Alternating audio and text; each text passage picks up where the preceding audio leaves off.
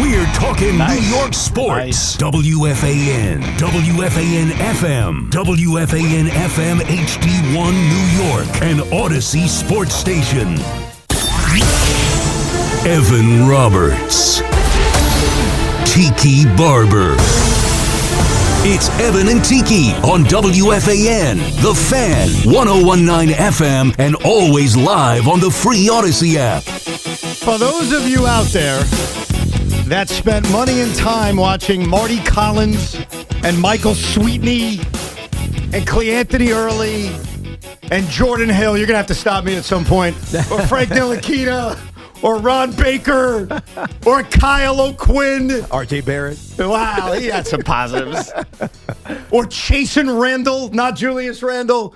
For those of you that sat here for 2.5 decades watching garbage, embarrassing, crappy basketball, I humbly say to you, congratulations. Because I think as you were watching Michael Sweetney 2 decades ago, or Cleanthony Early a decade ago, you probably had a really difficult time imagining what you witnessed, not just last night, but over the last few weeks.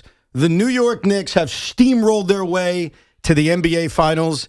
And while I can take my personal feelings and place it aside briefly for the diehard fans and for all the Knicks fans, I do congratulate you because last night, Tiki, was surreal. Oh, it was dominance. And the Knicks have been that way every single closeout game of this playoffs.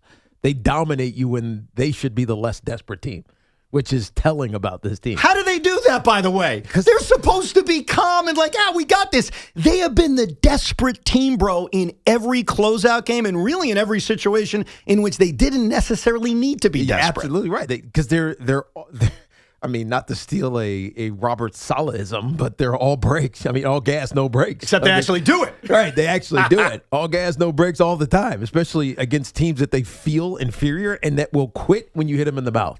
And we saw that against the 76ers where they swept them. You saw it clearly in this Cleveland Cavaliers series where it felt like midway through games, they were done. They were tapping out. They tapped out, the Cavaliers. And hell, what was it, 9 minutes to go in the fourth quarter? They just benched everybody. And it was like, all right, whatever. This thing is over. So you got to give the Knicks credit because nobody saw this coming 3 months ago, 2.5 months ago. Nobody saw this coming.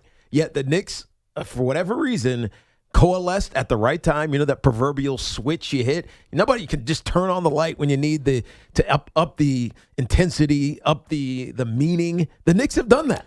Well, I'm going to half disagree with you about something. I don't think the New York Knicks going to the NBA Finals, as surreal as that statement is, I don't think that's surprising. I think what's surprising is how they did it.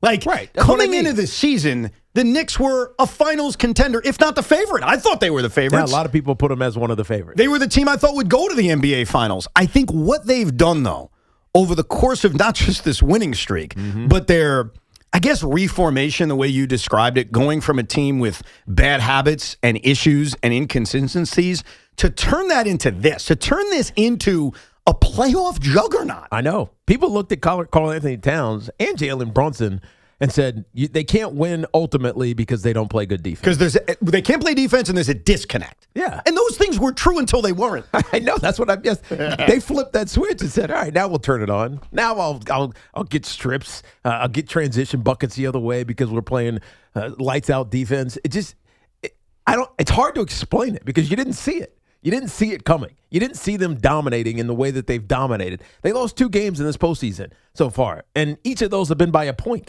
right? Games they could have won. They could have swept their way all the way through to the NBA Finals. They could have done the full. Exactly. They could have. And, I mean, it's surprising when we think back on it. Why didn't they? Atlanta's inferior to any of these. But you know what? Mike Brown made a comment after Game 3, or I think it was after that, maybe Game 5, where he said that Quinn Snyder and the Hawks series taught him and this team something about things they needed to change. So he evolved in real time. Yeah, so in a weird way, losing those heartbreakers, losing those 1-point games, which feel like 6 years ago, and truthfully it was over a month ago, may have been the best thing that ever happened to them. That may have elevated their game to the level they're at right now. And let's make this very clear to the level that they're at right now. The level that they're at right now wasn't even accomplished by the 2017 Golden State Warriors or the 96 Bulls. They are dominating teams on a level like we've never seen before. This winning streak that they're on, you can include the regular season with the comment I'm about to make. Their dominance over this winning streak, or during this winning streak, 11 straight games, is more dominant than any winning streak in the history of basketball. Right. And that was true before. That was before they went to Cleveland, right, when it was a 9-game winning streak. And what's crazy about that is when you include the regular season, you're including games against tanking teams. You're including games against bad teams. They have played, as much as people want to crap on their road to the NBA Finals, they've played playoff teams. Right. They've played teams with future Hall of Famers. And over the course of that stretch, they have played a brand of basketball that statistically, not emotionally, statistically is more dominant than the 1996 Chicago Bulls and the 2017 Golden State Warriors. And even saying that out loud doesn't make sense. It doesn't make sense because it doesn't feel like that. But it does. It does feel like that because most of these games have not been in doubt when it's come down to it. The only one was game one of this Eastern Conference Finals where they were getting their doors blown off until they mounted a ridiculous comeback and ended up running away in overtime. So other than that game, out of the last 11, the Knicks have looked like the best team in basketball. Now, this is relative to the East, and people will argue the East is much weaker than the West, and it obviously is. But still, these are good players on playoff teams who the Knicks just manhandle. Well, and it's because they come at you in waves. This is our starting five. Yeah, statistically in the regular season, they have a terrible plus-minus. Their net rating is not great. But you know what? They played great in the postseason. And when we get into our bench, Landry Shamet's going to kill you, right? Deuce is going to kill you. Jose Alvarado's going to kill you. It just felt like this team was so well constructed that no matter what happened, they were going to find a way. And I wouldn't have thought that before the playoffs started. No. To turn it on the way they have is still something that doesn't make sense. No, you're right. It's why the common... Mike Brown. You got to give Mike Brown credit. Everybody deserves credit, including Mike Brown. The common statement you hear from Knicks fans, whether it's on this radio station or calling in or on social media or even walking down the street is, I can't believe this. Right. That's the common belief. And I get why you can't believe it. But you keep saying it, and then they keep dominating I know. people. At what point do you believe it? I guess when the confetti falls at a parade, maybe that'll be the moment you believe it. And, watching this game last night, I think we all knew up 3-0, okay, it's not a matter of if, it's a matter of when. And you'd prefer to close it out in Cleveland, have that celebration, especially for the thousands of Knicks fans that got on buses and drove up to Cleveland. But as I'm watching Game 4, the Cleveland Cavaliers, to like a tiny bit, like an itsy bits of credit, came out with some energy. And they were up in this game 8-2. And I said this out loud to myself because no one was watching this game with me at this point. My kids are asleep. I'm talking to myself. I said, Self, if the Knicks can survive this little onslaught that Cleveland's putting together, then they'll be in good shape. Like if they could get out of the first quarter down by 5, all good. If they could get to halftime and the game is relatively close, all good. That's my thought at 8-2 with that arena just hopping, right? With the energy that they had. And I never usually do this when breaking down a basketball game, but a few minutes into the game, there was one moment where I said, oh, they're dead. And it was when Josh Hart made that 3 to make it 8-5. From that moment on. I mean, you thought Cleveland is dead. Cleveland's dead. Yeah. Because my whole thought was, it's kind of like a hockey playoff game. Just survive the onslaught. Like the Knicks are playing a team that has to be desperate. They have to be. The fans have to be desperate. They just got embarrassed in Game 3. They're down 3-0. They're going to show you that last gulf, that last breath of life. And at 8-2, very briefly, you saw it. And I give Josh Hart a lot of credit because Josh has been dared to shoot threes throughout this series, and he's answered the call, especially in Game 2. And what does Josh Hart do? He sticks it right in their eye. He makes it 8-5. And that was the moment where I said, boy, this onslaught's not going to last, is it? No. This onslaught's going to go away. And Karl Anthony Towns, who was also brilliant in this series, hit a 3 with 5 minutes to go in the first quarter that gave the Knicks a 19-17 lead. And that was it. Over. Once the Knicks took that lead at 19-17 with 5 minutes to go in the first quarter, they were off to the races. And here's the thing about Cleveland quitting and Cleveland tapping out. They tapped out in the second quarter. Why did they tap out? Because the Knicks put them in an ankle lock. It's not like they just walked in there and said, we're done. No. Yeah. The Knicks beat them into submission. It's not like they tapped out on their own. The Knicks put their sharpshooter on them. Right. Whatever finishing move in wrestling you want to use. And eventually, Cleveland was like, all right, what are we doing here? We don't have a shot. We don't, and especially the 20-0 run in the second quarter. How many of those have we seen? Like seven. It's seven. In a 4-game series, we've seen the Knicks go on these ridiculous runs. Now, look, part of this is because chalk it up to Cleveland being fatigued or heavy legs or whatever the heck I don't want to hear it. It's just a BS excuse. They missed a ton of shots. All series long, they missed a ton of shots. The guys that were supposed to be their X factors were no factors. And the Knicks, those guys who we kind of forgotten about, in a sense, Landry Shamet being primarily the primary one, became the difference makers for the Knicks. I don't want to hear about the Cavaliers being tired. And I know you didn't say that as an excuse. No. It's not like you're in Cleveland. I'm just saying, it's that's what Cavalier people are going to say. Okay. We were just worn out. Okay, they may have been, but here's why they're worn out. They're worn out because they blew a Game 6 to close out Detroit. Right. They're worn out because they blew a Game 6 to close out Toronto. If the Knicks had played either one of those two teams with the way they're playing basketball right now, it wouldn't have gone 7. No. So I don't want to hear it. Here's the other thing I don't want to hear. And I think I'm pretty fair with this because this is giving me deja vu to 2 years ago when the Yankees pranced their way to the World Series. And the criticism coming from my brethren was, who are they beating? Right. It's the American League Central Invitational. And what I said to them then is very similar to what I'll say now about the Knicks road. They don't create the road. They just have to pave the road. They just have to do it. And it's not the Yankees' fault that they played the American League Central, and it also doesn't matter. History's not going to remember who you beat to get to a World Series. Except for you keep bringing it up. No, I bring it up in defense of this because I know. I've heard it from the national media now, and even some of my fellow brethren who hate the Knicks. Look who they beat. Well, first of all, two things about that. They didn't get to decide who they play. Right. It's not their fault the Boston Celtics choke like dogs. It's not their fault that the Detroit Pistons turned out to be the cute little story that wasn't ready for the big time. But here's the other thing. They took the teams they were facing and destroyed them at a level we've never seen before. Yeah, that's the answer to that question, that comment that they didn't beat anybody.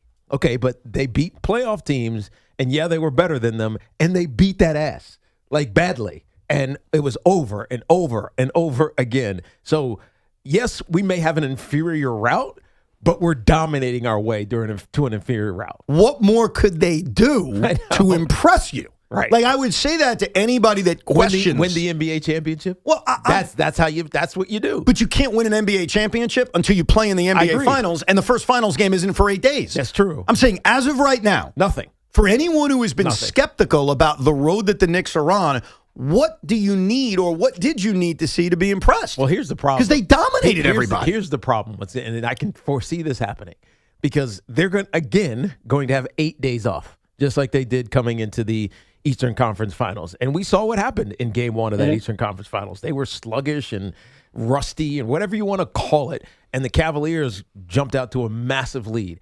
Luckily, they came back because the Cavaliers aren't a good enough team. If they are that way against whoever they face in the NBA Finals, whether it's the Spurs or the Oklahoma City Thunder, and they get blown out of Game 1, this narrative about the inferior road is going to surface again.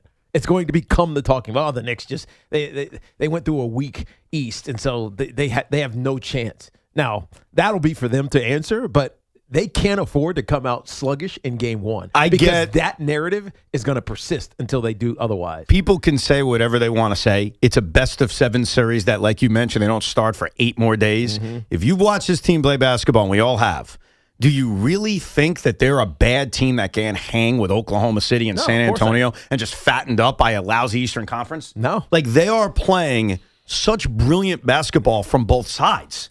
And one guy I got to give immense credit to. I mean, we could spend all day just giving credit to people. Right. But one guy who deserves so much credit is my old friend, Mikal Bridges. Because there was another moment in this game. It was actually late first half where the Cleveland Cavaliers were showing you a pulse. This is the Evan Roberts, not turning point of the game, but okay, the Knicks have it point of the game. Right. And I think that it may be forgotten because once the Knicks took that big lead, maybe it was just assumed they'll cruise to a victory. But they jumped out. Eventually, their lead exceeded 29 points, and the Cavaliers were going on a run. I wrote it down because I couldn't believe it. They were on a 15-3 run late in the second quarter that pulled it to 17. Mm-hmm. So think about that. The Cavs were on a 15-3 run to get it to 17. So if my math is correct, they were down by 29 with about 6 minutes to go. And so there's actually momentum for Cleveland. And they're having this great defensive possession where the Knicks offense is all out of whack, and the ball is in the hands of Mikal Bridges. And this moment, this turnaround shot, and I thought it was brilliantly described by both Mike Breen and Richard Jefferson, I think was the, okay, we got this moment from late in the first half. Brunson finds Bridges. Bridges with 5 on the 24. Looking double team. Shot clock winding down. Bridges falling away. Is up. That's good. Mikal Bridges. He couldn't do anything else with it as the shot clock was expiring. Yeah, those sting. Those sting a little bit. Those are demoralizing because you give credit to the Cavs defense, and sometimes that great offense just beats good defense. Demoralizing. And he didn't have a great day. No. I mean, he shot 25% from the field, Mikal Bridges, but it almost didn't matter. But those moments of what Mikal Bridges has done this entire postseason. And that's what the Knicks have done. As they blow teams out, it's easy to say, they're just blowing teams out. But there are always moments in basketball games where the game can change. There's always those potential swings. That was a swing moment. Yep. And it's forgotten about because, they were up by 17. They were up by 29 5 minutes earlier. We've even talked about it. Barkley talked about it. Cavaliers quit, blah, blah, blah. That was an underratedly big moment. And that's what this team is doing throughout this postseason run. It's not just the stars. It's everybody. And so this is a time, if you're a Knicks fan, you could start thinking ahead to OKC and San Antonio. You have 8 days. Or you can look around and smell the roses of, holy crap, you root for a team that's going to the NBA Finals. Or you can do what I like to do sometimes, which is look at the carcasses that you just destroyed and analyze, how'd you do it? Yeah. How are you even here? So for Knicks fans, you have a lot of choices on this post-Memorial Day Tuesday. Smell the roses, talk about how you can't believe it, analyze about how you did it, start to look ahead. This is a day for New York Knicks fans. It ain't just a day. You got a whole week. Right. And that's probably got to be the best part. You now have a week to put your feet up, to watch OKC and San Antonio, debate amongst your friends and us who you'd rather face, and actually start to envision something that felt unenvisionable for the last million years. A parade down the Canyon of Heroes for the New York Knicks, because it legitimately can happen. That's not me trying to be nice to you. That's not me trying to jinx you. That's the reality of the moment we're living in on May 26, 2026. The New York Knicks just steamrolled their way to the NBA Finals, and whether it's the Thunder or the San Antonio Spurs, Tiki, they have a real shot, of course they do, to be crowned NBA champions. I mean, you look at most people believed OKC was going to come back into the NBA Finals and just run through the competition, whether that be in the West or in the East. And then you go look at Game 4 in that series where they scored 82 points, right? They didn't look dominant. They didn't look like a team that was on a easy repeat because they have the MVP. So people who want to say that the Knicks don't have a chance with whoever comes out of the West, I don't know what Knicks team they're watching. I agree. And you know what I say to people who say that to me? Because a lot of people have said, they're going to lose to Oklahoma City. They'll lose to San Antonio. I'm going to be dead honest with what I say to them. I say, first, I hope you're right. And then I proceed to say, have you watched the Knicks? Right. People want to say, have you watched San Antonio? Have you watched OKC? Have you watched the Knicks? Have you watched them? They are playing literally the kind of basketball that Dr. James Naismith dreamt about. Oh, wait, he didn't have a three-point line. You know what I mean. It's like laboratory basketball. Right. It's how you envision it. It's video game basketball. A couple of stats that just blew me away about what the Knicks just accomplished. We'll get to that, plus your calls, 888-808-1019, and the brilliance of Mike Breen's final call from last night as the New York Knicks officially punched their ticket to the NBA Finals. Yankee fans, you hear that sound, which means it's time for the Yankee Turning Point of the Game contest. First call to correctly identify yesterday's turning point at 866-540-WFAN. You'll receive a $100 Wendy's gift card. It's from our friends at Wendy's. Eat great even late at Wendy's, and your flagship station for Yankee baseball, The Fan.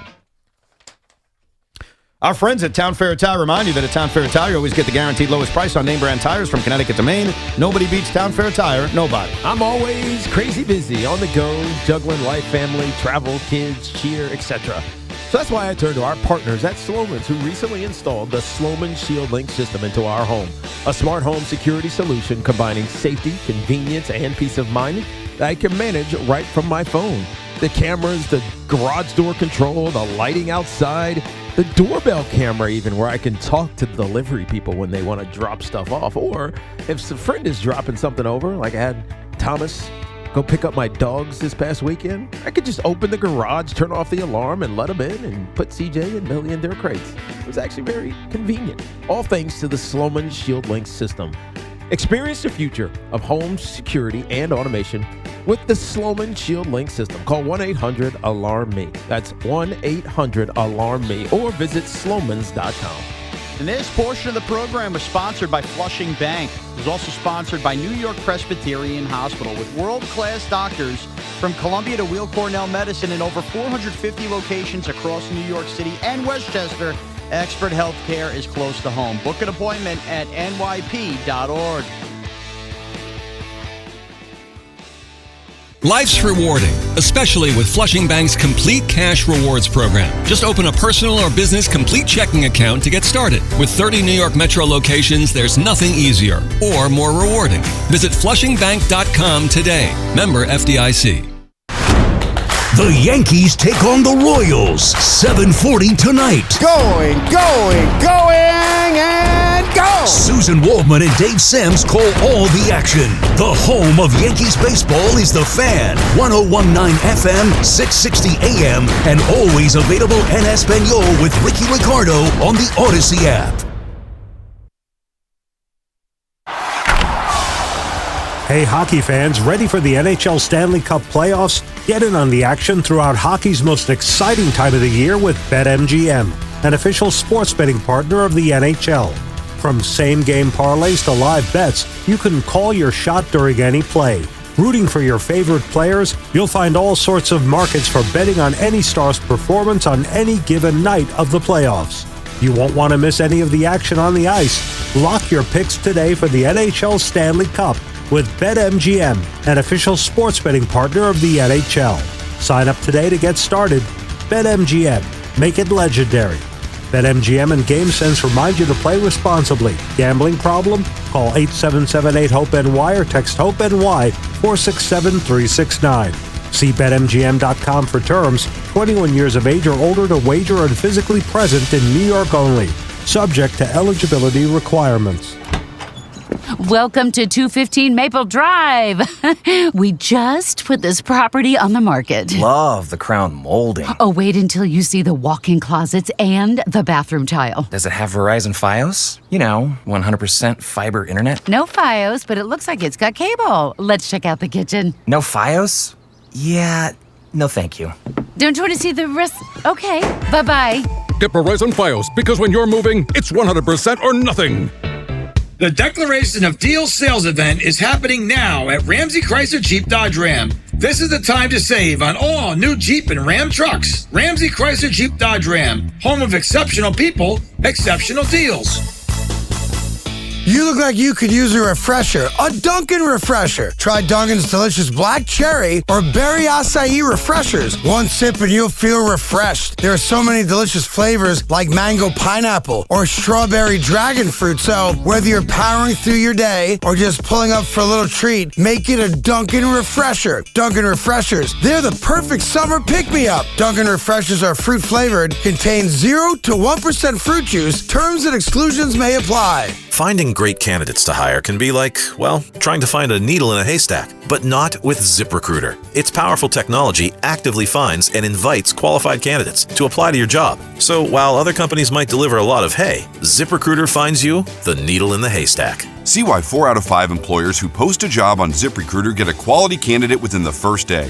Try ZipRecruiter for free at ZipRecruiter.com/team. That's ZipRecruiter.com/team. ZipRecruiter. My name is Whitney Allen, and I'm a widow. My husband, Ryan, died. We never thought we'd ever have to use life insurance, but the unexpected happened. With Ethos, signing up was fast and 100% online. You can get a quote in seconds, apply in minutes, and get same-day coverage. No medical exams, and you can get up to $3 million worth of coverage. I'm grateful we were prepared. Get your free quote at ethos.com/radio. That's ethos.com/radio. Paid spokesperson. Time spent on application may vary. Online health questions required.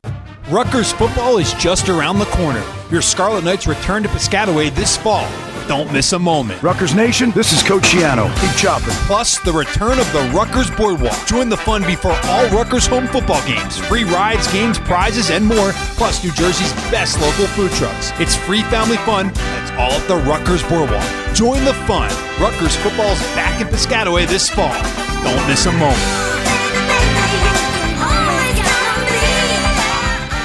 If we're being honest, guys in this town, pretty confident. And hey, that's not a bad thing. But are you willing to put it to the test? California Cryobank is looking for healthy men to become sperm donors. You can earn up to $2,400 a month. Plus, get free health and genetic screenings. And more importantly, you're helping families who can't do this on their own. So if you really think you've got it, and you know who you are, put it to good use.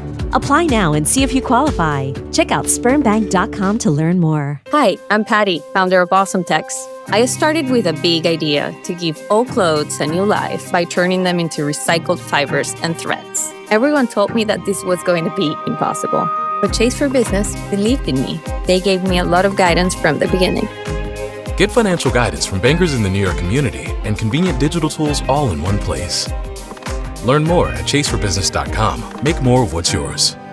Real customers compensated. JPMorgan Chase Bank, N.A. member FDIC. If you're looking for a great price on Falcon tires, there's only one place to go. Town Fair Tire, where you always get the guaranteed lowest price on Falcon tires. But it doesn't end there, because Town Fair Tire gives you free services for the life of your Falcon tires. More free services than any other tire dealer. That's why we say nobody beats a Town Fair Tire deal, and I mean nobody. Name brands at discount prices. Town Fair Tire.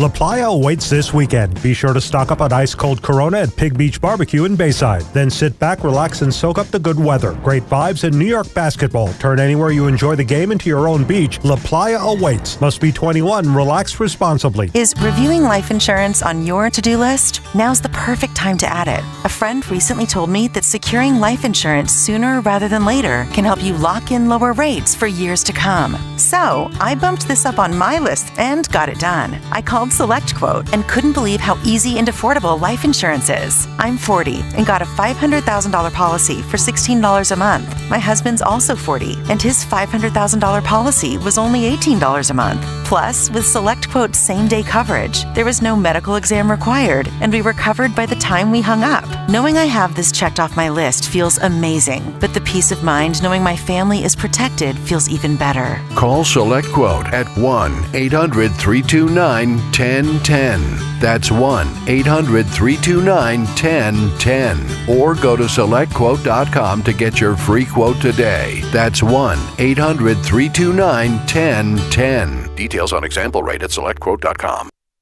Get connected with WFAN to talk about your favorite teams. The Fan on the Odyssey, iHeart, and TuneIn apps. The Fan Focus is presented by Chef IQ. Watch the game, not the grill. Get your gear at chefiq.com. The Knicks are headed to the NBA Finals for the first time since 1999. Their 11th straight playoff win. They're the fourth team to have an 11-game win streak in the playoffs and the first since the 2017 Warriors. Meanwhile, the Yankees got this. A clutch go-ahead hit by Anthony Volpe in the ninth to beat the Royals 4-3. Volpe! And for the second straight day, the Yankees gained ground on the Rays. They're now 3.5 games back, 5 in the loss column. The Mets, meanwhile, got hammered at home by the Reds 7-2. And the Mets have now lost 4 in a row. Nolan McLean's ERA on the year, now 4.40. And it is time, when I get my paper out, for the Corona Lime Time highlight of the night, presented by Corona. Another turnover. Anunoby, Brunson, alley-oop, and Anunoby with the slam. The turnovers once again killing the Cavaliers, and it's back to 24. James Harden turnovers. 24. 22 turnovers by the Cleveland Cavaliers in this game. Knicks turned the ball over. That is absurd. Absurd. 22 turnovers. Most turnovers the Knicks have forced in any of these postseason games. The Knicks turned the ball over 13 times. Take a listen to the final call because I was struggling last night. Because I was struggling with the give a you-know-what meter. Oh, the you give you-know-what meter? Yeah. Yeah, mine was the opposite. It was more like, I don't want to watch this. Like, I know it's about to happen. I'll fully engulf in it the next morning. I don't know if I need to see this. Right. but I'm a glutton for punishment. So I stayed up, and I was curious to hear Mike Breen's final call as the clock hit 0. And I'll let you hear it if you haven't heard it yet. Utter brilliance. Proctor will just dribble it out. Chance of let's go Knicks. It's over. Believe it, Knicks fans, for the first time in 27 years, the New York Knicks are going to the NBA Finals. The dream season continues.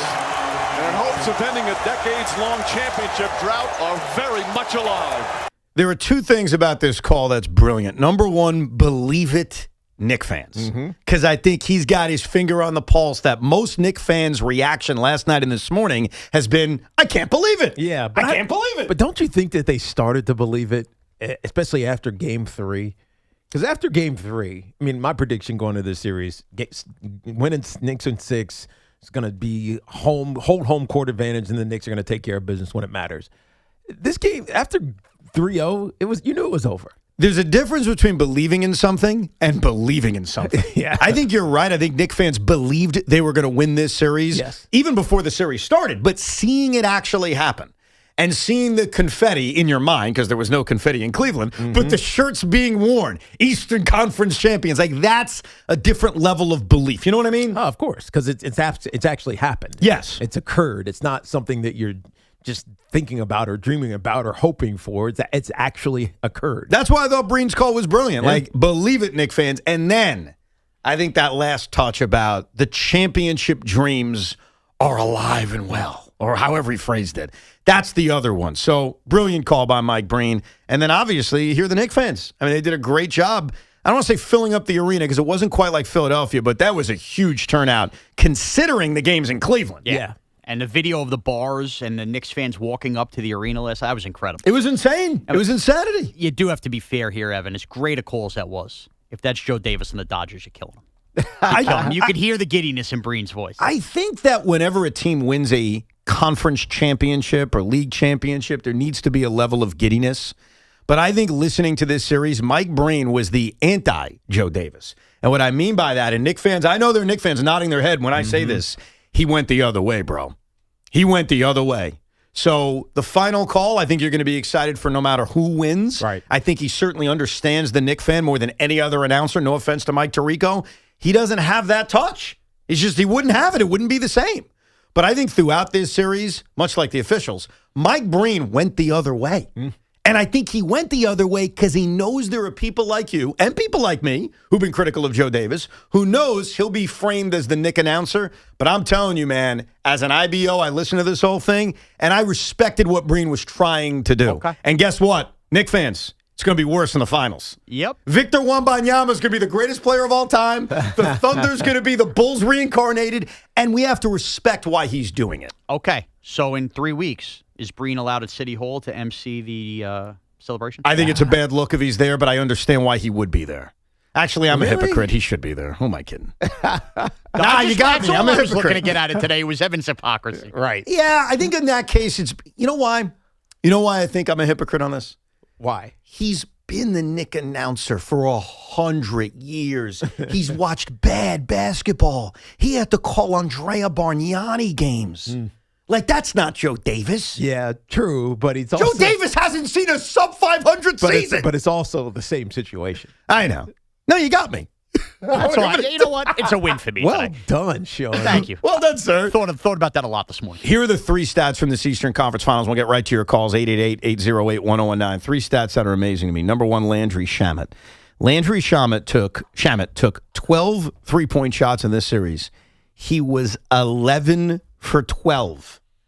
That's 92%. Is that an anomaly, or is he just all of a sudden the greatest three-point shooter in basketball? There's no human who shoots 92%, Teak. So I'd say for this, it's an anomaly. Well, he's but also wide-ass open a lot of these shots. Doesn't matter. I mean, it doesn't. But, I mean, come on. But he really was. Even the ones he had to work for a little bit, like he had that sidestep, that step back that he took, there was nobody else. Like he shook whoever it was. I think it was Strus, whoever it was. He shook him, and then he just basically took a wide-open three-pointer. So part of this is the Cleveland Cavaliers not giving a you-know-what as this thing kind of got out of hand, but you do got to give him credit because he was a marvel in so many different ways, not only offensively, but defensively as well. Let's say you're right, though. Let's say it's an anomaly. And this is why my second stat is going to even this bad boy out. Go ahead. So Landry Shamet shot 11 for 12 from 3, 92%, anomaly, Tiki's words. Jalen Brunson, the Larry Bird Award winner, the Eastern Conference Finals MVP, shot 4 for 22 from 3. That's 18%. In the series? In the series. Wow. Think about that for a second. Now, if you combine them, that's 44% from 3, which is pretty good, but more normal. Like, that's normalized. Yes. So, I guess to answer your question, Landry Shamet will miss a few more threes, and Jalen will make a few more threes. Yeah. And if it evens out to about 44% in the NBA Finals, I think you would take it. By the way, that's exactly what they shot. They took, as usual, 40-plus three-pointers. They shot 44%. They shot 44% last night. That's you know what they I mean. shot in the series? No. 38%. Yeah. Much more normal number. No, that's right. So you but not only- Landry Shamet himself has been spectacular. Landry Shamet was a ridiculous anomaly of threes. I mean, to shoot 92% is not human. No. He made more threes than anybody else, and he took 12 of them. Right. But Jalen Brunson, and this should not be forgotten, this is why when I hear, well, the Knicks are playing out of their minds, they can't keep this up. In a lot of ways, you're right, but in some ways, no. Jalen Brunson shot 18% from 3. That's not shooting out of your mind. No. So- And now he doesn't shoot 18%. He shoots 40% or Right. close to 40%. So if he actually does that and Landry Shamet is just half of what he's shooting, they're going to be better than what they were in this series. Exactly. The third stat is the one that I can't get over, which is that the Cleveland Cavaliers in Cleveland over these final 2 games led for 3.5 minutes. Wow. That's it. Wow. That's telling. That is telling. Now, at the Garden, it was different. Obviously, the big lead in game 1. They led a little bit in game 2. But in game 3 and 4 in Cleveland, if you combine the 2 games, they only led for 3.5 minutes. That's domination. That's embarrassing. That's embarrassing, but you could look at it that way, or you could say that's Knicks domination. It is, but I'm just saying if you are a Cleveland Cavalier fan and you are in whatever their arena is called, your Rocket Arena. Yeah. There was never a moment, essentially, where you felt like, man, we're going to win. 8-2. 2 minutes in last night. Seriously. But by the time you're halfway through any quarter, really any other than the first, like you know you're losing because you're trailing the whole time. Yeah.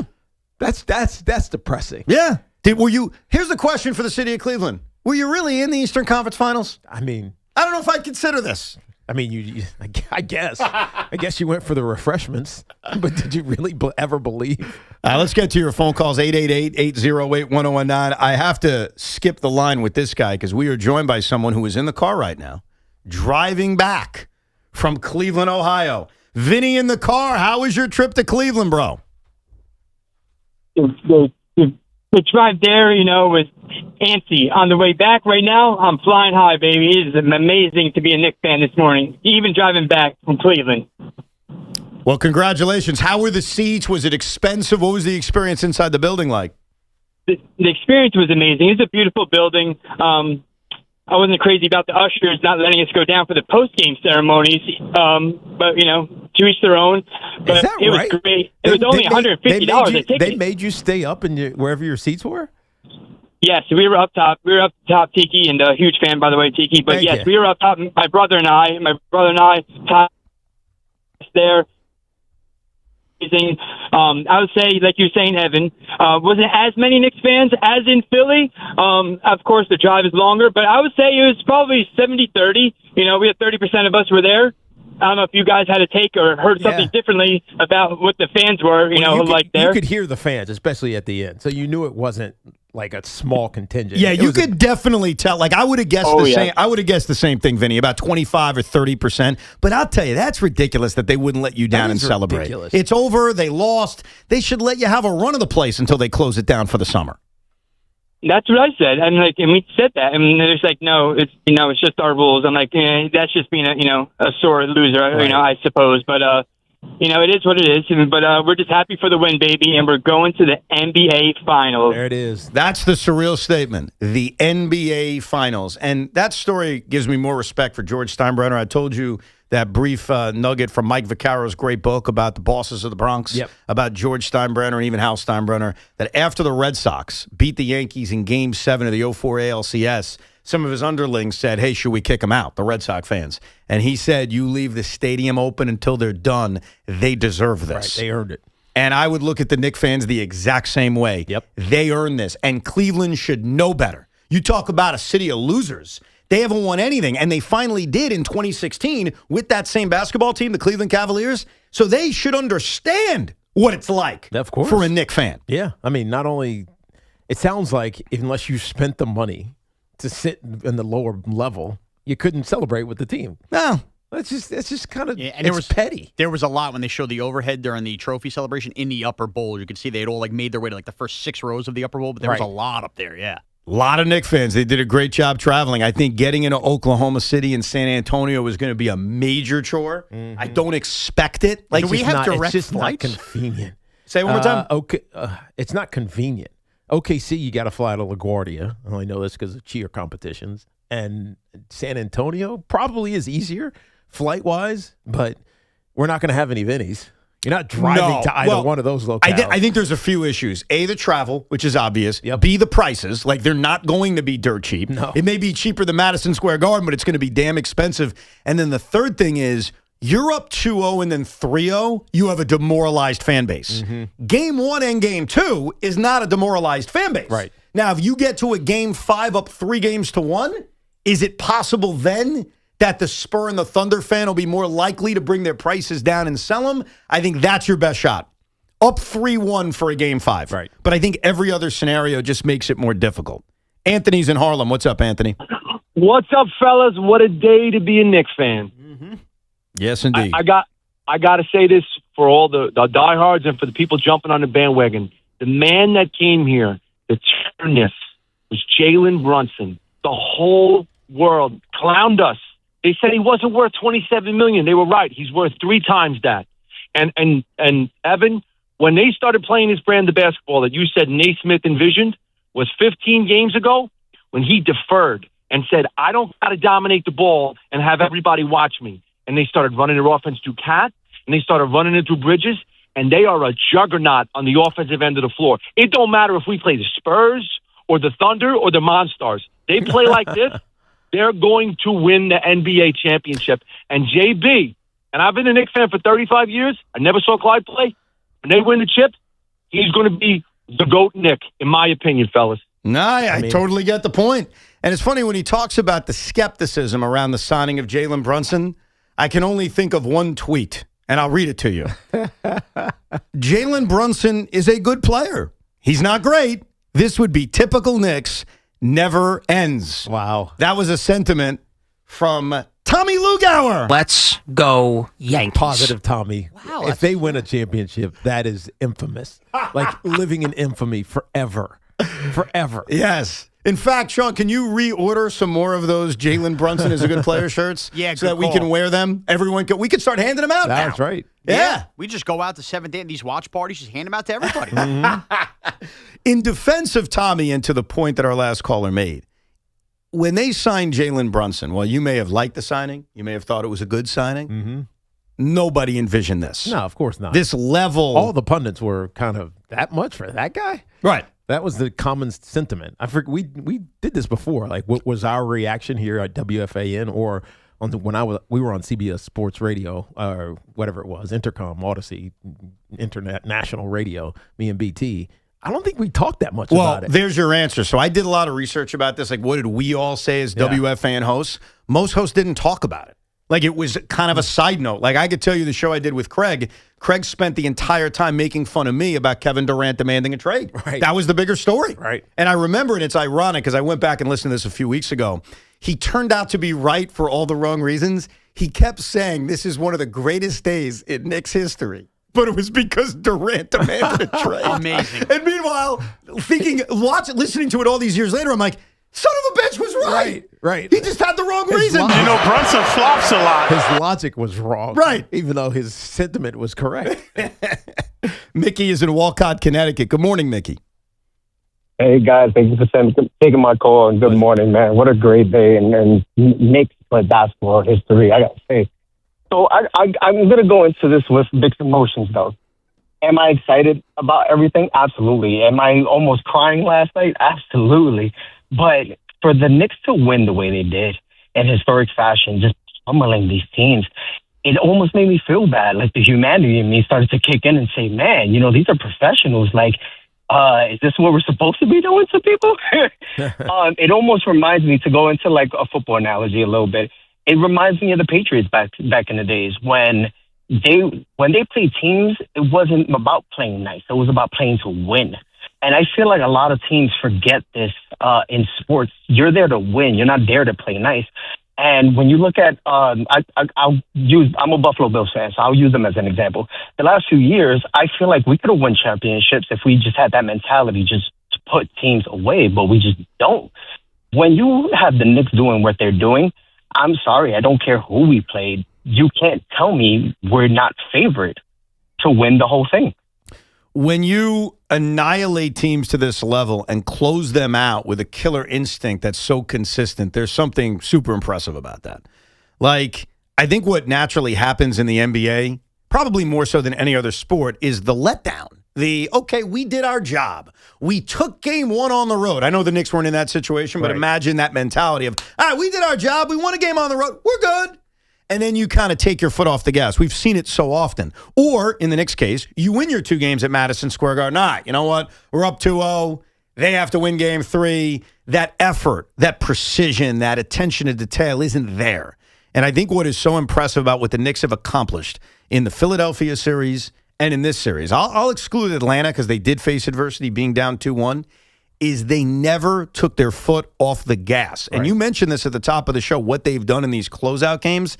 That's not normal. No. And that's where their killer instinct is so impressive. It is, because they're playing like the team that's desperate. They play like the team that is down 0-3 as opposed to up 3-0. And that's a character thing. But it's collective. It's the whole team plays that way. It's not just 1 or 2 guys that play at a high level. Everybody is playing at a high level. And so it's actually encouraging because it's natural to just feel relaxed when you're dominating a team the way that they've been dominating, yet they go into these game 4s of a potential sweep, and it's like they're sharks. They can smell the blood in the water, and they just finish the job, and it's spectacular fashion. It's rare. You don't see it all the time. When the Jets beat the New England Patriots in the postseason of 2010, January of 2011, it was one of the greatest victories in Jet history. Mm-hmm. I mean, Super Bowl III is probably number 1. Jets beating the Patriots in the divisional round. Tom Brady, Bill Belichick on the road. That is up there as maybe the second greatest victory in the history of the franchise. And I was there, and I was excited, pumped up, the whole thing. As I drove back from Foxborough, there was a pit in my stomach. There was a fear that there was going to be a letdown. There was a fear of, do these guys think they've already accomplished the goal? And I remember that week leading up to the Pittsburgh game, that was my biggest concern I expressed on the radio. Like, is there almost a, hey, we did our job mentality? And I can never be proven right about this. Players can deny it. I think I asked Bart Scott about this once. He denied it. But in the first half of the Pittsburgh game, they looked like everything I feared. Right. And then they made a great comeback that came up short. And to this day, the last playoff game the Jets have played, I still think they had a mentality of, we've already accomplished the goal. Yeah. The New York Knicks have shown you at every turn that is not in their DNA. No, it's not. And it's really Jalen Brunson. He's not out there celebrating, being all giddy. I mean, he is. Obviously, he's excited for where they are and getting the championship, Eastern Conference Championship trophy, the MVP of the Eastern Conference trophy. I mean, all those things, you see his joy, but you also feel, just in how he talks, that he's not done, that he doesn't want to be done, and he doesn't want anybody to think that they're done. And this is the comment made by Karl Anthony Towns that should reassure any Knicks fan that doesn't believe me or believe Tiki when we say they don't have that mentality.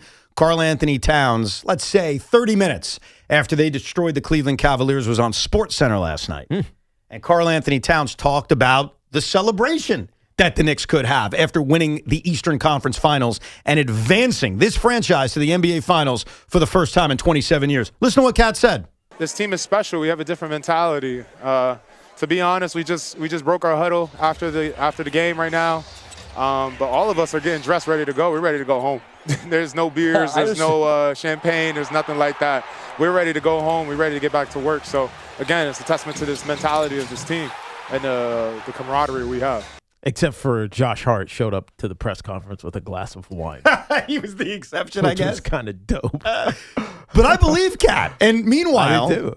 You know, we see it in baseball all the time. You clinch the third wild card spot, or you win the wild card series, or you win the division series. There's a celebration like the end of the world. Right. The Knicks could have a celebration last night. They deserve a celebration last night. They're going to the freaking NBA Finals. And Karl Anthony Towns is like, yeah, we just want to go home.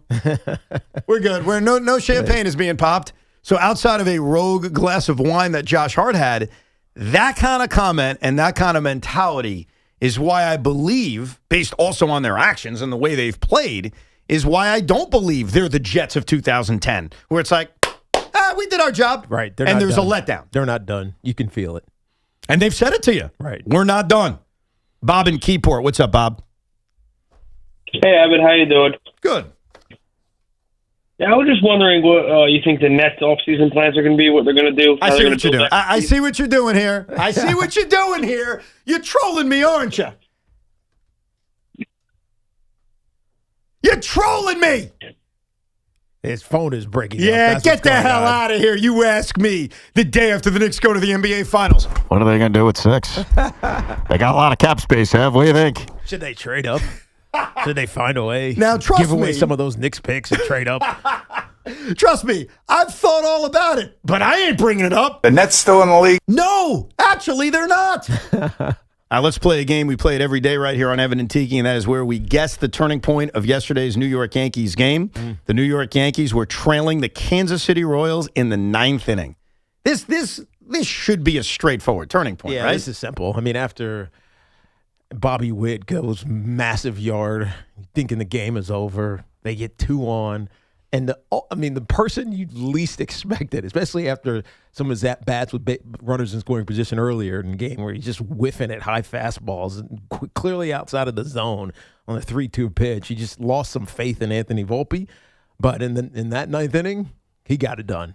So you think it's the Anthony Volpe play? It is absolutely. That was not the turning point. What? No, I'm just kidding. We don't know. It's got to be the Anthony Volpe base hit. I was kind of surprised. I was expecting him to flail out a slider low and away, and it would have been a frustrating New York Yankee loss. But Anthony Volpe was the hero. 1-2 to Volpe. Here's the pitch. Swing on line drive, base hit, left field.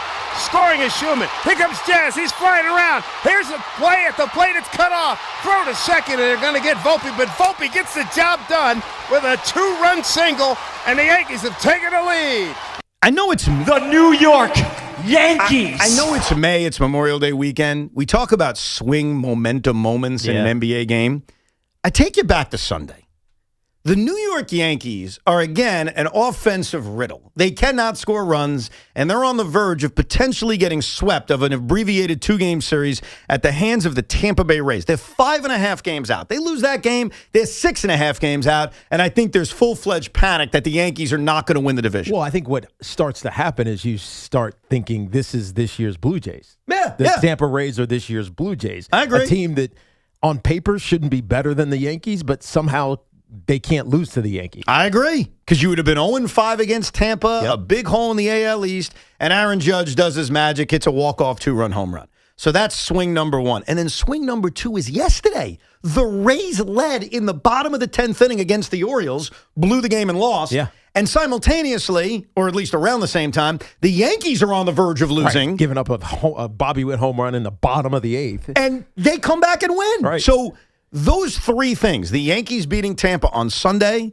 Tampa losing to Baltimore on Monday, the Yankees beating Kansas City on Monday, all of those things could have gone the other way, and that would have put the Yankees at 7.5 games back. And instead, it all goes the Yankees' way. They're 3.5 games back. That was a very big swing momentum moment over the last 36 hours. And dodged one maybe with a Jazz injury as he was able to run home after he was banged up. Yeah, I was confused on what happened. It looked like he was grabbing his ankle. It looked like his ankle, but I didn't see what he did. He was a stand-up double. Yeah, and flew home. So clearly that wasn't a problem. He looked okay. Chaz Chisholm. He's all right. Chaz Chisholm. We'll get back to your calls coming up, 888-808-1019. And as the Cleveland Cavaliers got humbled and defeated by the New York Knicks, who said the dumbest thing?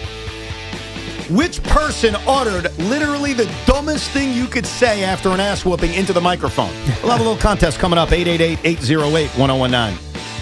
If you're looking to level up your wardrobe, check out Collars & Co.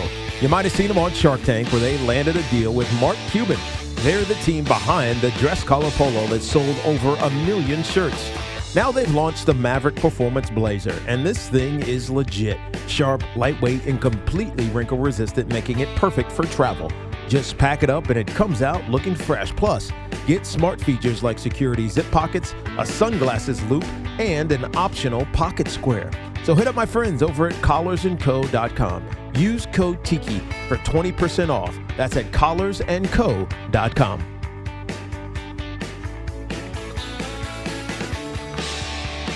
This is an Odyssey Sports Minute. This Odyssey Sports Minute is sponsored by Old Trapper Beef Jerky. Old Trapper, what's your beef? My beef is the fact that the New York Knicks aren't getting enough respect. 11 straight playoff wins, the most dominant run in the history of professional basketball, and everyone wants to say, well, what about the competition? Who have they beaten? They win every game by 100 points. Grow up. They're absolutely awesome. I'm Nick Costos. Furnished by IntelliBrands. Whether because of discomfort, lack of mobility, your lifestyle, or occupation, you sit inactively way too many hours a day. Get an Ellipse, the premium quality automatic seated exerciser that strengthens legs, increases mobility, and boosts circulation without physical strain or impact. Improve your flexibility and balance. Strengthen and tone your legs. My joints feel better, my knees feel better, my back feels better, and it makes me feel stronger too. My circulation is moving. I'm burning calories, and it makes me feel energetic. It's so quiet that none of my coworkers even know I'm using it. Call now and order Ellipse, the seated exerciser that strengthens legs, increases mobility, and boosts circulation. And for a limited time, get a free upgrade to our deluxe bundle with a faster motor, sport mat, and wireless remote. Call 800-555-1212. That's 800-555-1212. 800-555-1212 now. These statements and products have not been evaluated by the Food and Drug Administration. These products are not intended to diagnose, treat, cure, or prevent any disease or condition. Summer starts behind the wheel of a new Mercedes-Benz at the Mercedes-Benz of Edison Memorial Day sales event. Selection has never been better. Over 600 new and pre-owned vehicles to choose from, and a sales team dedicated to helping you find the right one. And of course, you'll experience unparalleled Ray Cattina customer service. One reason why Mercedes-Benz of Edison earned the 2026 Mercedes-Benz Dealer of the Year award by Cars.com. Start your summer now at the Mercedes-Benz of Edison Memorial Day sales event. Welcome to 215 Maple Drive. We just put this property on the market. Love the crown molding. Oh, wait until you see the walk-in closets and the bathroom tile. Does it have Verizon Fios? 100% fiber internet? No Fios, but it looks like it's got cable. Let's check out the kitchen. No Fios? Yeah, no thank you.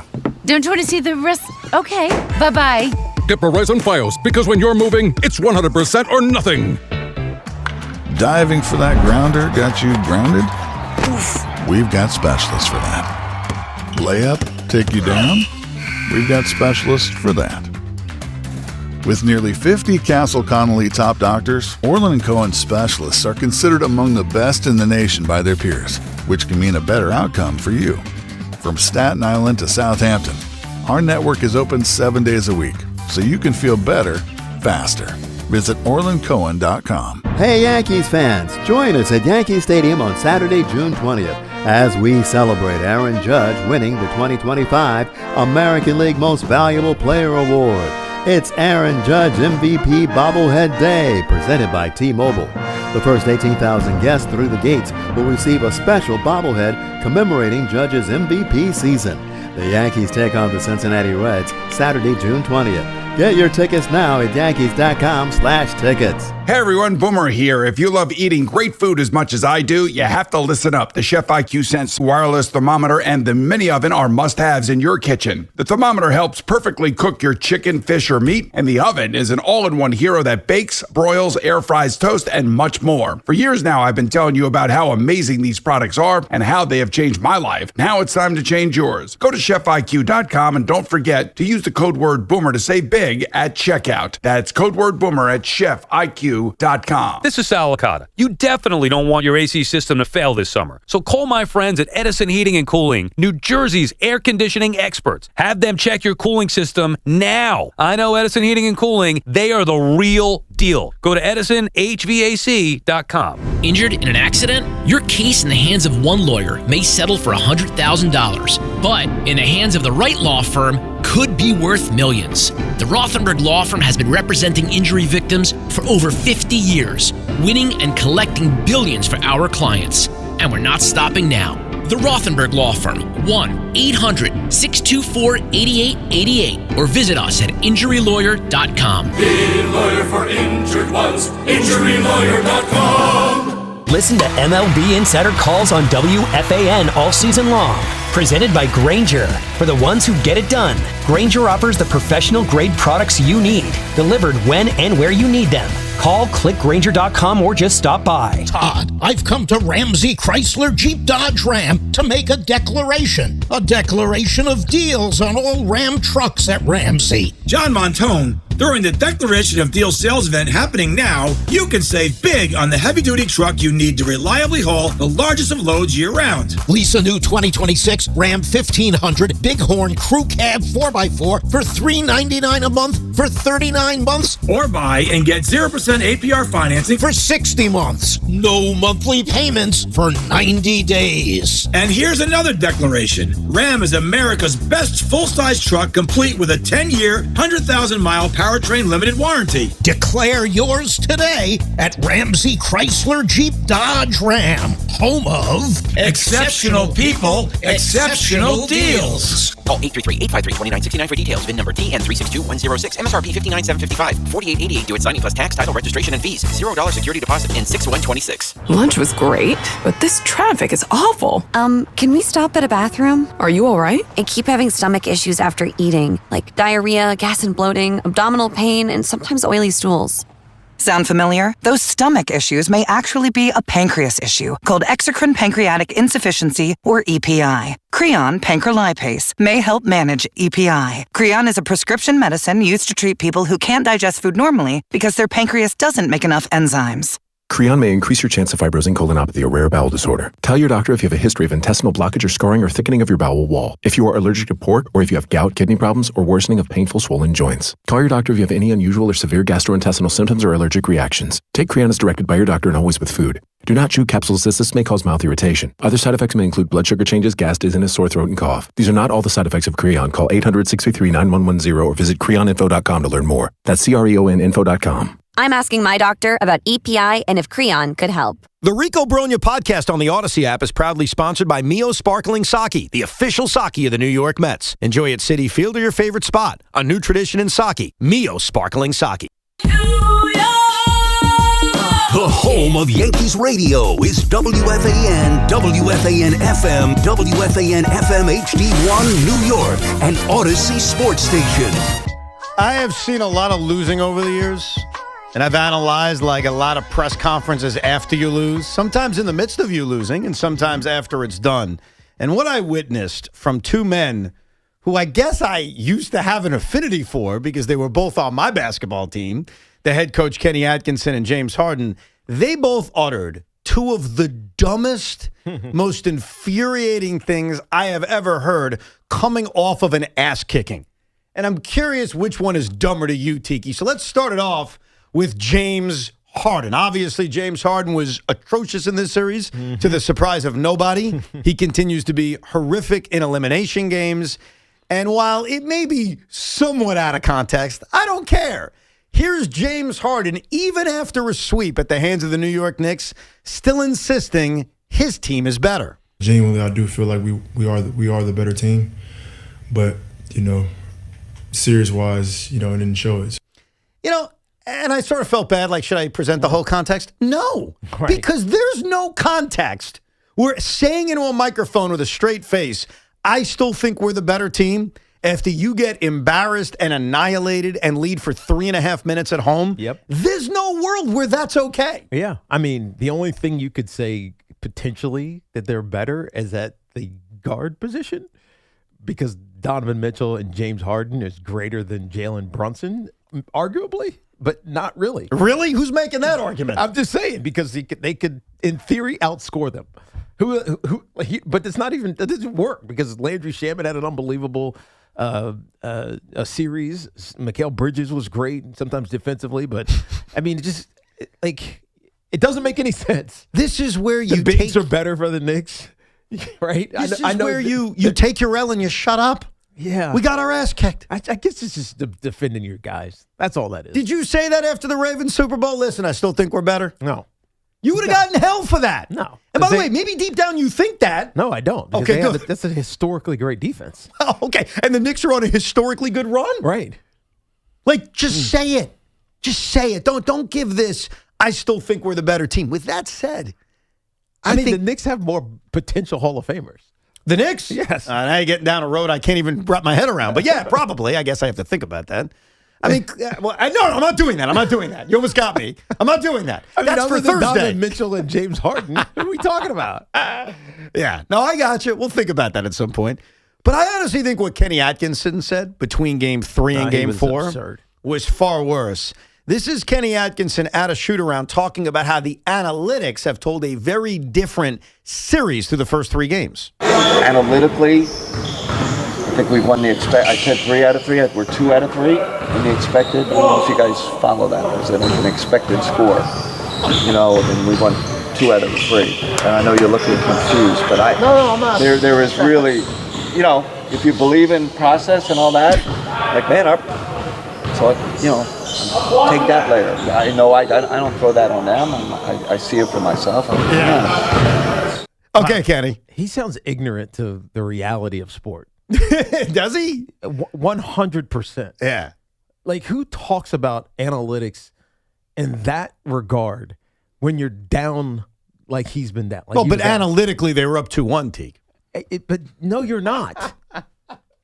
You know what the biggest statistic in sport is? What's the that? biggest one? Yeah. The freaking final score. Like, what are you talking about? I do have good news. I don't know if you know this.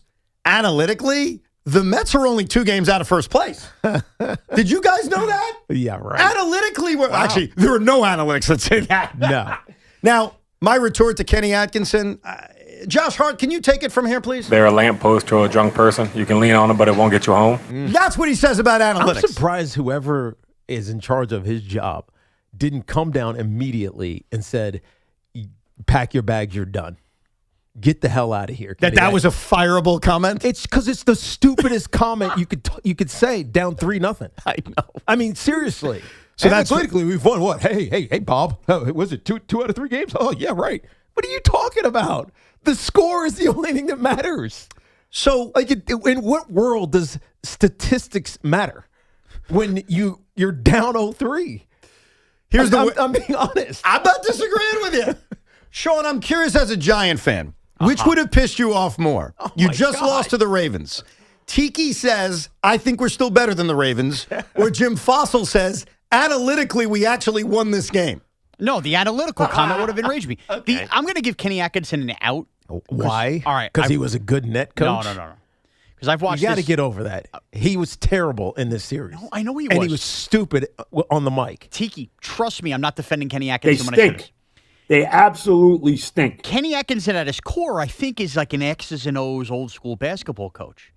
I wonder if somebody in their analytical department told him this and he was so enraged that was his way of throwing them under the bus to make sure. I'm going to say this on a microphone and show how ridiculous you all sound. He sounded like he was leaning on that for encouragement for his team. Exactly.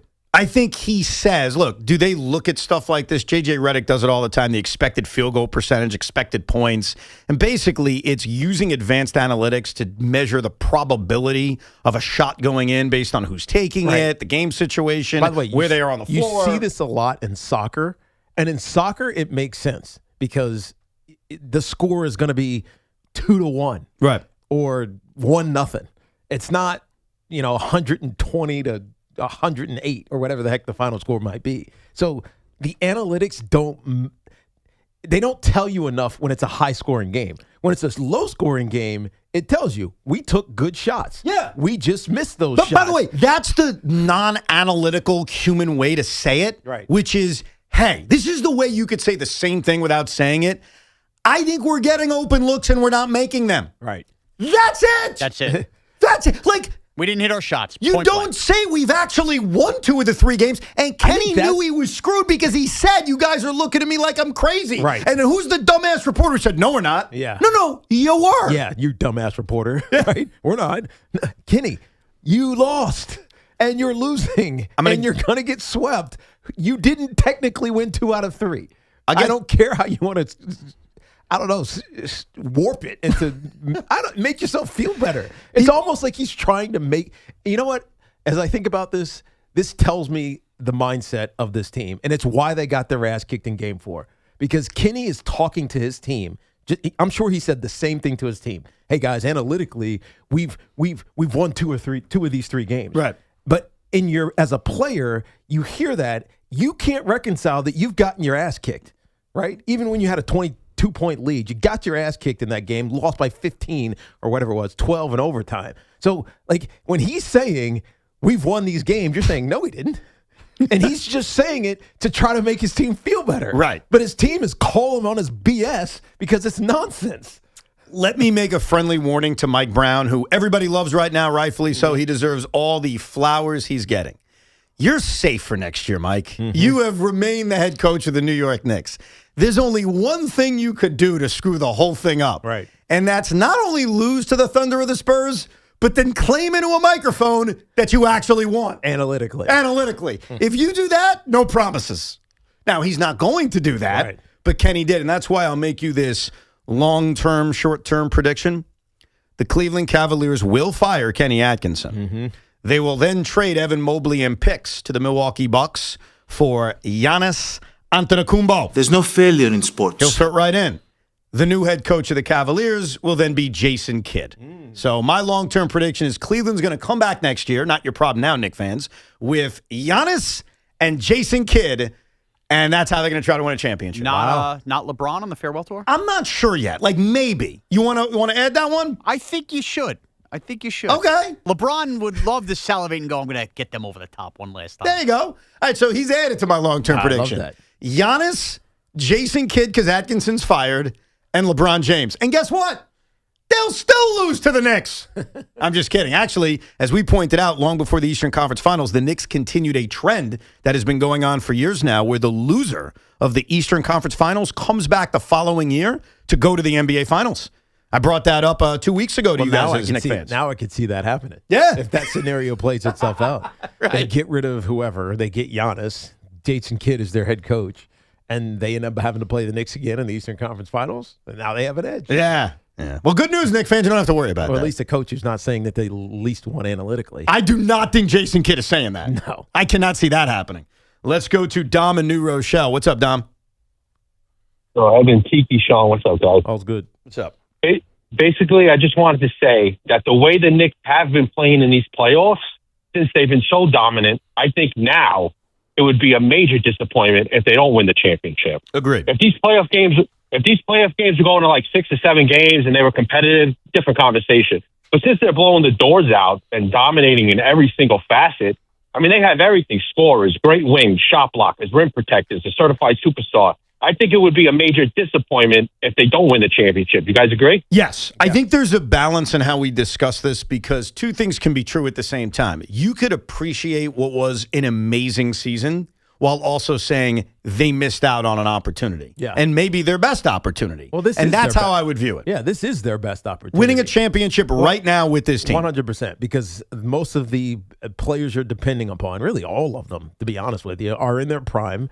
They're all healthy, relatively. I mean, OG's got the hamstring. You want That's to call the it key that, right there. But you haven't seen it affect him at all. He's played good offensively and defensively. And so, what has derailed the Knicks in the previous 3 seasons?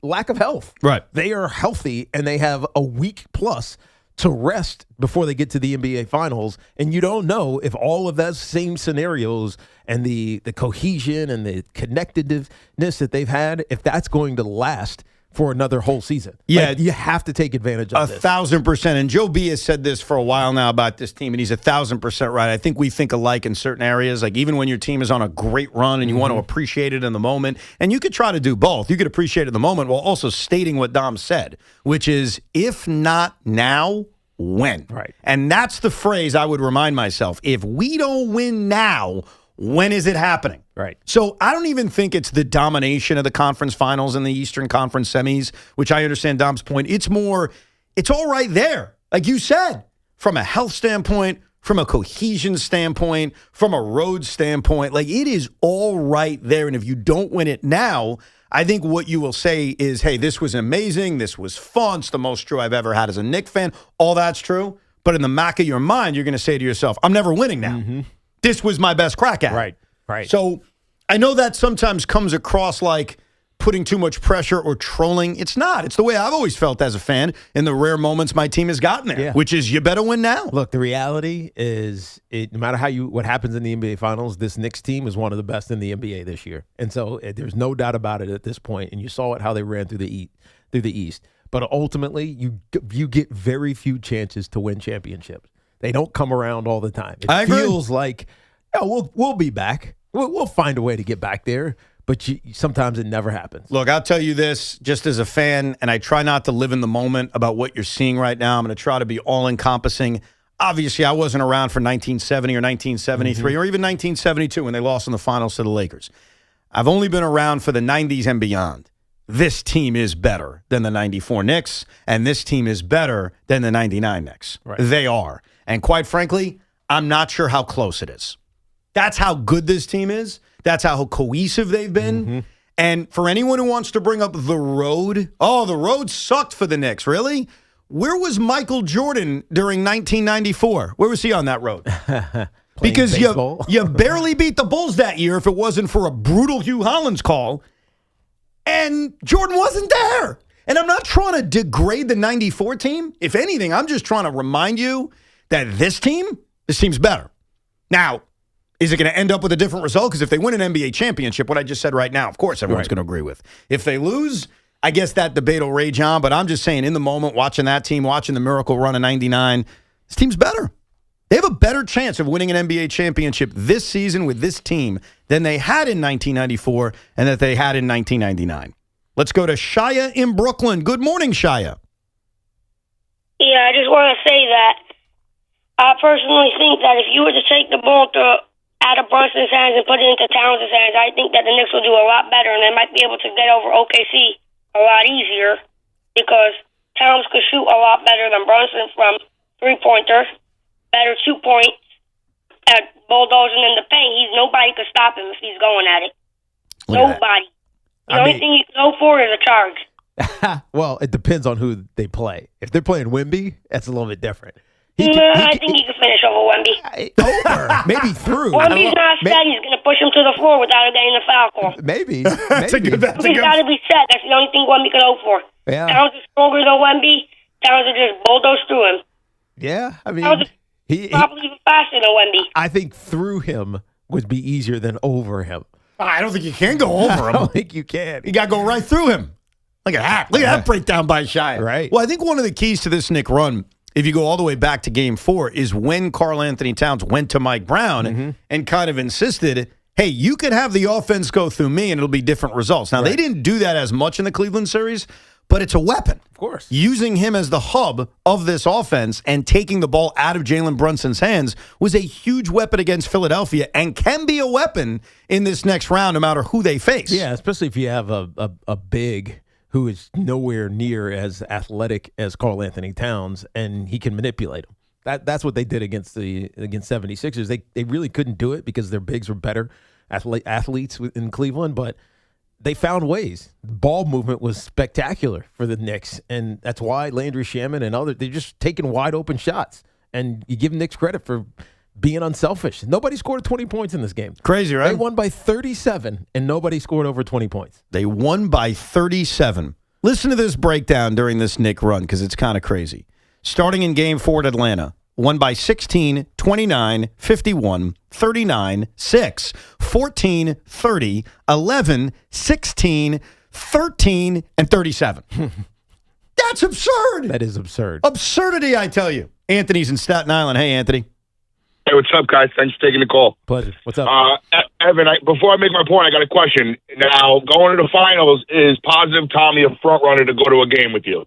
He has no chance to go to a game with me. Wow. Zero so shot. who is the front runner to go to Game 3 with you? I got to know. Whoever pays the most money. I have to be honest with you. Like, there was a discourse earlier today on the morning show that I found so interesting. In fact, can you pull these clips up real quick? So a caller, I think it may have been the first caller to Boomer and Gio this morning, was upset with me. Now, I've done nothing wrong so far. I think I've been fair in my analysis of the New York Knicks. Even today, I'm not coming on in a bad mood. I'm not ripping anybody. I'm not being a child. Right. I'm being a professional. So why are they mad at you? Well, listen to the caller who called in. I think it was Josh in Smithtown, who made this point this morning concerning my tickets and my access to the Garden on Boomer and Gio. I just wanted to say, the way the Cleveland Cavaliers took away Fat Joe's tickets and some of those guys, James Dolan should do the same thing to Evan Roberts, because the fact that some of these guys have had season tickets and, they've been waiting for this moment. And if they sell a game, it's understandable. They'll make some money. They've also spent so much money on the franchise as a fan. But Evan is obviously not a fan. I'm sure he's intending on selling both these games. And it's like, it just really, I like Evan, but that really rubs me the wrong way. Rubs him the wrong way. Says I should not be able to go to these games. Well, I shouldn't be able to sell these games is what he said. Right, but you're going to the game. I haven't fully decided what I'm doing. But so he says Evan can't sell the tickets. Even though they're mine, I can do what I want. Right. Giannotti's response was the exact opposite. Take a listen. I have to give Evan credit. I just think the only thing that would rub me the wrong way, that would bother me actually, is if he didn't take advantage of selling the tickets. Then I'd be annoyed with him. I'm an idiot. Because you can't go to that game and root against the Knicks.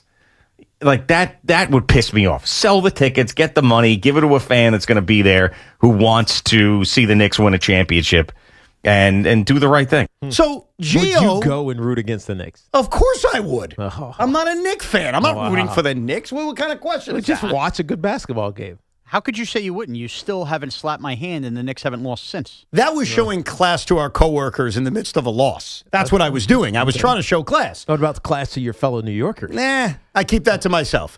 But Gio, on one side, is saying he'd be pissed at me if I went. And then Josh, the caller, says he'd be pissed if I sold them. So I'm leaning towards doing both. I'm leaning towards taking one of my tickets. I'm not bringing Tommy. I mean, I love Tommy and all, but first of all, he wasn't even on last night, which I still can't understand. He skipped the podium? He wasn't on when the Knicks got to the NBA Finals. He had an FAN paid-for appearance. Now you do both. You kidding me? You kidding me? He wasn't on last night. He didn't come on last night? First of all, it was Memorial Day. Could we cut time? He's entitled as a full-timer to have the day off. Don't make me be the bad guy and defend the guy. He then gets paid to do a paid appearance where he's also paid to drink with patrons and celebrate with Knicks fans. He's supposed to come on, schnook it up after that? Yeah. Yeah. Al Cintron is the voice of Knicks fans at WFAN now. Tommy's dead. He's gone. It's over. Sorry, Tommy. Nice run. Wow. Al was on during the celebration. Yeah. And Al asked me to come on. I said, no way. You're too obnoxious. I love Al, but come on. So Tommy's not going. So I'm thinking I'm going to go and then, sell the other ticket. Doesn't that make everybody happy? Yeah, of course. Gio can't be that pissed at me. I'll give you $4,000. I'll come with you. Excuse me? $4,000. I'll come with you. I have to see what the prices are like. All right. I don't know yet. But thank you for the call. Luckily, I have 2 weeks to make that kind of decision. Let's create that bidding war. But I will tell every Knicks fan, because I do want to give you information. Forget me for a second. The prices you're seeing are not real. Okay, season ticket holders are not allowed to list their tickets yet on Ticketmaster, nor have tickets gone on sale to the general public, which they will on Thursday. So on Thursday morning, what I would advise everyone to do is go to Ticketmaster, and maybe you can buy tickets straight from the New York Knicks. Now, they're going to be massively expensive, and we know about the dynamic pricing, but it's coming from them. So when you hear TickPick says this, SeatGeek says that, I'm just telling you, I don't know what these prices are going to end up being. Those are not real. They're not. Right. Because a lot of season ticket holders, or those who actually have the tickets, are not listing them on those places. Or they're listing them for ridiculous prices. So we do not have a handle on how expensive these tickets are going to be. So don't make me any kind of offer, Sean, nor would you ever make an offer like that. Would I? No. Why, just so you could troll? Why would you make that offer? I just wanted to see. You if don't that's want to what go. it'd be. No, but I wanted to see somebody else pay Evan $4,001 for it. Oh, you're trying to up the price? Get you some money. I'm very mixed because as much as I may not like the Knicks and root against them and all that part is true, I am a basketball fan, and I would love to be there. I'd love to talk about it the next day on the radio. Right. No one else is going to be there. So it does offer a perspective that I think has a value. Now, is it valuable enough to not, Dude, this is a paycheck. I haven't decided yet. I'd be kicked out of my house if I went to one of those games as a non-Knick fan and had those season tickets. Yeah, well, I told my wife it's work. That's how I'm able to get to it. Right. The old work gig. We'll get back to your calls in a second. 888-808-1019. We have a brand new edition of Posted and Toasted where Tiki guesses the old tweets of our fellow FAN coworkers, and you'll like it today. It's a very special edition. It's called New York Knicks Dark Days edition of Posted and Toasted. Right. Plus, how did we do with our series predictions? Everyone at the radio station. We'll check in on that coming up this hour as well. 888-808-1019. Our friends at Town Fair Tire remind you that at Town Fair Tire, you always get the guaranteed lowest price on name brand tires. From Connecticut to Maine, nobody beats Town Fair Tire. Nobody.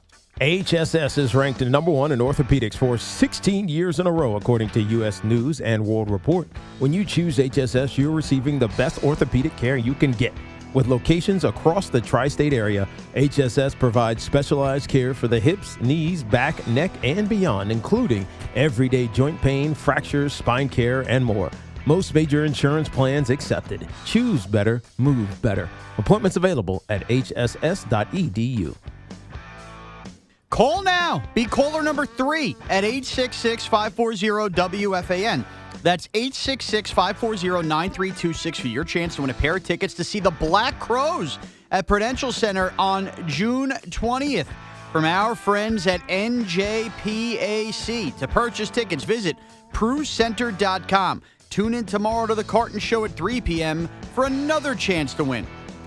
And this portion of the program is sponsored by H.L. Gross Jewelers. Shop H.L. Gross in Garden City or at hlgross.com. It's also sponsored by your local Mazda dealer. If you're ready to pop the big question, discover why 5 generations have purchased their diamonds from H.L. Gross Jewelers of Garden City. Save yourself all the hassle and come to H.L. Gross, where you'll get the guaranteed best price, education, and guidance. H.L. Gross Jewelers, Long Island's premier bridal ring store. The all-new 2026 Mazda CX-5 is designed to give you balance of style, advanced technology, and craftsmanship in a family-friendly SUV that delivers exceptional value. Get more with the all-new 2026 Mazda CX-5, the smart choice. Visit your local Mazda dealer or MazdaUSA.com. The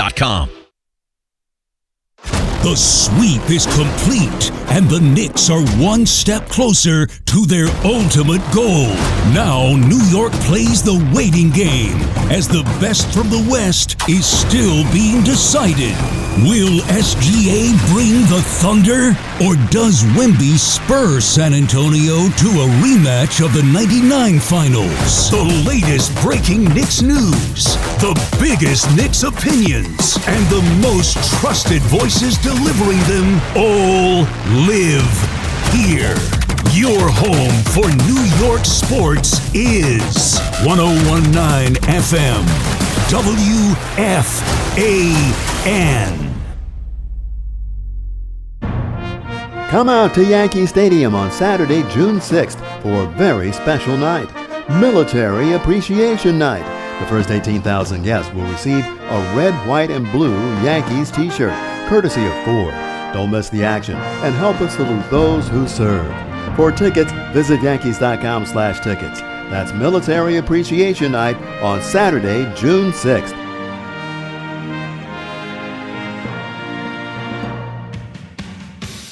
The world's biggest soccer tournament has arrived, and you can trade the entire tournament on Kalshi. On Kalshi, you can trade every match from the opening stage all the way to the final. Argentina is trading at 9.5% to win it all, meaning a $100 trade pays out $1,053 if they win soccer's biggest prize. On Kalshi, you're trading against peers in a live market, meaning there's no house. And as the probability changes, you can buy in and out of your position.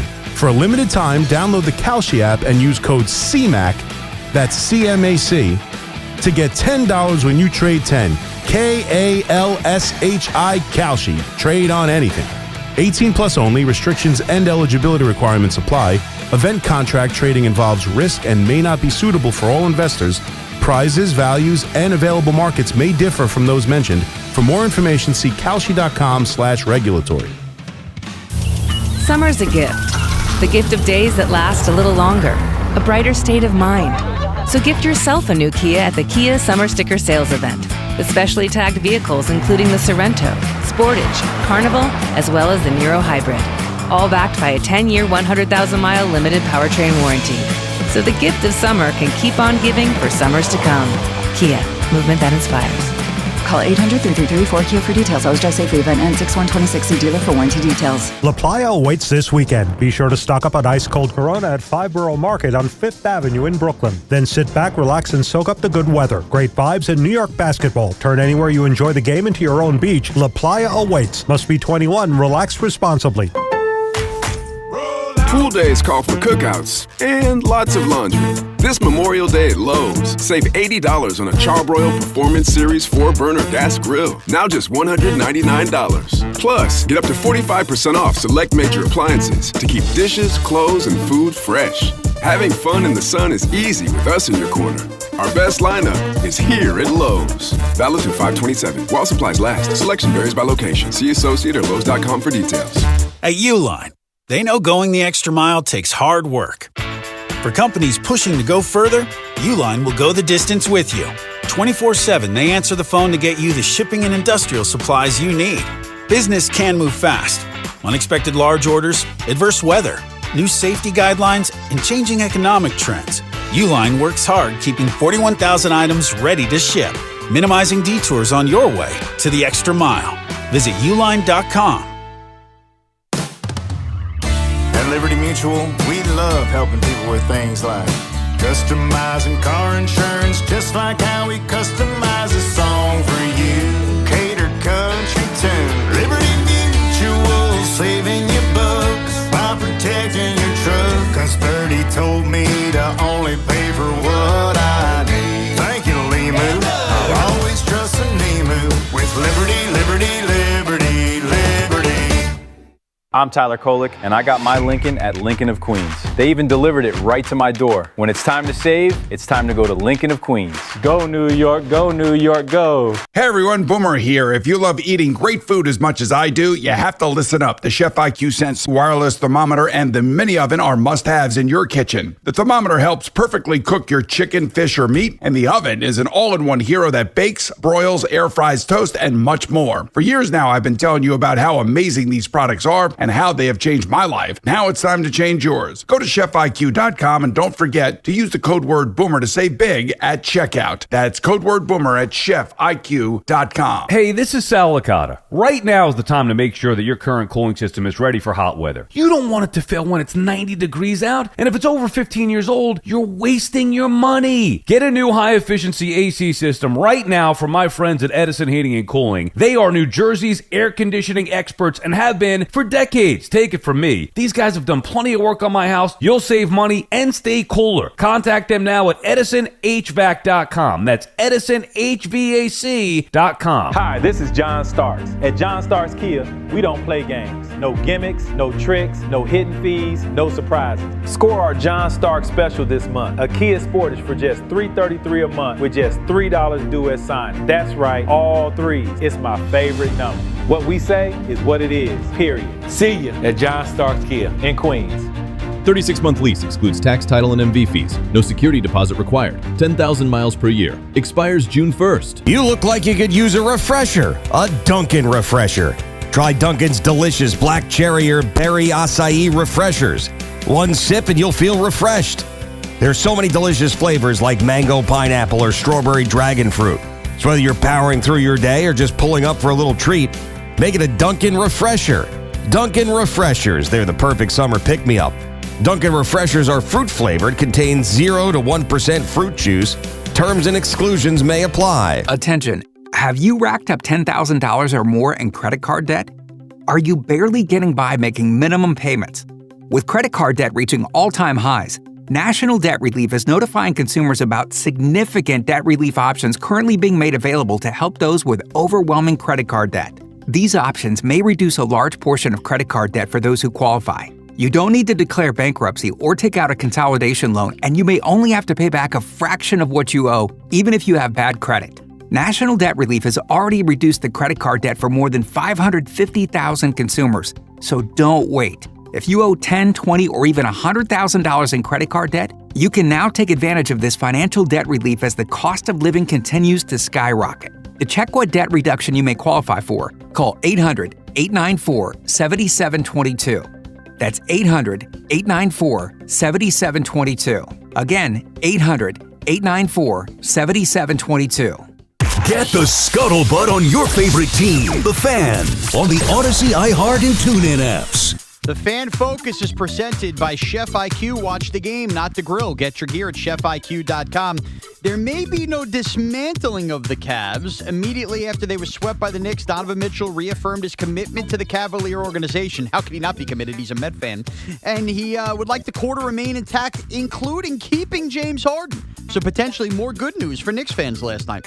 This Fan Focus was sponsored by Town Fair Tire. Nobody beats Town Fair Tire. Nobody. A great tweet by Alyssa Rose, Howie Rose's daughter, about how much it sucks to be Donovan Mitchell because he goes from that to just being a full-time Met fan again.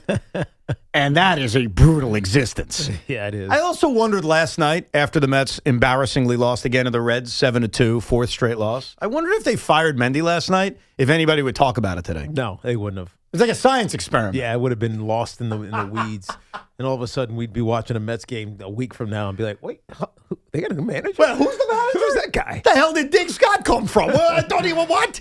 Yeah, so they haven't done that yet, but keep an eye on that because they have lost 4 in a row and they're terrible. Although it would have been really perfect to watch Evan do a live Rico reacting to Mendy's firing as the Knicks are celebrating going to the NBA Finals. Well, I did do a science experiment over the weekend. So Saturday night after the Knicks went up 3-0, I said to Hoff, let's do a Rico right when the Knick game ends, talking about the Met 2 losses to the Marlins and just see what kind of losers would consume that live on YouTube. And we did it. There's like 600 people in there. I was surprised. Okay. I was like, look at these guys. They're non-Knick fans, and they're lamenting the 4 runs that the Mets have scored in the last 4 games. Unbelievable. Yeah, they're bad. Yeah. Anyhow, it is time for a brand new edition and a very special New York Knicks Dark Days edition of Posted and Toasted. It's time for Posted and Toasted. Posted and toasted in 1, 2, 3. Posted and toasted where Evan finds the treats. Posted and toasted will Tiki guess them right. It's posted and toasted time. Posted and Toasted brought to you by the Rothenberg Law Firm. Injured, visit injurylawyer.com, and Princeton Longevity Center. Experience the power of personalized medicine. So these are all Knicks related from the dark days of Knicks basketball tweets from some of our fellow FAN coworkers. Let's start with February 19th, 2014. You can easily make the argument that the New York Knicks have been the worst franchise in the NBA over the past 10 years. Sadly, you can't fire the owner. Is that person Greg Giannotti, Craig Carton, Tommy Lugauer, or Chris McMonagle? I think that is Gio. Shut your bitch ass up. That is incorrect. What? Sorry about that. That is not Gio. It was a good guess, though. I'm just wondering what the wrong thing is. That's not the wrong I'm used to. Oh, sorry. I messed it up a little bit. Bitch. Yeah. There we go. Yeah. You're wrong. That's Big Mac. You think it's Big Mac? You're wrong. Not Big Mac. Suck it. That would be positive Tommy Lugauer. Positive Tommy. Yes. He went in on Dolan? He went in on Dolan. Oh, come on. I tried to throw you off with Craig. Maybe Craig flipped on Dolan. Maybe he didn't like him, and then they became friends. I knew it wouldn't be Craig. And I figured Tommy was too young to be going in on an owner. Yeah, he went in on the owner. This is 12 years ago. You know what, though? He's not wrong, and I think Dolan is reflective enough at times to admit that he wasn't a good owner. Like, I don't think that's surprising to him. Right. I think even Dolan would say, yeah, kind of screwed up. The results showed it himself. Yes. Themselves. I'm going to give you a double header of tweets. Okay. This is a good one because they're separated by just a couple of weeks. Okay. And they're timely. So let's start off with the first one, October 13th, 2009. I want so badly for the Knicks to be good again. Followed by November 9th of that same year, why am I about to watch the Knicks? So begging for them to be good, why am I about to watch them? Is that Craig Carton, Tommy Lugauer, Greg Giannotti, or Evan Roberts? That's not you, because you didn't have season tickets yet. I'm going to say that was Craig.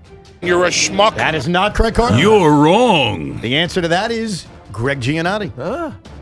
Gio is sticking in there through the tough times. Yeah. I want them to be good. Right. Why am I doing this But to why myself? am I going? This is my favorite one because it features a hashtag. I don't know if anyone does hashtags anymore. Yeah. This is from June 25th, 2015. Will the Knicks finally get a break? Hashtag Jahlil Okafor. Jahlil Okafor. Yeah, they wanted Jahlil Okafor to fall to them. So this is 11 years ago. Yes. Is that Craig Carton? He's not that. Greg Giannotti? He's not that. Boomer Esiason? Or Tommy Lugauer? That's Tommy. You're wrong. How is that not Tommy? That actually is Boomer Esiason. I'd love to fire his ass. That's right. That's right. Why is Boomer digging into the Knicks draft philosophy? Desperation, man. That was when during the days of looking for a savior, and in the draft, there was a thought of, maybe Jahlil Okafor is the guy. All right, finally, this is from January 10th, 2018, another dark era New York Knicks tweet. Jared Jack was really good in... Jared Jack? I'm sorry. I mean, just starting a tweet with Jared Jack. Jared Jack was really good in this game, but two terrible plays at the end cost the Knicks. The bad pass to Beasley and that last shot. He rushed it. It's a very basic tweet, but the fact that someone on January of 2018 is breaking down every moment of the Knicks game, you have to respect that. Is that Greg Giannotti, Craig Carton, Chris McMonagle, or Tommy Lugauer? That sounds like a Big Mac. Look at you. Welcome to hell. It was Big Mac. It was Chris McMonagle. His fat ass. You got it. So for anyone who's gotten on... I didn't go over. Whew. That was close. Anyone criticizing Big Mac, like, he's not that big of a Knicks fan. How about that little tweet? That's like a detail that you're not even paying attention to. In January. He hadn't given up on the season yet. He's breaking it down, hoping things would change. Spring training had not begun.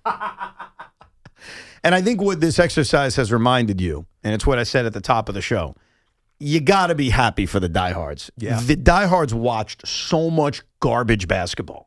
And what's always funny about a diehard, I'm the same way, is when you try to view feces and make it something it's not. Like you'll watch Jarrett Jack and say, you know what? Maybe I got something. And I do it all the time. I have to do it a lot now as a fan of the teams I root for. But that's what we do. And that's the sign of a crazy diehard fan. By the way, Jahlil Okafor, he had a really good rookie season in Philly, and then he just fell off. I know. I remember fell off. The Nets signed him for a couple of days. We had him for a couple of weeks. A minute. 26 games. That was 2017. 2018. Bro, I'm not kidding you. When you talk about diehards and being pathetic, I'll never forget the conversation I had with my wife when I said, honey, I really need to go to the Nets game tonight. And she's like, why? I said, they just signed this Jahlil Okafor. I got to go watch his debut. And she's like, no, I totally understand. Totally understand. She should have divorced me on the spot. Right. She should have known what kind of lunatic she was getting involved in. So I feel you, Knicks fan. So congratulations. You sat through all of that. And here you are as the most dominant team maybe the sport has ever seen, 4 wins away from an NBA championship. Yeah. That's great. Drafted in 2015. Jahlil Okafor. Was he number 2 overall or number 3 overall? He's number 3 overall. All right. And he's just 30. That's just insane. And when's the last time he played? He's been out of the league for half a decade. Well, he played last year, 1 game for Indy. And he played last year? Yeah. Jahlil Okafor? But he was out after the COVID year. So 2020-21 was his last season, 27 games in Detroit. And then last year he played, or 2 years ago. 2 years ago. 24-25. All right. That's right. No, that's last year. 24-25. No, last year he played 1 game. So you're trying to tell me Jahlil Okafor got a check for the Eastern Conference Finals or the Eastern Conference Championship the Pacers got? He played 3 minutes last season, 1 game for the Indiana Pacers. I didn't see that game. I must have missed that one. Bizarre. Let's get back to your calls. 888-808-1019. Let's go to Jose in Brentwood. What's up, Jose? What's going on? Yo. Finally, after years from Kevin Knox, from Marbury, from Melo, getting swept from the Celtics. Oh my gosh. I never seen my basketball team. I see my football team, see my baseball team, see the Rangers disappointment of freaking 2000. But my basketball team, we made it, and I want to thank you, Evan.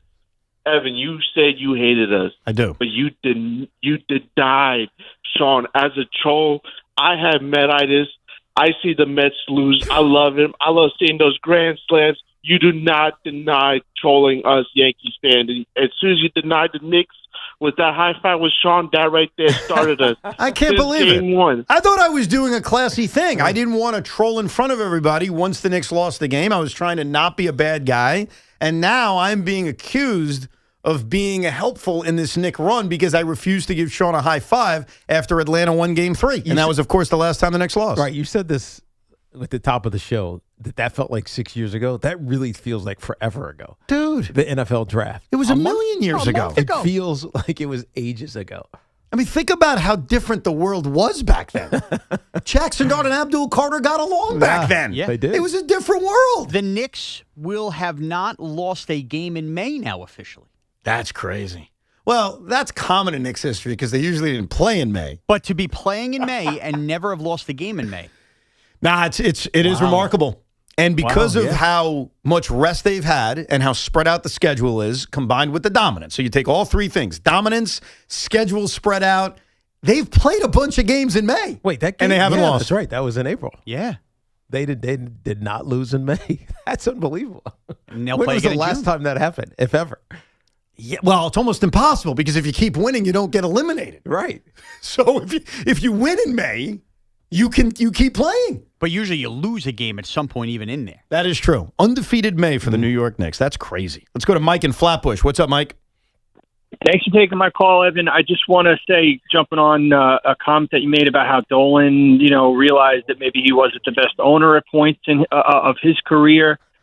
I think it's time now, finally, and, with respect to a guy who's played 10 years, a whole decade as a Knick, a very prominent Knick, Charles Oakley. I don't care if it was excessive force. I don't care about the lawsuits that appealed and were back on and appealed and back on. I think it's time. What he was looking for this whole time was an apology from Jim Dolan. Get Oakley back in the building. Get him back before they win. Get him back in the fold. Ewing, Stark, they're missing a guy. And that's how I feel. Especially considering, and I give Dolan a lot of credit for this, the Knicks have done a remarkable job. I don't think there's an organization in New York that does it as well as the Knicks, as not just celebrating their past, but having their past be a part of the current team. Right. Like the fact that so many former Knicks had made the trip to Cleveland and they're on the team charter and they're basically a part of the team is pretty awesome. Now, I will point out to you, and I don't know what this means, if anything, Charles Oakley was in the building last night. He was at Rocket Arena. And I saw him interacting with some Knick players, hugging it up. Right. So I don't know if this is like maybe a moment where peace can be made.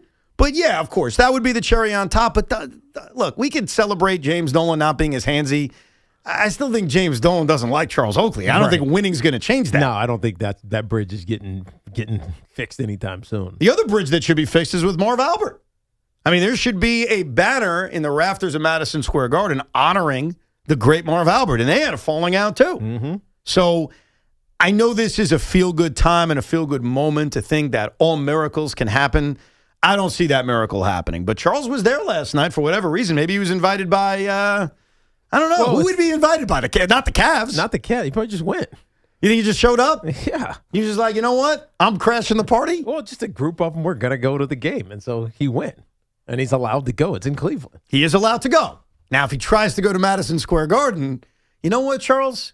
Maybe that's the guy I should sit with for the NBA Finals. Now you definitely will get tossed. Now your tickets definitely will get confiscated. I think the more awkward conversation is telling Charles that he needs some money to pay for the ticket. He's probably going to think, oh, nice, a freebie on the Chase Bridge. We'll have a good time. Could you imagine if Charles Oakley is just sitting up there on the bridge with me, we're just chilling watching a basketball game?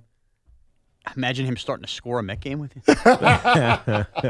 I've looked ahead. Game 3 of the NBA Finals, the Mets are off. So we're all good. Do they even play anyway at this point? Who, the Mets? Yeah. Oh, come on. Diehard fans. See, I'm glad you made that comment.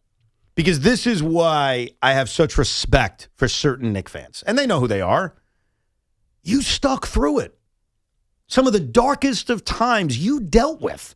And not to say that you can't be a front runner, that you can't jump back on the bandwagon. I get it. I'm not saying you should feel bad about yourself. Good for you. I'm just not talking to you. Right. I'm talking to the diehards. Like, there is a respect of sticking through Cleanthony early and Michael Sweetney. That's incredible. So when Sean says to me, hey, the Mets suck, are you going to watch tonight? You know, in the DNA of the diehard fans, the answer is yes. Just like the Knicks fan sat through Team Titanic under Larry Brown. Just like the Knicks fan sat through Derek Fisher. So how dare you ask a question like that? I almost forget about Derek Fisher. Holy cow. Best part about Evan's whole rant, it's not even what I said. That's exactly what you I said. said the Mets even play because on the field it looks like they're not. Has nothing to do with the fans watching. I thought you said that we should stop watching. No, I didn't. That just shows how subliminally nuts you are with this team right now. Well, I'm subliminally nuts as a fan. Like, I always watch my team until they, they bury me. Till I'm in the ground. I'll keep watching them. Let's go to... This guy wants to troll the Nets. Why? Let me ask you, Doug in Babylon, what makes you call up WFAN on such a celebratory day, and say, hey, I want to troll the Brooklyn Nets? I mean, the floor is yours. You could do it, but why? Why? It wasn't the Nets boys. I was wondering if the Knicks could beat the Mets, the New York Mets. Oh, that's a lot better. Yeah, sorry, Sean doesn't pay attention half the time. I heard Edson assumed. Yeah, I think the Knicks could. I could see Landry Shamet getting a clutch two-out double. Nolan McLean throws one of those balloon curveballs that hangs up there and it gets crushed. I think right now the Knicks could do no wrong. So I would say the Knicks would win that game 5-4. See, I think the Mets will score some runs. Yeah. Who's pitching? Josh Hart. What a stupid discussion. I think Towns will be the pitcher. Towns? Carl Anthony. You think Cat will be on the mound? He's a long arm. Yeah. That'd be kind of scary seeing that come at you. Hell. Let's go to G in Stamford, Connecticut. What's up, G? Hey, man. I think I'm 30 years old, and me and my generation, we heard from our dads about how Ewing led the team, and we started to watch when Nate and David Lee really led the team, and we fell in love with the Knicks. And then throughout my life, I've waited for this savior, like you've been saying, and I had to convince myself. In 2010, when Tracy McGrady had that one game against the Oklahoma City Thunder that maybe it's out. Then I went to the Boys and Girls Club, 15 years old in high school, waiting for LeBron, crying about LeBron. Then we had convinced it was Melo. Then we had Linsanity, okay? After Linsanity ended, we got Derrick Rose on one knee in 2016. We were the 4th seed, and then Phil Jackson was announced as the president of the team, only for us to win 17 games the next year. And we kept tanking. I met Frank Ntilikina in 2018 in the Yankee game. I'll never forget this. I saw him. Nobody recognized him. And he said, I was like, hey, Frank, you think we can make the playoffs this year? He looks at me, doesn't answer, walks away. I'll never forget. And they convinced themselves, okay, we have, Zion's coming. Let's get KD. Let's get Kyrie. We've been waiting for this savior, and then we had one fall in our lap. No one thought that Jalen Brunson, this guy was a second-round pick, 6'2", was going to come and lead us and be the leader that he could be. And I'm just so grateful for all the games I've watched, like you've been saying, Evan. It's just been an incredible run, and I just never thought the day would come where the Knicks would win, and not only win, but win into the dominant fashion and say, like, I never thought the Knicks could play basketball the way that they're playing. And it's just a joy to watch. I went to MSG last night, and just the joy, and, there's bandwagoners and whatever. I'm happy for everybody. You can join the Knicks now because for us, for the diehards, like, this just means everything. Gee, I genuinely say this to you. I'm very happy for you. I think you really laid that out beautifully. And I can imagine, because I've experienced it too, watching horrible sports for so long where you have such a tough time imagining it ever turning around. And this team not only turned around, they forcefully got to the NBA Finals in the most dominant way. And you laid it out with Jalen Brunson, which is also fascinating. Right. You waited for a savior for 25 years. And when they signed Jalen Brunson, and these are the facts, it was barely noticeable on this radio station. And that's not to rip anybody. It's not to rip all of us. It was viewed as a nice little move. Right. And who knew in that moment that he would be the savior you've been waiting for? Yeah. Nobody could have predicted it. You knew he was a good player, but you didn't. It felt more like he was a role player than he was a star guard who was going to be one of the clutch players in all of the NBA over the next 4 years. So, yeah, I get it, but I would say it's not even.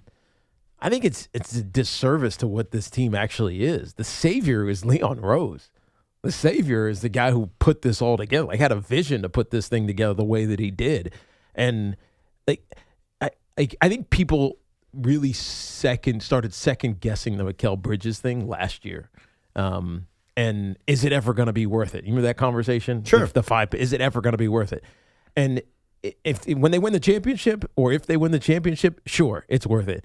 But I think the bigger reason for bringing those three guys back together was for what you're seeing now. Like, this team feels tight.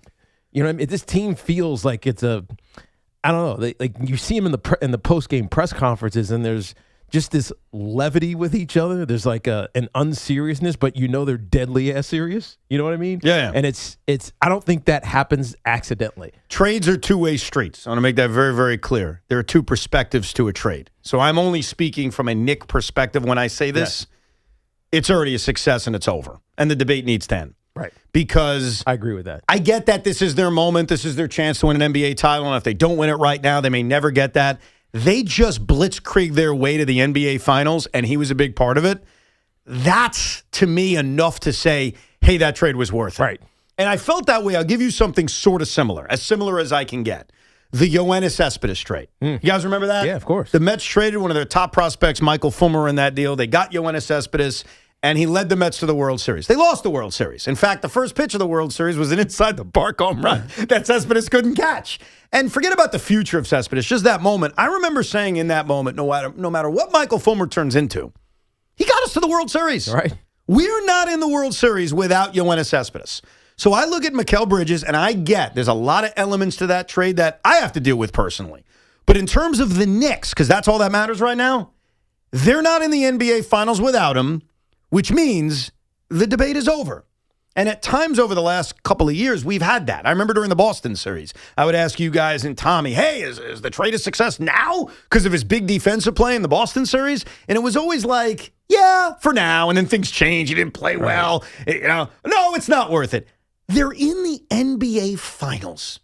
And while, yes, they need to win a championship, I am here to tell you, I think as an IBO, as much as I can be, not that they won the trade, because it's not about winners and losers, because the other side could benefit it greatly 3 years from now. Right. But you don't care about that. Right. For you? We can't see that now. It's unknowable to us. For you, for the Knick fan in the audience, the trade was worth it.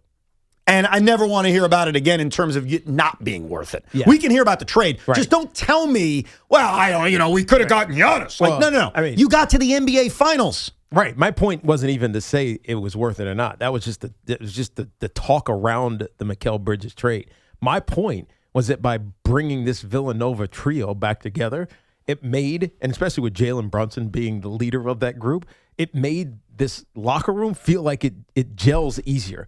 Right? There is a common connectivity that you're starting to see throughout the entire team. And I think part of that was how they constructed this team. Yeah, no, they have a deep connection with each other. Josh Hart, you're an idiot. I mean, he kind of is. I mean, they troll the hell out of Josh Hart. I mean, he is like he's still the baby of the group because he was, a year behind? Yes, he only won one championship at Villanova. As Jalen Brunson reminded us, he won two. We'll get back to your calls in a minute, 888-808-1019. If the Knicks win an NBA title, is this going to actually go down as the most dominant championship run in New York sports history? And we'll check in on the results of everybody's predictions going into this series. Total Orthopedics and Sports Medicine is expanding across Long Island, New York City, and New Jersey, with new locations opening in Comac, Babylon, and West Orange. Expert care is closer than ever. Their top-rated doctors treat everything from everyday injuries to complex orthopedic conditions. Whether you're on your journey, they are there to help you move forward. They are the experts at getting you back to being you. Visit TotalOrthoSportsMed.com to schedule your appointment today or call 855-321-ORTHO. Having safe home security is one of the most important things that you can do. That's why I turned to our partners at Sloman's, who installed the Sloman's Shield Link system, a system that combines safety, convenience, and peace of mind, and it's manageable right from my phone. There's so many great things about it, including garage door control, the Alexa control, the doorbell camera, smoke and fire alarms, etc. But the thing that makes it so much fun, and as well as being safe, is that I can control the music throughout my house right from my phone, even before I'm home. The technicians at Sloman's will design your system exactly how you want it. Experience the future of home security and automation with the Sloman's Shield Link system. Call 1-800-ALARM-ME. That's 1-800-ALARM-ME or visit slomans.com. We're talking New York sports. WFAN, WFAN FM, WFAN FM HD1 New York, an Odyssey sports station.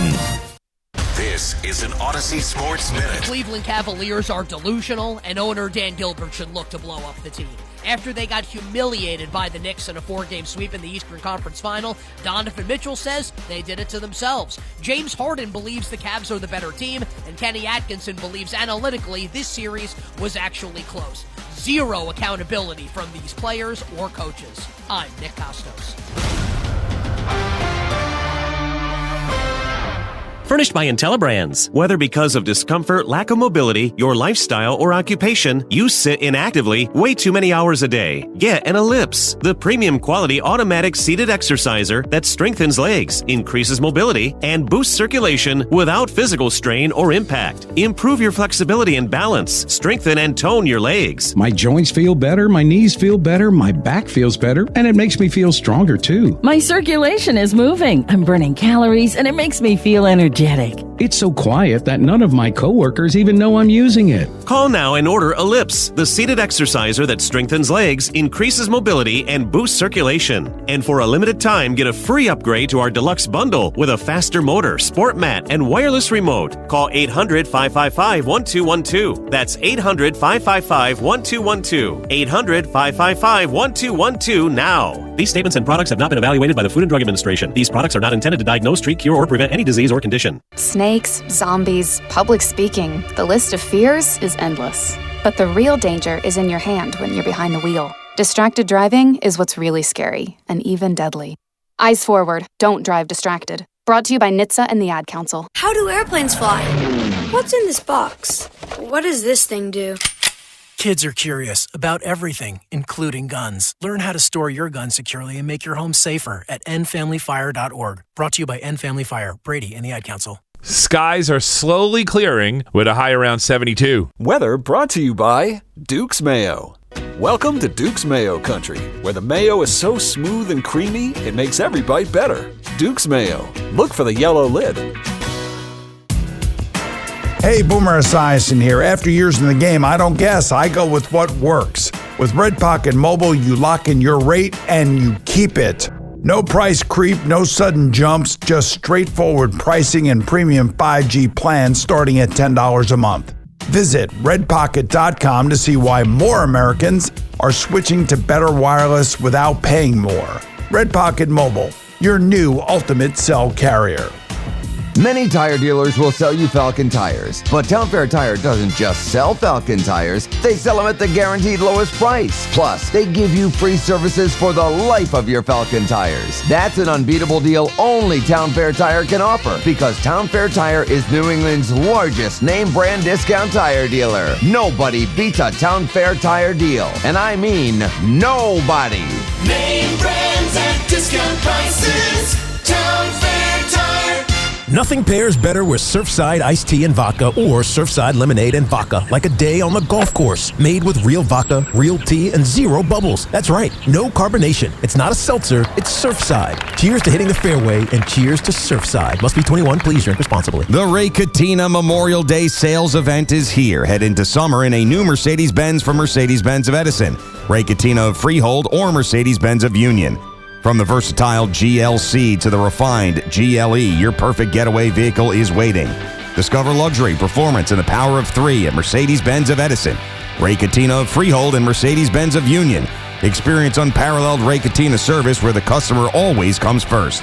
Visit RayCatenaMercedes.com. We all hear the radio ads about the IRS. They tell you to be afraid, to be scared, and they try to frighten you into calling. I'm not here to do that. Tax Relief Advocates is different. TRA is here to tell you that if you owe money to the IRS, whether it's $5,000, $50,000, or $500,000, we have a solution. It doesn't matter if you're sitting in your car, at work, or with your kids. No matter where you are, call now. 800-575-4094. Don't lose hope. TRA can eliminate or reduce what you owe to the IRS. Generous programs are now available that can give you a fresh start. Our passion is taxes and helping individuals fix their IRS problems. We have over 1,000 5-star reviews on Google and an A+ with the Better Business Bureau. You don't need to be afraid of the IRS any longer. End your tax nightmare today by visiting us online at TRA.com or call 800-575-4094. That's 800-575-4094. Tax Relief Advocates. Real solutions for real people. I need a little ranch,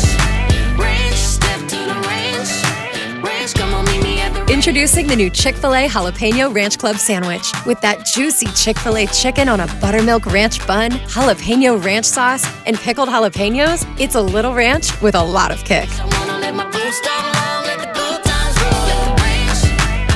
The new Chick-fil-A Jalapeno Ranch Club with original spicy or grilled filet. Available for a limited time only. Order ahead on the Chick-fil-A app.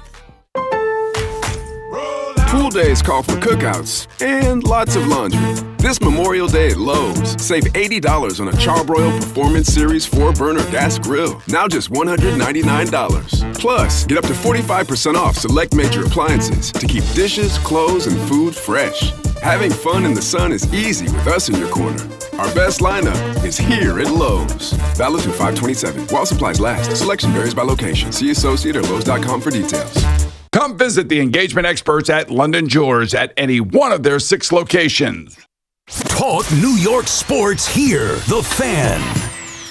As I was watching the Knicks close out Game 4 in dominating fashion, I started to have a thought that I think a lot of people were having, which is if they win the whole thing, and so far it's been easy, besides being down 2-1 to Atlanta, it has been like, and when I say easy, I don't mean easy in terms of the competition. I mean easy in terms of how they've dominated. Yeah. Like they're just rolling people over. There's no drama.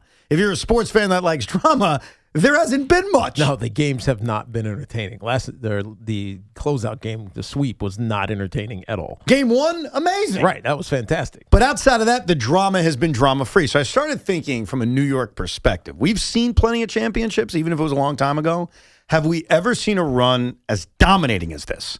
And so your brain naturally takes you to the Yankees because of their dynasty in the late 90s. Mm-hmm. And the truth is, 1998, while the regular season was dominant, the postseason really wasn't. They were losing to Cleveland in the ALCS 2-1. Mm-hmm. They were about to lose Game 1 in that whole big moment with Tino, strike 3, not really, grand slam. Like the games were close.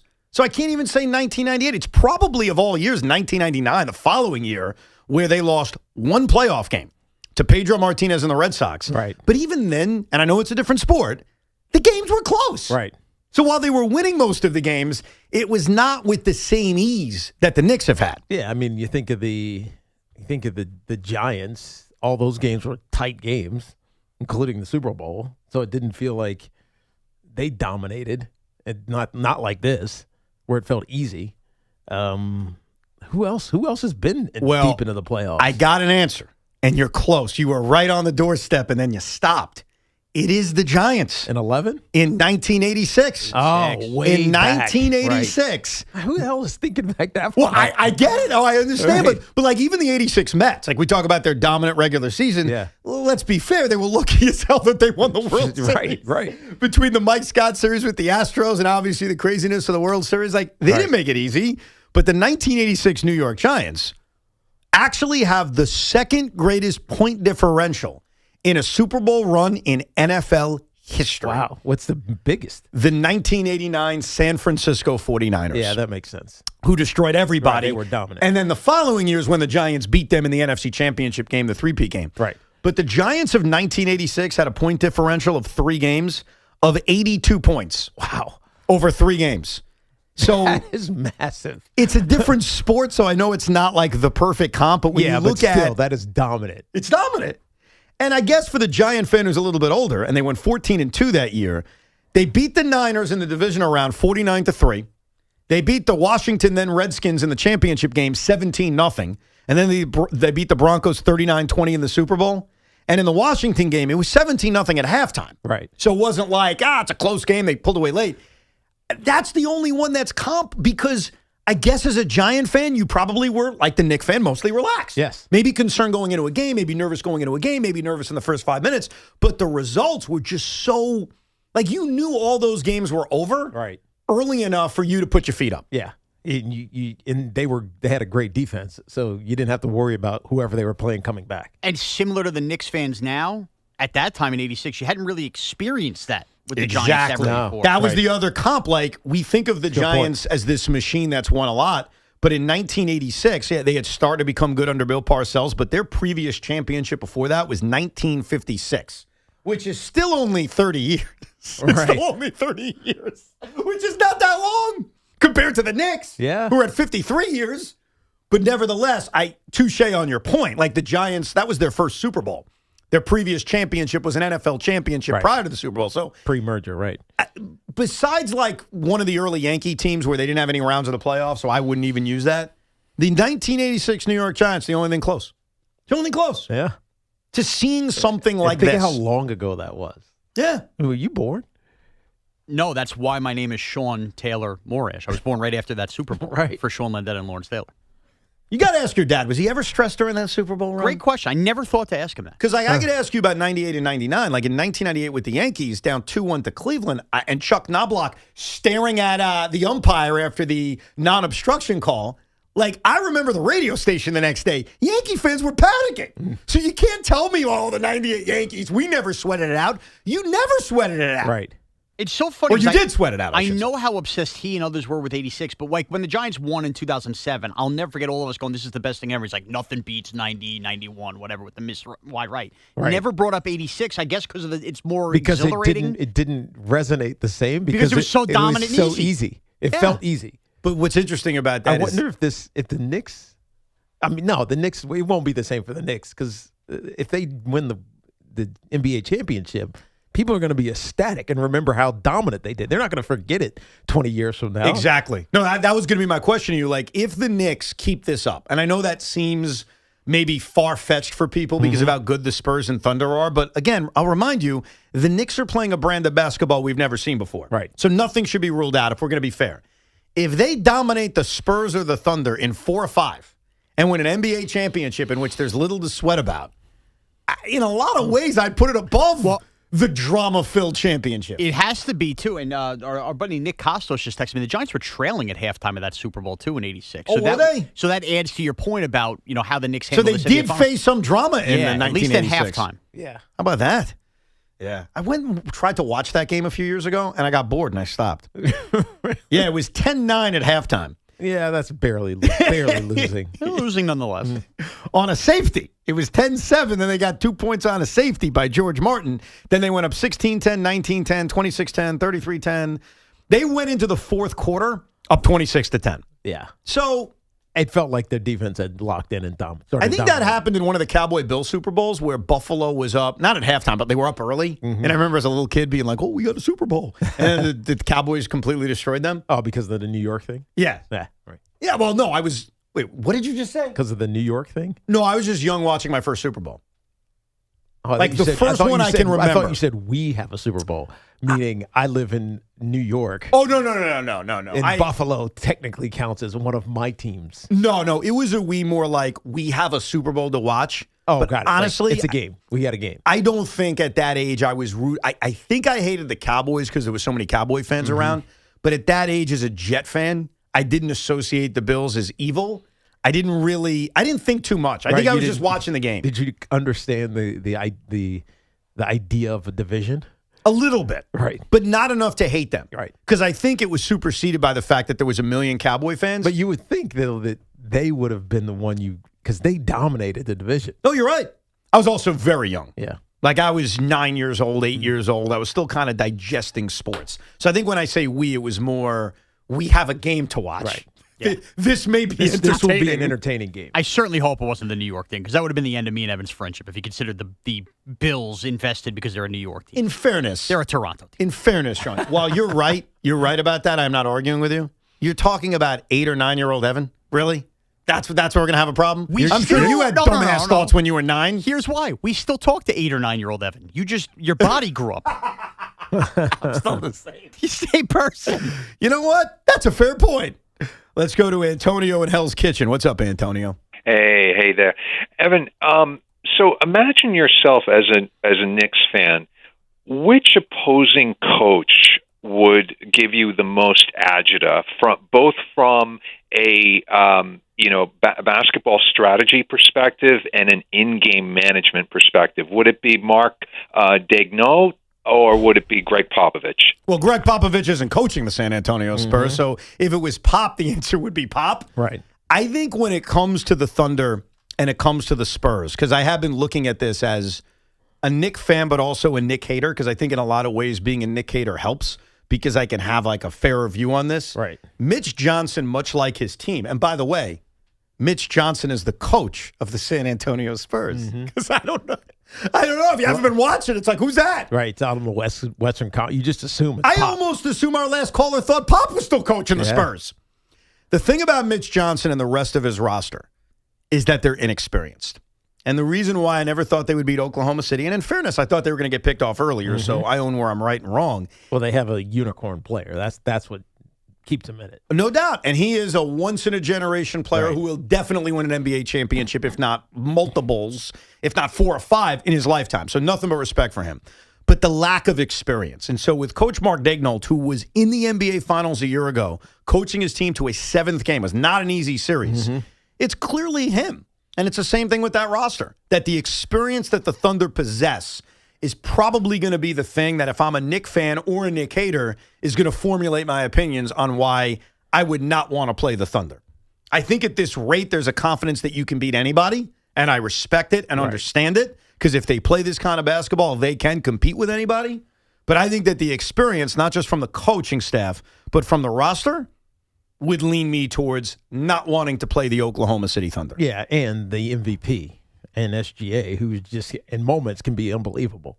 Do you know why Mitch Johnson's become so famous the last couple of days? No. You're not aware of this? No, I'm not. He's done nothing in this case, but Mitch Johnson has been pictured coaching with 2 women sitting behind him who are showing off, their assets? Their assets. Okay. And those pictures have just become viral.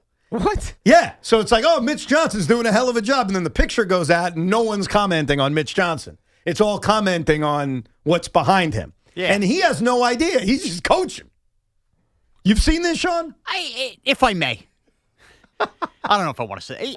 Not the greatest looking, but they're there nonetheless. Wow. It just shows you if something's on sale as a society, boy, do we buy it. Wow. Now that's some analysis from Sean. That is great analysis. Now I got to find these pictures. Oh, you'll find them. Just Google Spurs coach Melons. It'll come right up. That's the funny thing about Mitch Johnson, because I think for casual basketball fans, it's like, who's the Spurs coach? Like, I forgot halfway through this season. Oh, wow. You see? Yeah. Yeah. So Mitch Johnson is more known for that than he is for coaching. Yeah, Tiki, what would you say? They're fine, right? Yeah, but why is it multiple different women in different photos? They came to the game together. I think something's going on here. Like, I think these women did it on purpose, and I think they're doing it because they're still pissed at Charles Barkley for saying that the women of San Antonio are not attractive. And so I think this is all a big, kind of rib at Barkley, where they are purposely sitting in a seat that they know is right behind Mitch Johnson's head. And so that every time Mitch is shown, because he is the coach of the Spurs, yeah, but it's like you will 3 see different girls. Yeah. No, I think they're all doing it. The troops have been rallied down there. Yeah, this is a whole big thing. There's one in green, one in orange, one in white. Fried shrimp, grilled shrimp. There's one in red, crimson. There's 4 different girls. I want you to be honest. This is not all from the same game, is it? No, I think it's happened twice now. That's amazing. Wait, I'm trying to remember. It's in San Antonio, so it's actually, I guess it's happened twice now. Yeah. Be honest with me, Tiki. Yes. Does this change your rooting interest in who you want to see them face in the end? Because I know it's changed Joe's. I felt violated. I'm just kidding. It doesn't. Does not? No. Okay. Yeah. So there you go. Let's go to Al in the Bronx. What's up, Al? What's going on, guys? What's happening? Evan, I have a question for you. All right. I think I heard you say this last week or a couple of weeks ago. You said that the Knicks are your number 1 team you hate the most? That is correct, yes. All right. So you're a Jet fan, so Patriots, Miami. You're a Met fan, Yankees, I'm assuming, and the Braves. The Knicks have sucked for so long now. Why do you hate the Knicks the most? Because the team I root for has 150 fans, and we get mocked at every turn like we don't exist or blah, blah, blah. So I think it's a lot of it being jealousy of the fandom that you guys have. Obviously now the success. And really, routinely, Al, I'm not saying you say it, the city is talked about as it's just a Knick town. No other team exists. And so you have to understand, as somebody who represents, the 1%, it bothers us. even if it's partially true. I mean, you have to. But you've seen the Yankees. You've seen the Yankees win 4 championships. Yes. You've seen the Patriots go on a historic run. Yes. You've seen the Knicks play Langston Galloway. Yes.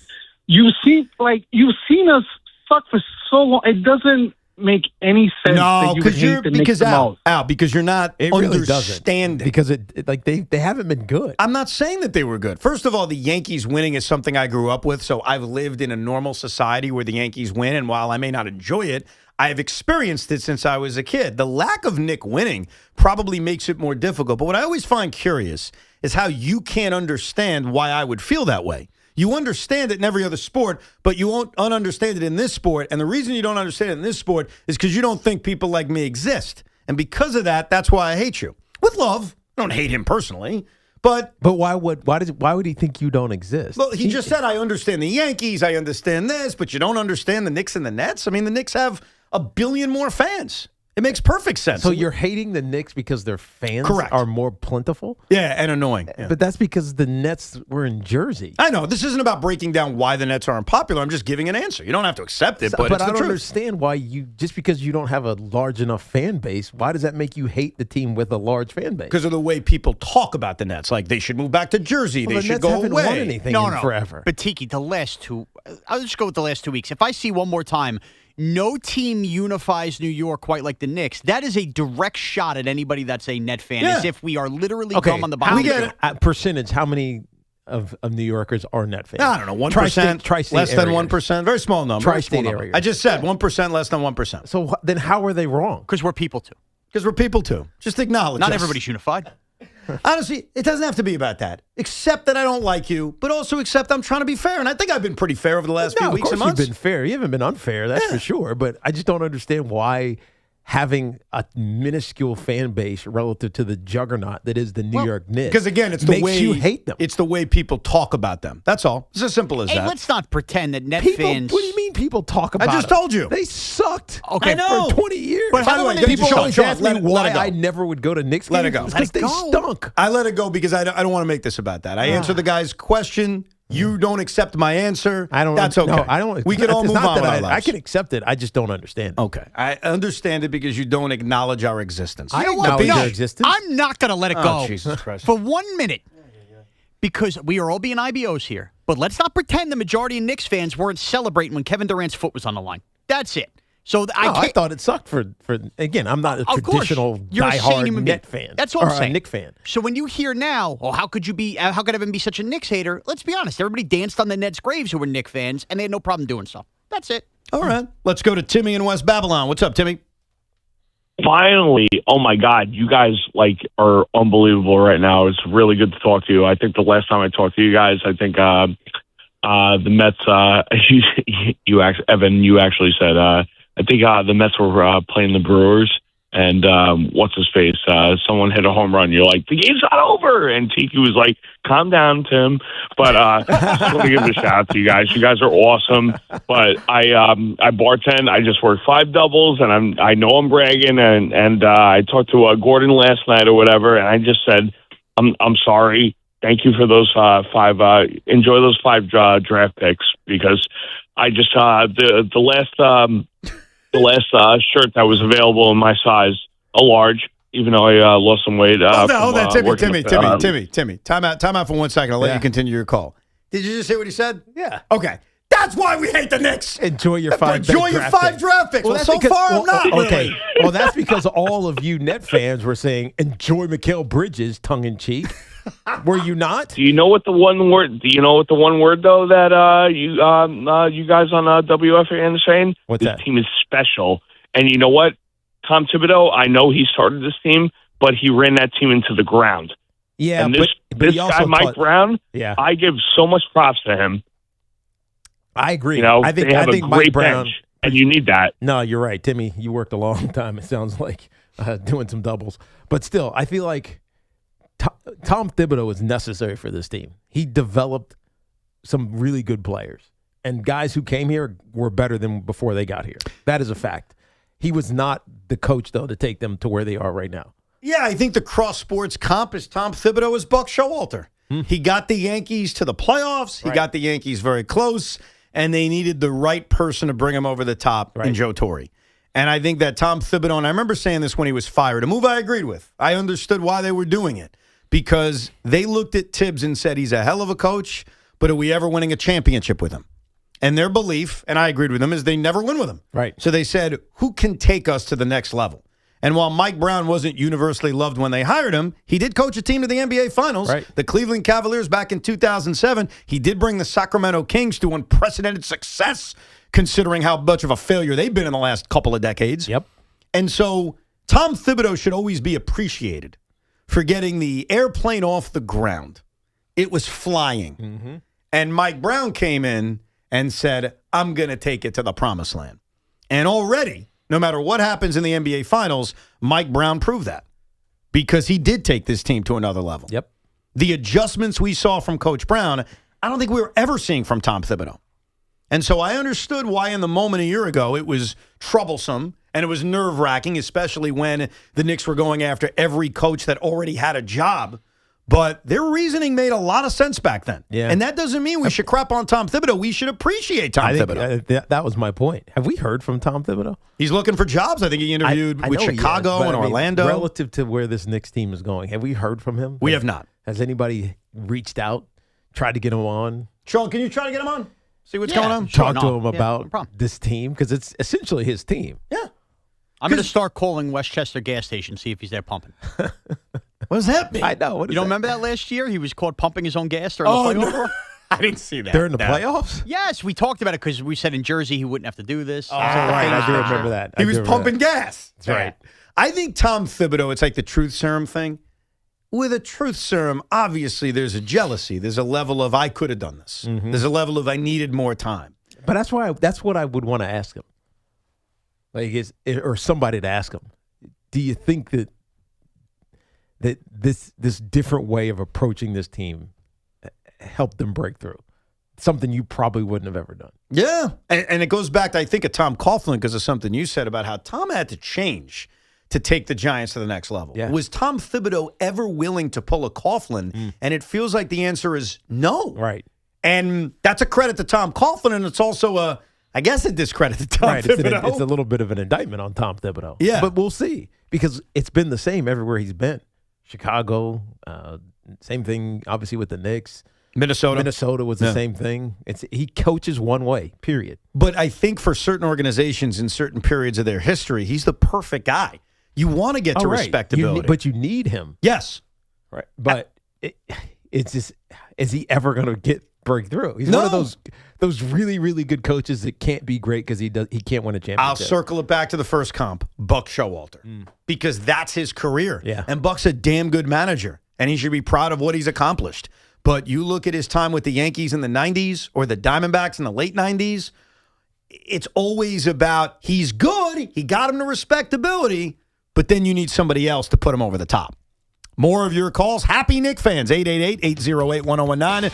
Plus, we'll see how we did. We'll check our homework on our predictions from this Cleveland series, but it is official. Fanatics Fest 2026 is back at the Javits Center in New York City this July 16th through the 19th. The first lineup of talent has been announced, featuring some of the biggest names in sports and entertainment, including Tom Brady, Kevin Hart, Jay-Z, Travis Scott, Aaron Judge, Kevin Durant, Jalen Brunson, Kat, Mike Tyson, Cody Rhodes, Rhea Ripley, Diana Taurasi, Josh Hart, and many more. The world's #1 sports fan festival is back, bringing fans closer to athletes they love through live moments, photo ops, autographs, and unforgettable experiences.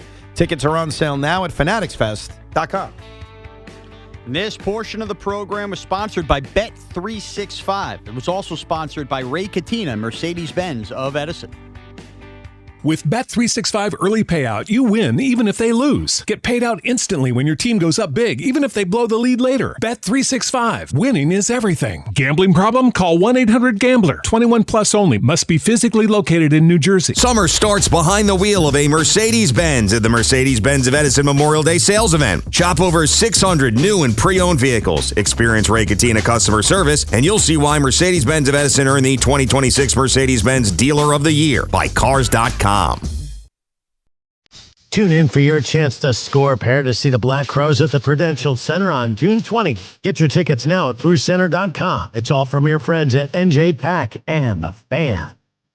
What an atmosphere tonight. The stands are packed. Down here, two fans side by side, both holding a Heineken. Promising start. The chant begins. Listen to that. Perfect sync. Corner coming in. They lean forward together and goal! Arms up. They cheers. Wait, that's a hug. That's a hug. Let's check the replay. Yes, two strangers at kickoff. Friends by full time. Fans have more friends. Find yours in the stands. Must be 21 plus to purchase. Enjoy Heineken responsibly. Hey, if you have a small business, you might not know you could be wasting money on your business mobile plan, paying for stuff you don't actually need. But with my Biz Plan from Verizon Business, you can choose exactly what you want and only pay for what you need for your business. When you're in control of your mobile plan, you can make every dollar count. Visit VerizonBusiness.com. Do it today to learn more and make the switch. Verizon Business. When it comes to getting the guaranteed lowest price on Falcon tires, there's only one place to go, Town Fair Tire. And when it comes to getting more free services for life than anywhere else on Falcon tires, there's only one place to go, Town Fair Tire. So when you're in the market for the best deal on Falcon tires, get to Town Fair, because nobody beats a Town Fair Tire deal. And I mean absolutely nobody. Name brands at discount prices. Town Fair Tire. Summer's a gift. The gift of days that last a little longer. A brighter state of mind. So gift yourself a new Kia at the Kia Summer Sticker Sales Event. With specially tagged vehicles including the Sorrento, Sportage, Carnival, as well as the Niro Hybrid. All backed by a 10-year, 100,000-mile limited powertrain warranty. So the gift of summer can keep on giving for summers to come. Kia, movement that inspires. Call 800-333-4KIA for details. Always drive safely. Event ends 6/1/26. See dealer for warranty details. Hey, John, why so glum? I just got let go. The company's downsizing. This is the third time in the last 2 years. I'm done with this. Have you thought about My Computer Career? I've heard they can train you for a career in IT in just a few months, including cybersecurity and the basics of AI. And you don't need prior training or experience. Now that's a recession-resistant career. Wow, thanks. I'll check them out. Go to mycomputercareer.edu and take the free career evaluation. Mycomputercareer.edu, an Elite CompTIA certification partner. Financial aid is available to those who qualify, including VA benefits. Whoa, okay. This one says you get a free phone if you switch. Hey, this one also says you get a free phone if you switch. Yeah, they all do, hon. The T-Mobile one says their customers had the lowest wireless bills versus the other big guys over the past 5 years. And their latest experience plans have Netflix included, plus a year of Dash Pass by DoorDash. Hang on, let me see that. Oh yeah, we're switching. That's what I'm talking about. Do we clap now, or... At T-Mobile, get savings that keep stacking up. That's value you can feel every day. And right now, bring your phone to T-Mobile and we'll give you $400 when you switch. Savings based on Harris X billing snapshots from Q3 2021 to Q4 2025 compared to average AT&T and Verizon bills. Comparison excludes discounts, credits, and optional charges. $400 with new account on qualifying line. Unlocked device credit ported 90 plus days with device and carrier. Entirely redemption required. Virtual MasterCard typically takes 14 weeks. No cash access and expires in 6 months. Card issued by Sunrise Banks N.A. member FDIC. Visit T-Mobile.com. Straight Talk Wireless presents Pickup Truck Wisdom. If you're only good to your new friends, you're not going to have any old ones. Straight Talk gets it. That's why new and existing customers get free 5G phones on Verizon's 5G network. Pretty simple, really. You keep good people by being good people. Find us at straighttalk.com and Walmart. Straight Talk Wireless. Straightforward. Always. Taxes and fees apply. Plan purchase required for free phone offers. Copyright 2026 Verizon. My dad passed away unexpectedly. Of course, it was awful in every way, but we are very grateful that he had life insurance. So even after he was gone, he was still able to provide for us. And that's why I have life insurance for my family. Ethos.com. They make it fast and easy to get covered. It's 100% online. You get a quote in seconds, and you can apply in minutes. You get covered the same day. Get your free quote at ethos.com/protect. That's ethos.com/protect. Paid spokesperson. Time spent on application may vary. Online health questions required. Rates may vary.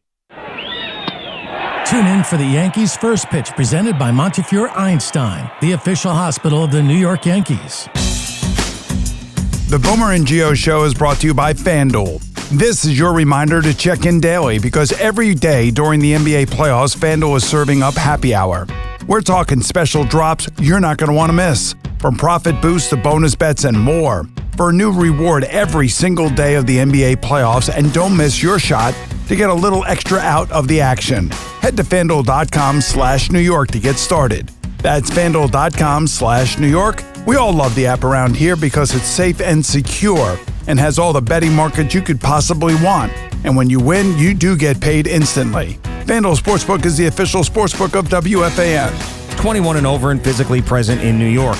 Opt-in required. Rewards are non-withdrawable. Restrictions apply, including bonus and token expiration. Leg requirements and max wager amount. For help with a gambling problem, call 877-8-HOPE-NY or text HOPE-NY 467-369. For 100 years, London Jewelers has been part of life's most meaningful moments, from engagements and anniversaries to milestones, big and small. We've helped mark the moments that matter the most to our customers. Generations of families have trusted London Jewelers for exceptional craftsmanship, timeless design, and service that lasts a lifetime. As we celebrate a century of excellence, we thank you for being part of our story, and we look forward to the moments still to come. We invite you to visit London Jewelers at any one of their 6 locations. London Jewelers, celebrating 100 years of brilliance. Take the guesswork out of cooking, folks. The Chef IQ Sense is a must-have wireless cooking thermometer that eliminates under or overcooking chicken, fish, or steak. Order the newly released 3rd-generation Chef IQ Sense at chefiq.com. That's chefiq.com. The Declaration of Deals sales event is happening now at Ramsey Chrysler Jeep Dodge Ram. And here are some deals that are declared to be a winner. Lease a new 2026 Jeep Grand Cherokee Limited 4x4 for $349 a month for 24 months, or buy and get 0% APR financing for 36 months. And no monthly payments for 90 days. Or drive off in a new 2026 Jeep Wrangler 4-door Sport S 4x4, lease for just $319 a month for 36 months, or buy and get 0% APR financing for 36 months. Also, no monthly payments for 90 days. It's the Declaration of Deals sales event happening now at Ramsey Chrysler Jeep Dodge Ram, home of exceptional people, exceptional deals. Call 833-853-2969 for details. Up to 4808 do it signing plus tax, title, registration, and fees. $0 security deposit. VIN number TC191247. MSRP 49805. APR at 1667 per month per $1,000 finance. VIN number TW241148. MSRP 49710. APR at 2778 per month per $1,000 finance. Ends 6126. Listen to MLB Insider Calls on WFAN all season long. Presented by Grainger. For the ones who get it done, Grainger offers the professional-grade products you need, delivered when and where you need them. Call, click Grainger.com, or just stop by. Get connected with WFAN to talk about your favorite teams. The Fan on the Odyssey, iHeart, and TuneIn apps. The Fan Focus is presented by Chef IQ. Watch the game, not the grill. Get your gear at chefiq.com. Let's pretend the Fan Focus is existing in Tampa Bay radio. That's what this feels like. Remember Rays shortstop Wander Franco, who was arrested in the DR? Well, a judge found him criminally responsible for the sexual and psychological abuse of a minor. Yet, he will serve no jail time. While the victim's mother will serve 10 years for extortion and blackmail, the MLB will conclude its own investigation at a separate time. Franco is still currently under an 11-year contract with the Rays. And the Rays did make a move moments ago. They have signed former Mets reliever Craig Kimbrell to a major league deal. This according to Ken Rosenthal. He became a free agent when he refused his minor league assignment with the Mets. Wander Franco can't play Major League Baseball ever again. And I have the utmost confidence that, and I very rarely say this about Rob Manfred, Major League Baseball and the Players Association, they will do the right thing. Right. So I'm not worried about it, but I'll make it clear he cannot play MLB baseball ever again. Nor would I think any Major League Baseball player would want to be his teammate. Yes, completely. 1,000%. Before the series began against the Cleveland Cavaliers, we made predictions, and we like to kind of keep record of not just our predictions, but anyone who makes a prediction on WFAN just to see how we did. Otherwise, what's the point of a prediction? You say it on the radio, to waste time, and then we never hear about it again? So let's go through the roster. Let's start it off with Tommy Lugauer, the old face of Knicks fandom here at WFAN. Tommy Lugauer. The Knicks are going to make short work of the Cavs. Wow. This series is over in 5. Okay. The Cavs are soft. That's true. Oh, he talks in pauses, so I don't know what that was it. No, that was it. All right, so Knicks in 5 for Tommy. He said short work. I mean, pretty close. No, he was close. Not too bad. Let's hear from my former partner, the great Joe Beningo. Sorry, when you said my former partner, I had like 3 people at the clickbait. I fully expect the Knicks to win this series in like 5 games.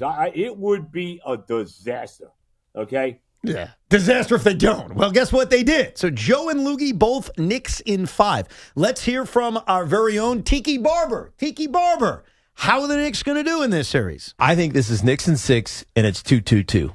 Yeah. Very wrong about that. Very. It's okay. Sean Morash. I don't see mine in here. Stop it. How'd you do, Sean? I don't see.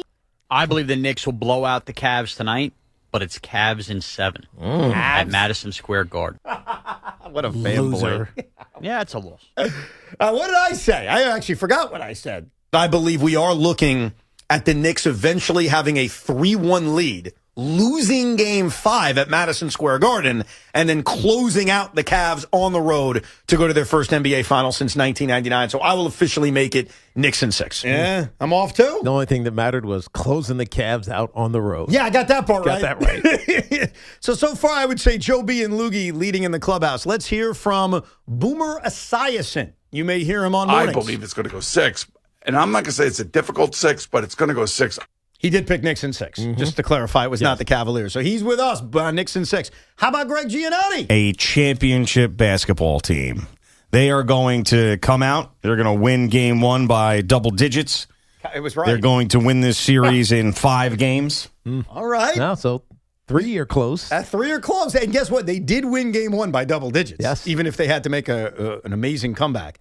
Let's hear from Big Mac, Chris McMonagle. What do you have to say? I'm going Knicks in 6 because I just can't imagine, and part of me wants to say Knicks in 7, but I'll go Knicks in 6 because it just can't be this easy. They can't be this dominant. Well, they can, Chris. They can. It was Chris McMonagle, his fat ass. Now, the winner of the previous round was Craig Carton. Let's see if his confidence was backed up yet again. The New York Knicks will win this series in 5 games, if not a sweep.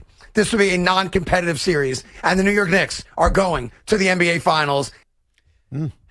I think you got to give it to Craig again. Well, I have He said he did qualify, even if it was 5. Yes. He's the only one who mentioned a sweep. Okay, but he also said a non-competitive series. But that's what gets him the edge from me. I have another piece of audio that I believe disqualifies Craig Carton. Okay. Because while breaking down Knicks Cavs, he also made very clear that there was one edge the Cleveland Cavaliers had over the New York Knicks. And for the self-proclaimed basketball savant that he is, I'm surprised how asinine this was. The only advantage that I give the Cleveland Cavaliers, and I want to be very fair about this, again, this is an objective reading of this series. And even though I think Mike Brown did a great job against Atlanta, and obviously a great job against Philadelphia, I think Kenny Atkinson's a better coach. What? Oh, disqualified. Yeah, I throw think him out you're of the right. ring. That's disqualified. So Gio gets the win. Yeah, Gio gets the win. Yeah, sorry about that. Why does he have so much love, or did he, for Kenny Atkinson? I think it was just strictly he knows him and he's just being nice. There's no way if he's watched Kenny Atkinson with the Nets, with Cleveland, come on. There's no way you watched their first 2 series and thought that after watching the Knicks' first 2 series. Well, there was also a disrespect for Mike Brown. Mike Brown coached the Cavaliers to the NBA Finals in 2007. I know LeBron's there, but still a young LeBron James. Yes. He turned the Sacramento Kings around a couple of years ago. The disrespect from Mike Brown is like amazing to me. Yeah. And the propping up of Kenny Atkinson, again, I think it's just people like him. Right. And so I can't get into Craig's head other than, I know him, he's a nice guy, he's a local guy. Right. I mean, maybe it's because I'm biased. I watched him a lot. Overrated. Doesn't know when to call a timeout. Right. Analytically, we won 2 out of 3 games. So he was close, but I think Gio gets the edge just because he didn't make the dumbass opinion that Atkinson is better than Mike Brown. Right. So. Good job, everybody. Everyone did a good job except for Sean. Yeah. Everybody thought Knicks. Believe Knicks. Yep. You let your net hate, your net bias, and your Knick hatred overcome you. That might be, but honestly, I think what last night showed is what a lot of people are calling and what I believe, which is it was so hard to actually picture this really, really happening in my mind because something always goes wrong here in this town. It feels like but after the sweep of the 76ers, you had to know that this team was a little bit different. Because they handled the 76ers. But then there's actually, it actually happened. Like, picturing it actually happened was so hard. And that's where I think next week is going to be fascinating around here because a lot of Knick fans, diehard Knick fans, are not going to be able to picture winning an NBA championship. And it's the same issue I ran into when the Jets were in the AFC title game or the Mets were in the World Series. It's just been too long. You never pick your team because you can't see it. So everyone universally picked the Knicks over the last 3 rounds except for Sean. I don't know if that's going to be the case, whether it's Knicks Thunder or Knicks Spurs. I think it's going to be a little bit more mixed. But then again, I don't know. Maybe everyone's drinking the Kool-Aid. Rightfully so. They've dominated. We also have a best of 3 right now in the West. So Right. you just don't know what's going to happen out You don't there. know who you're facing, and you don't know what kind of shape that team's going to be in. I mean, the Thunder are ravaged right now. Between the AJ injury and the Jalen injury, they're not in great shape. Right. They scored 82 points. Like, NBA teams don't score 82 points, Lowest- much less teams that are defending NBA champs with the MVP of the league on your team. Lowest output by the Thunder in 5 years. Wow. Sean, it is that time for you to feed us a hot one. Sean Moraes in the booth. Somebody hide the castle. Optics flying, phones ringing, Evans yelling, no! Tiki's laughing, chaos cracking, nobody's in control. It's Cinco de Roncho. Bam! Crunch! Let's go! Let's go! Cinco de Luncho, brought to you by Helix Wireless, connecting everything, everywhere. It is our first lunch post-Memorial Day, which means it's wiener season, folks. Enjoy those hot dogs for the next couple of months. All right, real fun facts. Sure you've seen plenty of them. The 5 fun facts about the last time the Knicks made an NBA Finals in 1999. Here we go! Number 5. The Sopranos just wrapped its first season. Wow. Incredible. Number 4. The Yankees would go on to win the World Series that year. Yeah. I mean, second straight. Third in 4 years. Keep that in your back pocket. Number 3. John Elway, a couple weeks earlier, announced his retirement from the NFL. Wow. Number 2. 2 movies forever quoted were both in theaters at the same time as that NBA Finals. Austin Powers, The Spy Who Shagged Me, and Big Daddy. Those are 2 classics. Classics. We don't make movies like that anymore, do we? Nor do people go to the theaters like that to watch No, it. you should see the movie list. It was incredible. The Mummy was out. It was The incredible. Mummy? Dude, Oh. I don't know why anybody was watching basketball. I would have been in the movies. Right. All right, and last but not least, Number 1. the top of the Billboard charts, the night they clinched winning the Eastern Conference Finals, the number 1 song in America and the world was Living La Vida Loca by Ricky Martin. The other thing that jumps out at you is how many players weren't alive. Crazy. Deuce McBride made that comment yesterday when asked about it, and he's like, yeah, I wasn't even alive yet. And it's like, damn. So but it makes sense. That's 27? Yeah, if you're 27 and under, or you younger. weren't alive. Victor Wembanyama wasn't alive. Wow. It is crazy to think how long ago it was and how different everything was. And also how we viewed the Knicks. That's my second year in the league. Yeah. Look at you. And you're old now. I know. I think the way we viewed the Knicks was so different. So I was in high school when they went on that run. And yes, I was as miserable then as I am now about what was going on because surrounded by Knicks fans. Actually, surrounded by Knicks fans and Bull fans because there were quite a few people that held on to Chicago even after Michael Jordan's retirement. So there was a lot of Bull fans, a lot of Randy Brown jerseys back in the day. Randy Brown. Yeah. So what I remember about that run, and obviously Patrick got hurt, was it was like the last gasp of a great, fun team. Right.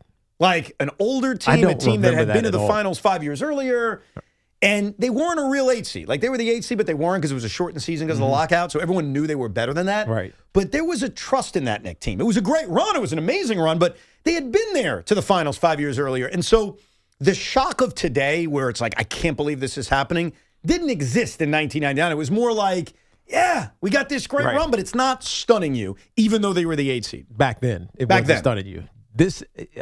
Is this one stunning you? I don't think it is.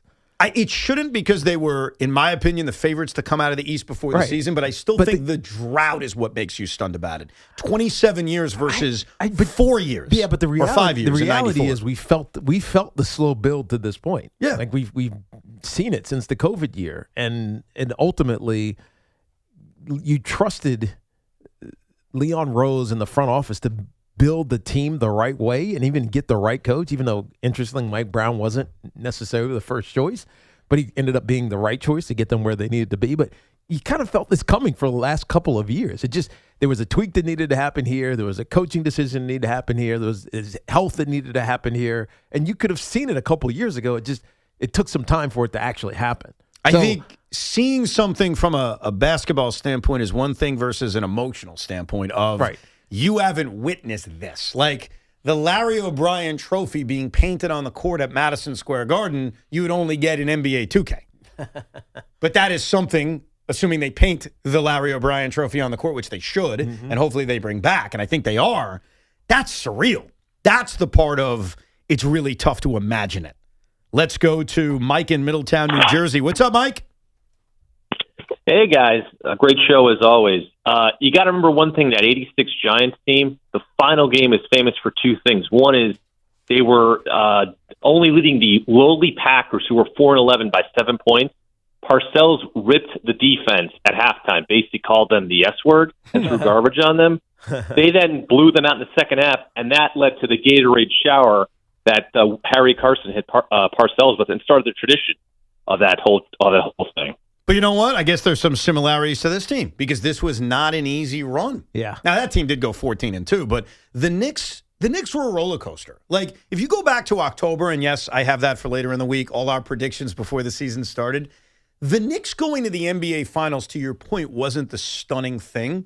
It was, how they got here, the roller coaster ride of playing great basketball, then the losing that they had right after the NBA Cup versus the way they were playing against good teams in the second half of the season. It's how we got here that makes it stunning. How did they become so dominant against the best teams? When after the NBA Cup, we were saying the exact opposite. They'll beat the teams that they're supposed to bludgeon, but the teams that are above 500, that are potentially playoff teams, they're not good enough against. Kevin is in Camden. Hey, Kevin. What's up, guys? How are you? Good. I want to talk about the Knicks because as someone who's been through the 99 Knicks, and I was 5 years old when that happened. So for me to go through all this, it's just been so great. I was watching the Knicks game last night in my Al Harrington Knicks jersey. As someone who's been through all of this, this is sweet. I can go on and on about everything that I've seen, but just the fact that they're together as a team. I've never seen a team more together than I have with this team. They're enjoying each other. They're playing free. They're playing with such, I don't even know how to describe it, like such beauty and such grace that it's just a beautiful thing to watch. And as a lifelong fan of this team, it's beautiful. I've seen my Giants won twice. I didn't appreciate that because I thought the Giants would come back. I saw the Knicks, when I was 5. I didn't know at the time, but I greatly more appreciate it now. Now the only thing left is for my Mets to win, which that's going to be a long way off. But wow. I just want to see the beauty of this team and how everything goes. I'm just so happy, and it's just a beautiful moment, and I'm just enjoying it. I'm taking this in, and I'm soaking up the joy and the love for this. So I am just at a loss for words. I'm ready for whatever happens. I'm just going to enjoy this ride. That's all I'm going to say. I'm very happy for you, Kevin. I hear like the tears about to come in his voice. So I genuinely I feel good for him, especially when he invested money in an Al Harrington jersey and he's still wearing it. That's like what I was talking about at the top of the show. You could rewind on the Odyssey app. When you think about all the bad basketball you watched as a diehard Knicks fan for decades, to get to this moment where you're imposing your will on opponents and you're dominating your way to the NBA Finals, and you got people saying, this is boring. Dude, if you're a Knicks fan, this is the most entertaining thing you've ever seen. Right, you don't care about boring. You're cooking marshmallows up by 30. You're like, this is fantastic. I've always said that as a sports fan. I'd much rather that than the stress and the agita of potentially losing. Let's go to Al in New Jersey. What's up, Al? Hey, guys. How are you? I realize today is really not our day because we got to give the Knicks all the kudos they deserve. But for me and you, 2 minutes. I'll give it for you, as a fellow Nets fan over here. Yes. For us, yesterday was probably the most brutal sports day we've had in years and years. First of all, the obvious, the Knicks going to the finals. And also the one hope we had for the Mets, aside for their record, which doesn't seem to be doing well, to watch Nolan McLean develop. And it seems like he's turning into a pumpkin as well. So just 2 minutes in the next day, let's just acknowledge me and you, and hopefully hope for things better. Thank you, Al. Yes, today was, or yesterday was as bad a day as you could have. Right. Nolan McLean is throwing batting practice. I got Yankee fans texting me, forget Schlittler versus McLean. How about Ryan Weathers and Will Ward versus McLean? They'd even have the edge at this How about point. Elmer Rodriguez versus McLean? So, yes, the Mets are a disaster. And, yeah, there are about 7 Net fans. Something's off with him. And I don't know. I don't want to, even put in the sphere that it's injury, but he doesn't look the same. No, it's scary. It's scary. And since he brought up the Nets, it is always a good time to ask yourselves, how the hell does Sean Marks still have a job? How does Sean Marks still have a job? So we got that out of the way. Just want to make sure. Daily. When we come back, we'll get back to your phone calls. Plus, you may have missed it over the weekend. There was a Giants controversy around Jaxson Dart, Donald Trump, Abdul Carter, and Giant fans fight with each other. What does Tiki have to say about that? We'll get to all that coming up, plus more of your Nick calls. 888-808-1019. Surfside iced tea and lemonade plus vodka is your go-to drink this golf season. It's light, refreshing, made with real vodka and zero bubbles. That's right, no carbonation. No bubbles means no troubles. Look for the new half and half variety pack featuring flavors like raspberry half and half in stores now. Cheers to hitting the fairway and cheers to Surfside. Must be 21. Please drink responsibly. This is an Odyssey Sports Minute. The Oklahoma City Thunder right now feel to me like the 2015 Cleveland Cavaliers. I thought that Cavs team was better than the first Golden State Championship team, but Kevin Love and Kyrie Irving both got hurt. The Warriors went small and ended up winning that series in 6. I think OKC's better than San Antonio, but if J-Dub and AJ Mitchell can't play, I think the Spurs win the series. I'm Nick Costos.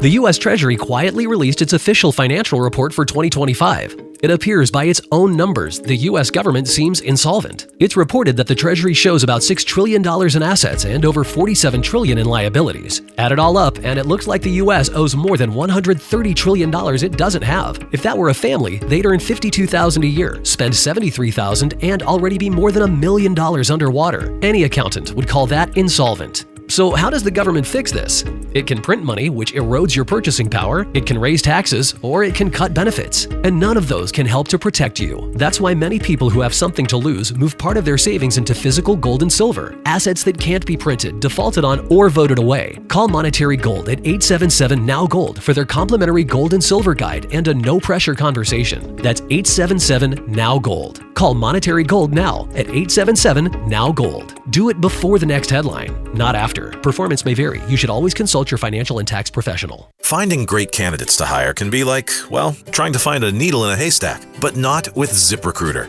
Its powerful technology actively finds and invites qualified candidates to apply to your job. So while other companies might deliver a lot of hay, ZipRecruiter finds you the needle in the haystack. See why 4 out of 5 employers who post a job on ZipRecruiter get a quality candidate within the first day.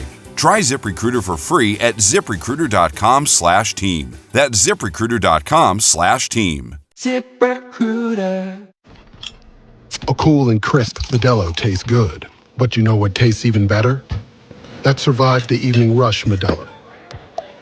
That post-12-hour shift Modelo. That fought for every rebound Modelo. That just clocked out on a Friday Modelo. That Modelo you earned is just better. That Modelo is the mark of a fighter. Drink responsibly. Beer imported by Crown Imports, Chicago, Illinois. You look like you could use a refresher. A Dunkin' refresher. Try Dunkin's delicious black cherry or berry acai refreshers. One sip and you'll feel refreshed. There's so many delicious flavors like mango, pineapple, or strawberry dragon fruit. So whether you're powering through your day or just pulling up for a little treat, make it a Dunkin' refresher. Dunkin' Refreshers, they're the perfect summer pick-me-up. Dunkin' Refreshers are fruit-flavored, contain 0 to 1% fruit juice. Terms and exclusions may apply. The Ray Catena Memorial Day sales event is here. Head into summer in a new Mercedes-Benz from Mercedes-Benz of Edison, Ray Catena of Freehold, or Mercedes-Benz of Union. From the versatile GLC to the refined GLE, your perfect getaway vehicle is waiting. Discover luxury, performance, and the power of 3 at Mercedes-Benz of Edison, Ray Catena of Freehold, and Mercedes-Benz of Union. Experience unparalleled Ray Catena service where the customer always comes first. Visit RayCatenaMercedes.com. Fanatics Sportsbook is America's fastest growing sportsbook, and it's easy to see why. Fanatics Sportsbook is the first sportsbook to offer fair play, which protects your player prop bets on all pro sports against first half injuries. If your player gets hurt early and leaves the game, your bet is refunded. If they're in your parlay, that leg is voided so your bet plays on. It's only fair. And Fanatics Sportsbook gives you a new way to parlay with squad bets. Instead of betting on multiple players to hit individual totals, you can combine their stats to reach one total together. Why let one player bust your parlay? Squad Bets gives you more ways to win. New users sign up and get 10 100% profit boosts instantly. Only at Fanatics Sportsbook. Winning hits different here. Must be 21 plus. Gambling problem? Call 877-8-HOPE-NY. Offer not available in all states. Terms apply. See Fanatics Sportsbook app. At NYU Langone Health, we know there really is no place like home. That's why we get our surgery patients home faster and have fewer readmissions than any other health system. That means once you're home, you won't need to go back for the same procedure. Instead, you can get back to the things you love. And the next time you need something else, we're here. Better health starts with a better health system. Learn more at nyulangonehealth.org. Military Appreciation Month is a great time to recognize the people and families who served our country. And Verizon is saying thank you with special savings for military and veteran families. Verizon proudly supports those who serve with exclusive savings. Visit your local Verizon store today for special offers all month long. La Playa awaits this weekend. Be sure to stock up on ice-cold Corona at 7-Eleven on Forest Avenue in Staten Island. Then sit back, relax, and soak up the good weather. Great vibes and New York basketball. Turn anywhere you enjoy the game into your own beach. La Playa awaits. Must be 21. Relax responsibly. If you're drowning in IRS debt and can't afford to pay, then you need to take advantage of special IRS tax programs that are available and free yourself from IRS collection efforts once and for all. Due to the financial hardship consumers are facing throughout the country, the Internal Revenue Service has made it easier to settle delinquent tax problems. An open phone line has been established by Community Tax for consumers to call and see if they qualify. Take down this number or store it in your cell phone, but call the Community Tax Helpline at 800-642-3615. If you owe back taxes to the IRS and cannot afford to pay them back, or even if you have years of unfiled tax returns, there's no need to fear anymore. But you have to call the Community Tax Helpline today at 800-642-3615 for the help that you need. Don't take on the IRS alone. They can attack your wages, savings, pension, home, and even your Social Security check. Call 800-642-3615 for your free consultation and to see if you qualify. That's 800-642-3615. Hey, Mom, now that I have an after-school job, I think I want to buy a drum kit. Okay, Rockstar. Let's look at your account. When kids start making money, Chase has easy-to-use tools and expert bankers to help them learn how to manage it. And next month, I'll buy the bass drum and the cymbals. Oh, and maybe some noise-canceling headphones for you. Aw, you've thought of everything. Help kids save, budget, and build financial independence, all with Chase. That's good for kids and good for parents. Visit your local Chase branch and get started. Account subject to approval. J.P. Morgan Chase Bank, N.A. member FDIC. I built this business the old-fashioned way. Hard work and a whole lot of spreadsheets. Yeah, about that, I upgraded us to Odoo. Odoo puts everything we need, sales, inventory, accounting, on one connected platform. No more juggling systems, no more headaches. So it all works together? Exactly. Odoo is the all-in-one business software that makes running and passing on a business easier than ever. Take your business into the next generation. Try Odoo free at odoo.com. That's ODOO.com. Our friends at Town Fair Tire remind you that at Town Fair Tire, you always get the guaranteed lowest price on name brand tires from Connecticut to Maine. Nobody beats Town Fair Tire. Nobody. Start the day with Boomer and Geo. Mornings 6 to 10 on WFAN. WFAN FM, WFAN FM HD1 New York. An Odyssey sports station. I'd say for a good 36 hours, maybe less, there was like a weird giant civil war because Jaxson Dart dared to introduce President Donald Trump at a rally, I think in New Jersey. And what I find humorous about the whole thing is everyone's opinions are so predictable. That's what I love about it. Like, you know what people are going to say and who they're going to blame and who they're mad at. Right. And I find that incredibly humorous. But for those that don't know, Jaxson Dart introduced the president at a rally. I want to thank Jaxson Dart. So do I. And then Abdul Carter went on social media and wasn't thrilled with it by saying, I think this is AI. What are we doing? Well, I thought it was AI. I thought it was AI. What are we doing? Giant fans, based on their political leanings, fought with each other. So we had like a real Americana moment on Memorial Day weekend.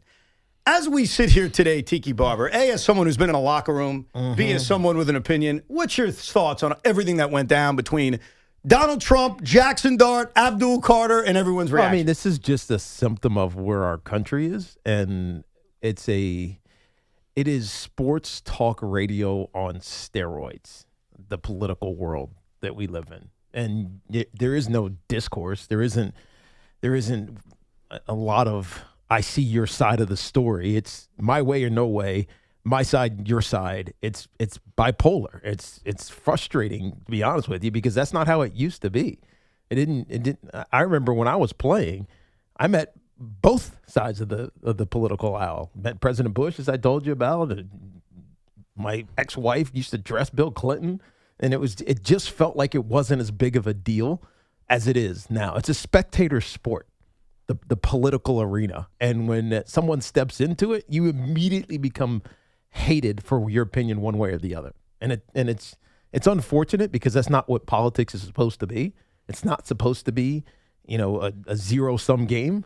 And I think it's typical of why our country is in the state that it is right now. Is there any issue in the locker room? No, not at all. Do you think Abdul Carter made a mistake addressing it? No, it's the social media world. You do it.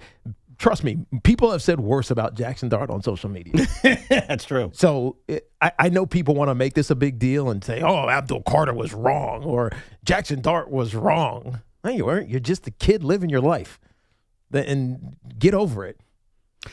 What I hate is that everybody's a pawn now. Jaxson Dart, by introducing Donald Trump, doesn't mean that Jaxson Dart approves of everything Donald Trump has done or is guilty of anything Donald Trump is accused of. Right. That's not true.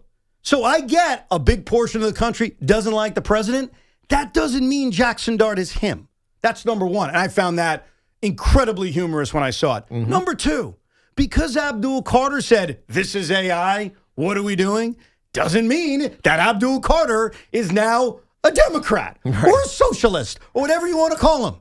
He's just the guy that saw his teammate introducing somebody that he probably doesn't like, which, guess what? A lot of people in the country don't like him or they love him. He's either Jesus or he's the worst man ever created. I've been around long enough, we all have, to know that that's the way this thing works. Of course. And so the overreaction to both was insane to me. It was insane. Jaxson Dart didn't do anything wrong. Abdul Carter didn't do anything wrong. But guess what? Everyone who has a political agenda will tell you that the other side did something wrong. Right, because it becomes politicized. Of course. It becomes a tool for an argument one way or another. And to me, that's stupid. And so when you ask if this is an issue in a locker room, absolutely not. Why would they care? There's nothing to do with helping you win a game, helping you become a champion, helping you be better than you were a year ago or a week ago or a day ago. That's what matters inside locker rooms. The thing that both guys have to realize is that when they make a decision like that, there are going to be people, some of them irrational, who are going to hate you. So Jaxson Dart needs to understand, and he has a right to do it. I don't know how the Giants felt about it internally. They may have not cared or loved it. But Jaxson Dart alienated, what do you want to say, 30% of the fan base? Jaxson Dart, you are dead to me. There's a lot of people who feel that way. But it's not like he waxed poetically about the president as he was introducing him. I know, but people don't see that. He essentially just went up there and was like, yo, what's up? Big Blue, go Big Blue, go Big Blue. Big Blue. Nobody was answering him. It was like, all right, whatever. Here's President Trump. That's basically what he did. I know, but it doesn't matter. Like I said earlier, you've got people who now think Jaxson Dart has the same policies to a T as the president. So everything that's going on in Iran, that's Jaxson Dart's fault. Right. Jaxson Dart, Epstein files. Like, that's not the way it works. And vice versa. Abdul Carter gave an opinion the way most people do, whether they agree or disagree. And now he's being lambasted. Right. Because he said, hey, Jaxson, what the hell are you doing? I don't like that guy. You're damned if you do, you're damned if you don't. Yeah. As my buddy Chip Roy just said about 2 years ago, I can't wait till politics is boring again. I think we're too past that. Yes. But I think that Abdul Carter and Jaxson Dart both made decisions that as soon as they make it, no matter if you're right or wrong, there's 40% of this country that are going to think you're a scumbag. That's the truth. Right. And Jaxson Dart and Abdul Carter are both young men who didn't mean to get into that pool. Right. But they once probably they don't even made, know what they're doing. Right. Once they made innocent decisions, Jaxson Dart innocently said, hey, I was invited to introduce the president. Cool. Abdul Carter innocently was like, I disagree with my friend about this guy. I'm going to voice it on social media. They're both innocent things. And by the way, if you don't think they're innocent, you're probably political yourself. Right. And that's okay. Right. Just admit it. Admit it if you're a fanboy for one of the sides. But the truth is they didn't do anything wrong.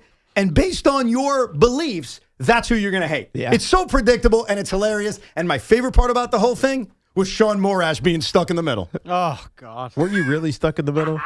Everybody turns to me for the thought on everything. Yeah, I had to do a podcast. This drive around the league with Tiki Barber is brought to you by Amazon Hub Delivery. Visit Amazon.com/Hub Delivery. It did take over the league, though, for a little bit. It did the whole day Saturday. My biggest issue wasn't even with either person. It was just the fan base, like, fighting with each other. You wait this long to have a guy like Abdul Carter be that special as a pass rusher, this long to have a quarterback like Jaxson Dart, and what? We're going to turn our back on each player because we may be too hardcore politically?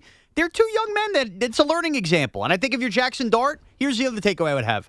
When you're the quarterback franchise face of the New York Giants, everywhere you go and everything you say and everything you do is under a microscope and you're representing the New York Giants at every turn. That's correct. And I think that in that, no matter what you were asked to introduce the president, maybe just run it by your teammates, or not run it by, just let them know you're doing this so that we don't end up with an incident like Abdul Carter being blindsided and thinking it's AI. Right. And that's it. But it is the offseason. But they are there. This is the mini camp, right? Yeah, they're in OTAs. So OTA, not the mini camp. This is the OTA. So they're kind of around one another, which is probably one of the reasons he was able to do this, because he was in town. Yeah. By the way, I got caught in that on the way home on Friday. So because Trump was in New Jersey, flew to whatever Morristown Airport. It took me an extra 45 minutes to get home because I had to go all the way around. You know my opinion on presidents traveling. All they do is cause traffic. I love the Giants. Yeah. I'm driving up to my exit. There's a cop car sitting there. I'm like, what the heck is this cop car sitting here for? Go to the next exit. There's another cop car. The next exit, there's another cop car. I had to drive basically like 10 miles around my house just to get to my house. So I was pissed off at the president for causing traffic. Well, I'm very happy with both the president and Jaxson Dart because they gave me this. I want to thank Jaxson Dart. And we wouldn't have had that without this. I want to thank Jaxson Dart. So I'm glad it all happened. And the locker room thing, and I was thinking about this all weekend, and you laid it out perfectly. Because a part of me is like, oh, man, would this have caused strife in your locker room? Mm-hmm. And the reason I already know the answer is no is whether people like it or not, let's be honest. George W. Bush, Bill Clinton, controversial guys. One guy got impeached, and the other one is accused of starting a war on false pretenses, okay? They're controversial. It ain't the same. No. And I don't know if it's the times we live in. I don't know if it's the current politician's fault, but Donald Trump and Joe Biden, because I would include Biden in this too, if a player went and introduced Joe Biden, you damn right there'd be sentiments on social media of saying, course we need the politics in sport. So I think it's not a political thing one way or the other in terms of it's only one side. It's happened with our last two. But it wasn't the case with Bush and Clinton, and they were plenty controversial. Right. And Jaxson Dart did not make a political statement. He literally just said, here's the president. But he's being accused of it. Exactly. It's almost if people heard or didn't hear what he said and are making this assumption that he had this presentation, this political presentation to introduce the president. He just said, hey, yo, let's go Giants. Nobody responded to him. And he's like, here's the president. Right. That's all he did. And you know why nobody responded to him? It had nothing to do with anybody out there. Because the chant sucks. And that's the other takeaway that got buried here. That Go Big Blue chant the Giants tried to do before every game, Jaxson Dart's carrying over. It's let's go Giants. It's defense. We don't need the manufactured. Yeah, when did they start that? Last year they were bringing, I don't know if you did it a game, but representatives out before every game, let's go Big Blue, do the whole announcement to the home crowd. That was a thing that started last year. And now we're carrying this over. The Giants need to end the Go Big Blue chant. Yeah, let's go Giants. It's fine. That's it. That was the biggest problem with the whole thing. It was still even a chant. People are like, what is that? Yeah. It's embarrassingly corny. Yeah, no, we're going to do that. It's not Skoll in Minnesota. Let's just put it that way. All I know is, and I think it'll only last a few weeks, I think people will get over it, but there are plenty of people who now either hate Abdul Carter or hate Jaxson Dart. Jaxson Dart? You are dead to me. That's a decent amount of people. And plenty of people that download and subscribe to all my podcasts. Now, thank you. That drive around the league, sponsored by Amazon Hub Delivery. Visit Amazon.com/HUB delivery. Did you get a Trump bounce from your Trump-related One Giant Steps? Well, we did very good numbers. He'd be very happy about this. Very good numbers. He did very good numbers. Very good. Specifically talking Giants. Like very the good best? Numbers. Like the best? Well, enough that I was doing the Talking Giants instead of Justin Pennick, who happened to take this week off. Enough. It was a lot of Wally Pipp mentions because of the numbers. Let's just say that. Wow. Okay. How about that? The best Memorial Day Talking Giants they've had in a long time. He going to take credit for that. Oh, I'm taking all the There's credit. going to be no, you're not. There's going to be like a random Truth Social post of that loser giant podcast had the greatest downloads ever because I asked Jaxson Dart to introduce me. I want to thank Jaxson Dart. All right, let's get back to your phone calls. 888-808-1019, the number. Let us hear from Don in East Hanover. What's up, Don? Hey, guys, listen, I want to talk about the Knicks, but what you were saying about Dart, a huge Giants fan, I think the biggest thing that's happened is when you talk about Clinton and Bush, there wasn't a social media instead. There wasn't. Oh, man, you're cutting out, but I do think that plays a big role. We could do a whole podcast on this. There's a lot of reasons. I have a lot of theories. I think social media is completely fair. I think that's definitely a part of it. But it is absolutely the biggest part of it because otherwise you wouldn't know. That's true. Most people wouldn't know. Maybe they'd hear about it and someone would talk about it, but you wouldn't actually see it and then have reason to react to it or a tool to react to it on. I can't decide if I'm happy for this guy or not because there are moments where I'm happy for him as a Knicks fan, but then there are times in which I want to scream at him and say, hey, didn't you want to trade Jalen Brunson for Giannis Antetokounmpo? Yeah, he did. But ladies and gentlemen, JR in Somerville is a diehard Knicks fan. Congratulations, JR. What up, JR? Well, congratulate everybody within the Knicks fan base. This is great for all of us. You can bring that up about the Brunson trade, me bringing that, mentioning that. Last night during the press conference, these guys, Josh Hart, Mike Brown, they didn't know if they were going to get to this point during the year. The Knicks shopped Karl Anthony Towns. Evan, you said that Karl Anthony Towns had the same value as Trae Young on the trade market. Threw me off the phone. When I think that was incorrect, how are you looking now? So I don't think, in fairness to that argument, I can never be proven wrong because he wasn't on the trade market. But touche, sir, touche.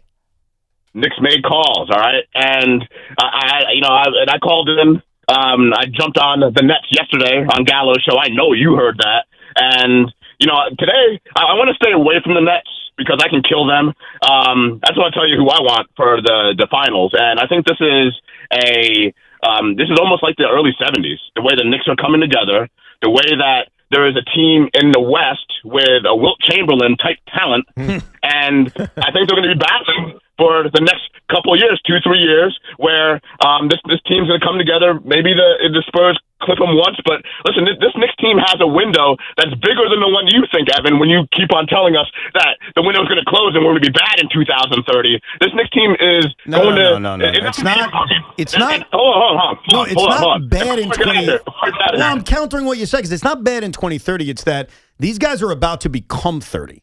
And I don't know if at 30, 31, they're going to be the same team. I think they'd still be good as long as they kept the team together. But in terms of championship, especially as teams around you potentially get better, yeah, that's where I disagree with you.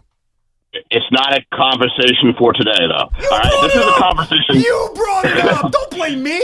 I don't care. This is like, I'm going to tell you how this feels. This feels like the night when the 2007 Giants opened up as 14-point underdogs to the Patriots, and everybody thought that it was crazy. They bet the Giants down. We are even money against OKC. We will beat the Spurs, and that's all I got to say. Let's go Knicks. I like that. I love when people bring something up, I counter, and they're like, I don't want to talk about this. Right. Well, you brought it up. I didn't bring up how big their window is. But you have said they'll be bad in 2030.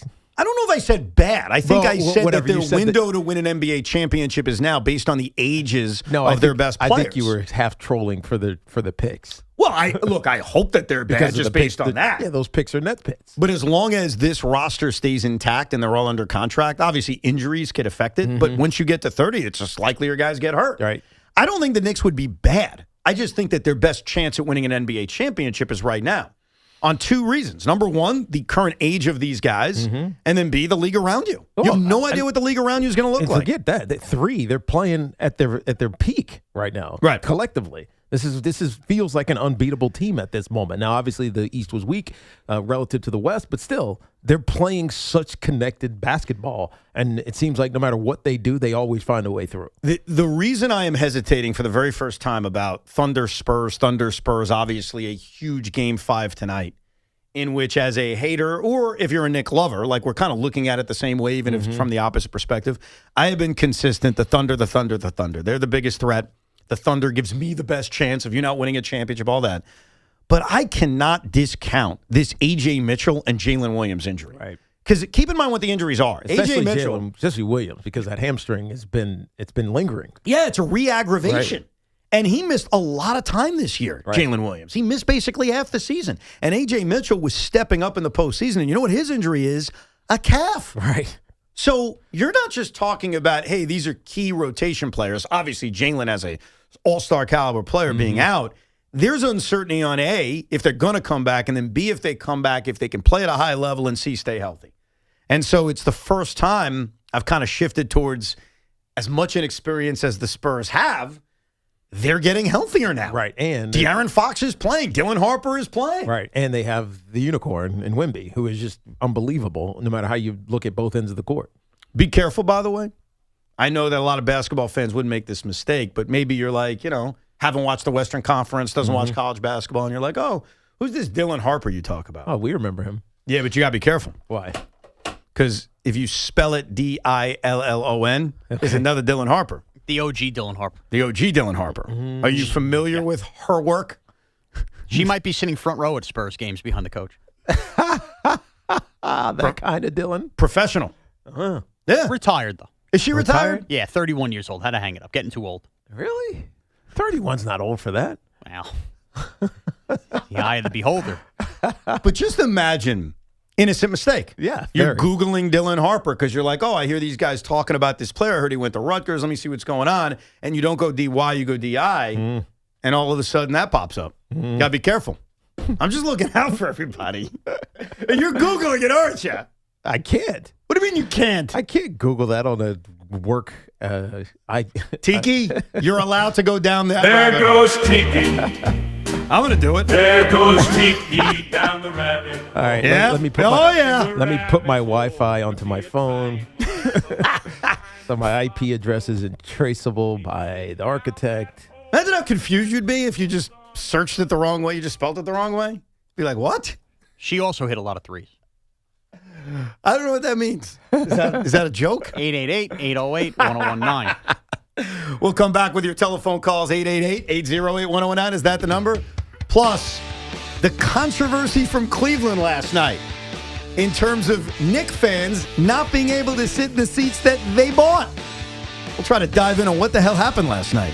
The Travelers Championship is where greatness locks in, where the wins hit harder. For 4 perfect days in June, see returning champion Keegan Bradley and more of the world's best like Scotty Scheffler, Tommy Fleetwood, Justin Rose, and Cameron Young at nearby TPC River Highlands, June 24th through the 28th. For tickets and information, go to TravelersChampionship.com. Travelers Championship, now is the time. This is the place. Always being busy and always on the go, I need to know that my family is safe, especially when I'm not with them. That's why I turned to our partners at Sloman's, who recently installed the Sloman's ShieldLink system into my home. It's a smart home security solution combining safety, convenience, and peace of mind that I can manage right from my phone. The best part is that the cameras are all around the house, in the front yard, the side, the driveway, the backyard. So if anybody approaches, I can see them coming. Makes you feel comfortable. Experience the future of home security and automation with the Sloman's ShieldLink system. Call 1-800-ALARM-ME. That's 1-800-ALARM-ME or visit slomans.com. This portion of the program was sponsored by Total Orthopedics. The experts are getting you back to being you. Total Orthopedics is expanding across Long Island and New Jersey with offices coming to Babylon, West Babylon, Colmac, and West Orange. From sprains and broken bones to complex sports injuries, they're the experts at getting you back to being you. Visit TotalOrthoSportsMed.com today. It's also sponsored by your local Mazda dealer. The all-new 2026 Mazda CX-5 is designed to give you balance of style, advanced technology, and craftsmanship in a family-friendly SUV that delivers exceptional value. Get more with the all-new 2026 Mazda CX-5, the smart choice. Visit your local Mazda dealer or MazdaUSA.com. I'm Pat Boyle, here to help you hit the books with Westwood One Sports. Thunder Spurs, Game 5 in OKC with the series tied at 2, and I think the reigning champs move within a game of going back to the NBA Finals. I'm assuming J-Dub is going to be out again for the Thunder, but the scoring they continue to get off the bench in this series far overmatches what San Antonio can do. And the Spurs limited their turnovers in their Game 4 blowout win, but I think OKC's defense ratchets up the pressure tonight. I like the home team. I'll lay the points with the Thunder. I'm Pat Boyle. Bet smarter, beat the books. Download the BetMGM app today. My name is Whitney Allen, and I'm a widow. My husband, Ryan, died. We never thought we'd ever have to use life insurance, but the unexpected happened. With Ethos, signing up was fast and 100% online. You can get a quote in seconds, apply in minutes, and get same-day coverage. No medical exams, and you can get up to $3 million worth of coverage. I'm grateful we were prepared. Get your free quote at ethos.com/play. That's ethos.com/play. Paid spokesperson. Time spent on application may vary. Online health questions required. Hey, if you have a small business, you might not know you could be wasting money on your business mobile plan, paying for stuff you don't actually need. But with My Biz Plan from Verizon Business, you can choose exactly what you want and only pay for what you need for your business. When you're in control of your mobile plan, you can make every dollar count. Visit VerizonBusiness.com. Do it today to learn more and make the switch. Verizon Business. Hey Yankees fans, join us at Yankee Stadium on Thursday, June 18th as the Yankees take on the White Sox. And come early for a special giveaway. It's Yankee Soccer Jersey Night. The first 18,000 guests will receive a Yankee soccer jersey presented by Bank of America. Don't miss Yankees and White Sox on Thursday, June 18th, Yankee Soccer Jersey Night. Get your tickets now at yankees.com/tickets. If you're looking for a great price on Falcon tires, there's only one place to go, Town Fair Tire, where you always get the guaranteed lowest price on Falcon tires. But it doesn't end there, because Town Fair Tire gives you free services for the life of your Falcon tires. More free services than any other tire dealer. That's why we say nobody beats a Town Fair Tire deal, and I mean nobody. Name brands at discount prices, Town Fair Tire. Summer's a gift. The gift of days that last a little longer. A brighter state of mind. So gift yourself a new Kia at the Kia Summer Sticker Sales Event. With specially tagged vehicles including the Sorrento, Sportage, Carnival, as well as the Niro Hybrid. All backed by a 10-year, 100,000-mile limited powertrain warranty. So the gift of summer can keep on giving for summers to come. Kia, movement that inspires. Call 800-333-4KIA for details. Always drive safely. Event ends 6/1/26. See dealer for warranty details. Nothing pairs better with Surfside iced tea and vodka or Surfside lemonade and vodka like a day on the golf course. Made with real vodka, real tea, and zero bubbles. That's right, no carbonation. It's not a seltzer. It's Surfside. Cheers to hitting the fairway and cheers to Surfside. Must be 21. Please drink responsibly. School's out, and these are the only courses you need. Celebrate your graduation with 5 courses fresh from the Walkfire. Enjoy a 5-course celebration experience starting at $89.99, featuring premium entrees like New York prime strip steak tataki, oolong Chilean sea bass, and lobster and prawn fried rice. Bold flavors, sizzling favorites, a meal made to impress. Congratulations, you handled the hard work. Now let us handle the cooking. Celebrate with some sizzle, only at P.F. Chang's. This is the story of the one. As a procurement manager for a hospital system, she keeps every facility in her network stocked and ready. That's why she counts on Grainger to be her single source for thousands of products, from disinfectants to lighting, air filters, and more. And with fast, dependable delivery, Grainger helps her keep every facility stocked, safe, and running smoothly. Call 1-800-GRAINGER, click Grainger.com, or just stop by. Grainger, for the ones who get it done. HL Gross Jewelers of Garden City is Long Island's premier engagement and wedding ring destination. Visit HL Gross today or online at hlgross.com. Summer starts behind the wheel of a new Mercedes-Benz at the Mercedes-Benz of Edison Memorial Day sales event. Selection has never been better. Over 600 new and pre-owned vehicles to choose from, and a sales team dedicated to helping you find the right one. And of course, you'll experience unparalleled Ray Cattina customer service. One reason why Mercedes-Benz of Edison earned the 2026 Mercedes-Benz Dealer of the Year Award by Cars.com. Start your summer now at the Mercedes-Benz of Edison Memorial Day sales event. You look like you could use a refresher, a Dunkin' refresher. Try Dunkin's delicious black cherry or berry acai refreshers. One sip and you'll feel refreshed. There are so many delicious flavors like mango pineapple or strawberry dragon fruit. So whether you're powering through your day or just pulling up for a little treat, make it a Dunkin' refresher. Dunkin' refreshers, they're the perfect summer pick-me-up. Dunkin' refreshers are fruit flavored, contain 0 to 1% fruit juice. Terms and exclusions may apply. Wait! Before you change the station, listen to this. 1-877-CARS-FOR-KIDS, KARS Cars for Kids.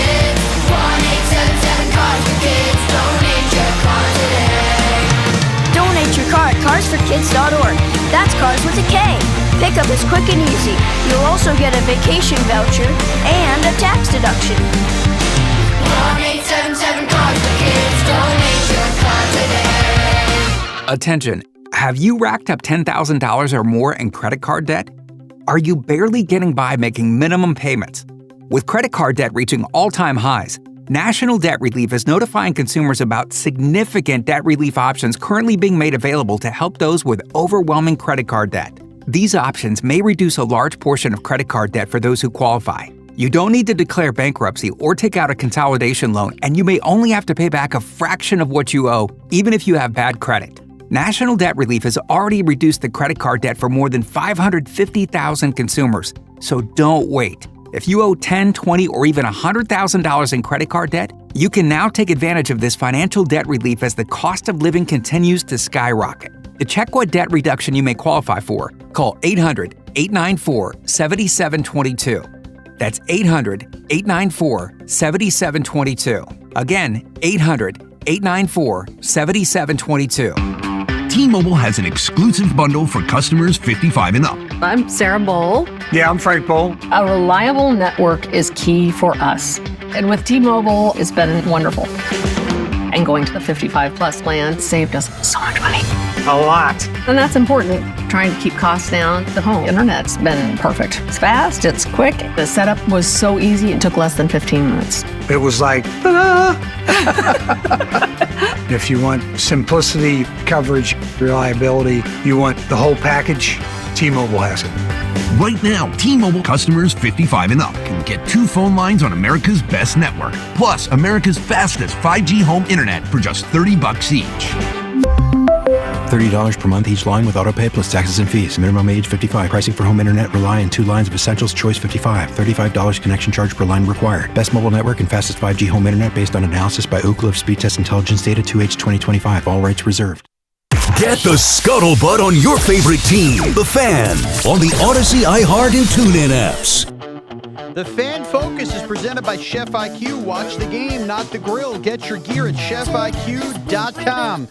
Chase Burns will get his taste of the LD Met offense tonight as he takes them out with the Reds in town at 7:10. Evan, still no word on a Met starter here, right? Do I have that right? Well, David Peterson's going to pitch. It's just a matter of does he start or do they use an opener? Gotcha. So that's the drama if you care. Gotcha. All right, and the Yankees will look to continue to stack wins as Cam Schlittler faces Bailey Falter when the Yankees take on the Royals at 7:40 in a game that can be heard right here on The Fan. And, of course, Game 5 of the Western Conference Finals with a added intrigue as the San Antonio Spurs take on the Oklahoma City Thunder. The winner of Game 5, what's the stat? 82% of the time goes on to win the series. You could throw that out, but you'll hear a lot of that tonight. Right. But Thunder, Spurs, Game 5, Knicks await the winner. So a lot was made yesterday that many Knicks fans, the celebrity Knicks fans, made the trip to Cleveland. And right before the game, Fat Joe made it public that the Cleveland Cavaliers informed them that they cannot sit courtside. And so according to the New York Post, at least 10 other Knicks fans besides Fat Joe, celebrities and non-celebrities, had courtside seats, but were told by the Cavs that they wouldn't be able to sit there in Game 4, and they were given a new seat in a different section. Now, this is a rule from the arena, right? Or the team, that courtside seats can't be resold. This is what they said, because obviously that comes out first, and the reaction is, what are they doing? That doesn't seem fair. And so the Cleveland Cavaliers, through a spokesperson, said this: playoff courtside seating is governed by a specific agreement that prohibits the resale or transfer of tickets without approval. All courtside ticket holders are required to comply with the terms of the single-game playoff agreement. So they're claiming that if you have courtside seats, you cannot just transfer it and you cannot just sell it. You need approval on who gets your seats if you're not going. That's ridiculous. So you can't even give them to, like, your uncle. That's what they're claiming. Now, I don't think the rule's ever been enforced. No. I think this was their excuse to enforce it because there was a clear Nick invasion going on, especially from the celebrities who can go to the secondary market if that's where they go. Because that was the other thing. Like, where does Timothée Chalamet go to buy these tickets? Yeah. He can't call up the Cavs because they're not allowing it. I think. So who does he call? I think you said it wrong. What did I say? You said Chalamet. Whatever. Chalamet. Mr. Kylie Jenner. Like, he wants to sit court. Spike Lee, too. Ben Stiller, all of them. All right, so they know. Fat Joe. They all want to sit courtside, right? And they are willing to pay whatever the price is. I know where I go. I go to SeatGeek. I go to Ticketmaster. I go to StubHub. We know where we go. They're not going there, are they? Is there a special, like, unique place for celebrities, kind of like the celebrity dating apps, where they can buy these special tickets? I bet they just go to the regular app. What app? Whatever, the SeatGeek. So you think Timothée Chalamet was on SeatGeek and just said, those are the two I want? It may not be that, There's but no M. It's Chalamet. Chalamet. Okay. To that point, it's unlike the Knicks. Like, those tickets do get sold, I assume, right? Like, think about it. So he has to go to a website That's all I'm because asking. the secondary market is a different website. Yeah. Or it's probably the same one. It's through the team. Or they called the Cavs and said, we want to buy these tickets. They allowed him to do Yeah, it. so the way it works with the Knicks, because there's been a lot of like, hey, the finals prices are this or that. No one knows what the finals prices are because Ticketmaster is the official ticket resale market of the New York Knicks. And I've told you that season ticket holders can't list their tickets on Ticketmaster until 24 hours before tip-off. So any ticket you see on Ticketmaster for a Knick game more than 24 hours away is through the Knicks, and they have dynamic pricing. So all the tickets that you see, like TickPick is reporting this, those are people. It'd be like if I just went on SeatGeek and said, I'm listing my tickets and I'm asking for $100,000. You could ask for whatever you want. It doesn't mean they're being sold. Yeah. So we actually don't know what the finals are going to go for. And so I think the Cavs are similar. I think they have a broker dealership with Ticketmaster. Right. And so most of the tickets are going to be listed on the official trading, the official ticket reseller of said franchise, mainly because it's easy. Like, it's just an easy thing. You don't have to do anything. Right. If you list your tickets on a SeatGeek, you got to put barcodes in. It's like a whole process. So two things. Number one, don't judge the prices yet. No one knows what the prices are. And I said this at the top of the show. We don't even know who the opponent is. Yeah, I don't think that matters. Right. In the NBA Finals? Nah, probably not. Boomer was making the point to me earlier today off air that the Spurs would make it a more valuable ticket. I don't see it. I don't think it matters. No. It's the finals. Right. It's going to be 90%. You're talking about for game 3. Yeah, he was saying Wembanyama would make it more of a draw, and I just don't think it would matter. No, because the Knicks fan wants to be here. Yes, and I don't think it... And it doesn't matter who they're playing. Right. So tickets for the NBA Finals go on sale Thursday through Ticketmaster. And I don't know how many will be available. I don't know if you can get on the app because I'm sure they'll go immediately. Mm-hmm. But that's what the Knicks announced last night. Thursday at I don't even know the exact time, 10 a.m., 11 a.m., or something like that. They're going to put their tickets on sale. So all this other secondary market stuff it's just a rumor. No one knows what they're going to cost. But I just can't imagine Ben Stiller's on SeatGeek saying, let me see what I can get. How else is he getting tickets? That's why I'm asking. I mean, I can understand how he does it for the Knicks because he just probably reaches out to the Knicks. Right, that's different. Or his PR, maybe it's his PR person reaches out and says, how do you make this happen? But then that begs the question, they likely did that for the Cleveland Cavaliers, and how did they get courtside tickets? Well, if they're saying that it's not. Is exactly, the Cavs probably said no, so they couldn't go through the Cleveland Cavaliers. And honestly, I know. Or maybe they just didn't go, they didn't present as a Knicks fan. They presented as what? As someone who just wanted to go to the game. I want to buy it. How much does it cost? Yes. I think they did go to the Cavaliers. The Cavaliers sold them the tickets, and then when they realized they were going to get swept, they didn't want the party being front row, and they called them back to say, you're not sitting front row. And that's how they're able to do it. I mean, they could do it, I guess, either way. Right. Like, these building owners can do whatever they want. I had a call earlier today saying that Dolan should take my tickets away. I mean, he could do that. He could do whatever the hell he wants. He could also spy on you if you go to the game. Like, they could do whatever they want. But I'm curious if the Cavaliers did it that way. Either way, if you're sitting second row as opposed to courtside, it's still close. You're doing It's okay. not the same, though. It's not the same. I think the only person upset about it was Kylie Jenner. That's a tough look to be sitting second row. Well, I think for her. Fat Joe was pissed off about it because he's the one who brought it up on TV. Well, I think he was pissed off that they took his money, said he would go front row, and then moved him to second Yeah, row. so I don't think he actually cared. That's what confuses you, is that someone took his money, and he had a front row seat, and then they made him go to the second row. Yeah. So you know who Fat Joe is, right? You know who Spike Lee is. So I don't know if Spike just didn't try to get front row, but whatever. Somebody took his money, knowing who he was, and then told him he had to sit in the second round. I always thought, like in the past, because here's where Spike Lee and Ben Stiller deserve a lot of credit. They've gone to a lot of road games over the years, and I'm not talking about the sexy ones. Oh, they do it during the regular season. During the regular season, Spike will just be randomly in Washington, D.C. for Knicks Wizards, and I always assumed that way he goes through the team. Right. And the team probably doesn't care. The team's like, yeah, whatever. Sure, you want to sit courtside for Wizards Knicks on a Tuesday night? God bless you. And they don't mind. Right. I think in this regard, because of the embarrassment of how Knicks fans took over, that's where you saw kind of pushback from Cleveland. Mm-hmm. And I'm curious what happens in San Antonio or Oklahoma City. Like, I think the celebrities can do whatever they want. They get on their own charter flight, and they go to Texas or they go to Oklahoma, and price is no object. They'll try to sit courtside. I think the regular Knicks fan, the 6,000 of them that traveled to Monster, what's it called again? Rocket Mortgage Arena. Such a stupid name. Well, that's his company. It's the Gund Arena. Gund. Yeah. After the owner. His name was Gund. He hasn't been the owner for a while. Doesn't matter. Once you pick a name, you're done. It's like Citi Field. You're Citi Field. You can sell the naming rights to whoever the hell you want. I'm never going to call it whatever. Accentra or Moo which is sticking out in right center field with the big cow. Like I'm not calling it that. You don't pay me the money. Let's go to Anthony in North Jersey. What's up, Anthony? Hey, what's up, fellas? Listening to you guys a lot. Listening to you guys all the time. Always calling about the Knicks. Called you last year about the coaching search. I just want to say a couple things real quick. You need to give not that you guys don't, but you need to give Leon Rose his flowers, man. He is executive of the decade, okay? And he's doing it for half the price Phil Jackson did it for, all right? Phil Jackson robbed us. Okay, that's number one. Number two, the Knicks have this late 90s Yankees feeling right now, okay? I'm not saying they're going to be a dynasty team, but we could damn well win this thing, and I think we are. We have a core five, and I feel like that, I don't know, I'm a loss for words right now.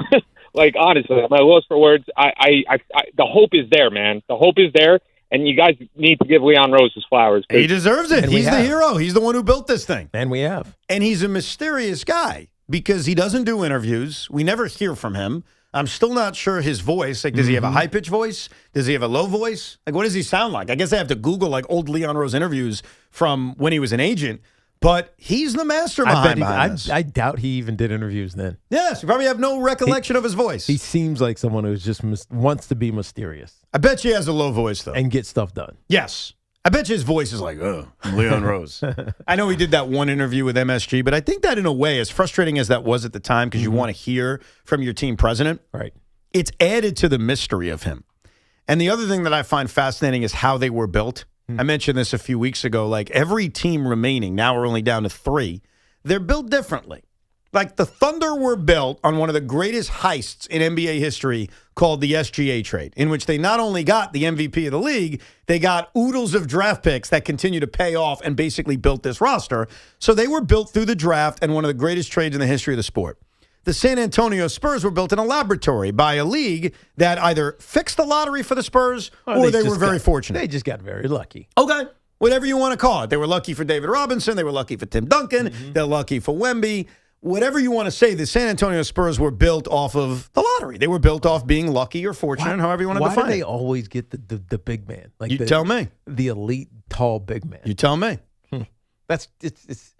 It's probably coincidence, but I don't believe in coincidence. I was going to say, Tiki taught me he doesn't believe in coincidence. but it's always the same kind of player. Yeah, I guess they feel the Riverwalk is nice this time of year. I have no idea. But nevertheless, that's how they were built. The New York Knicks, and that's why they're an inspiration to me as a fan of a team with no hope. How were they built exactly?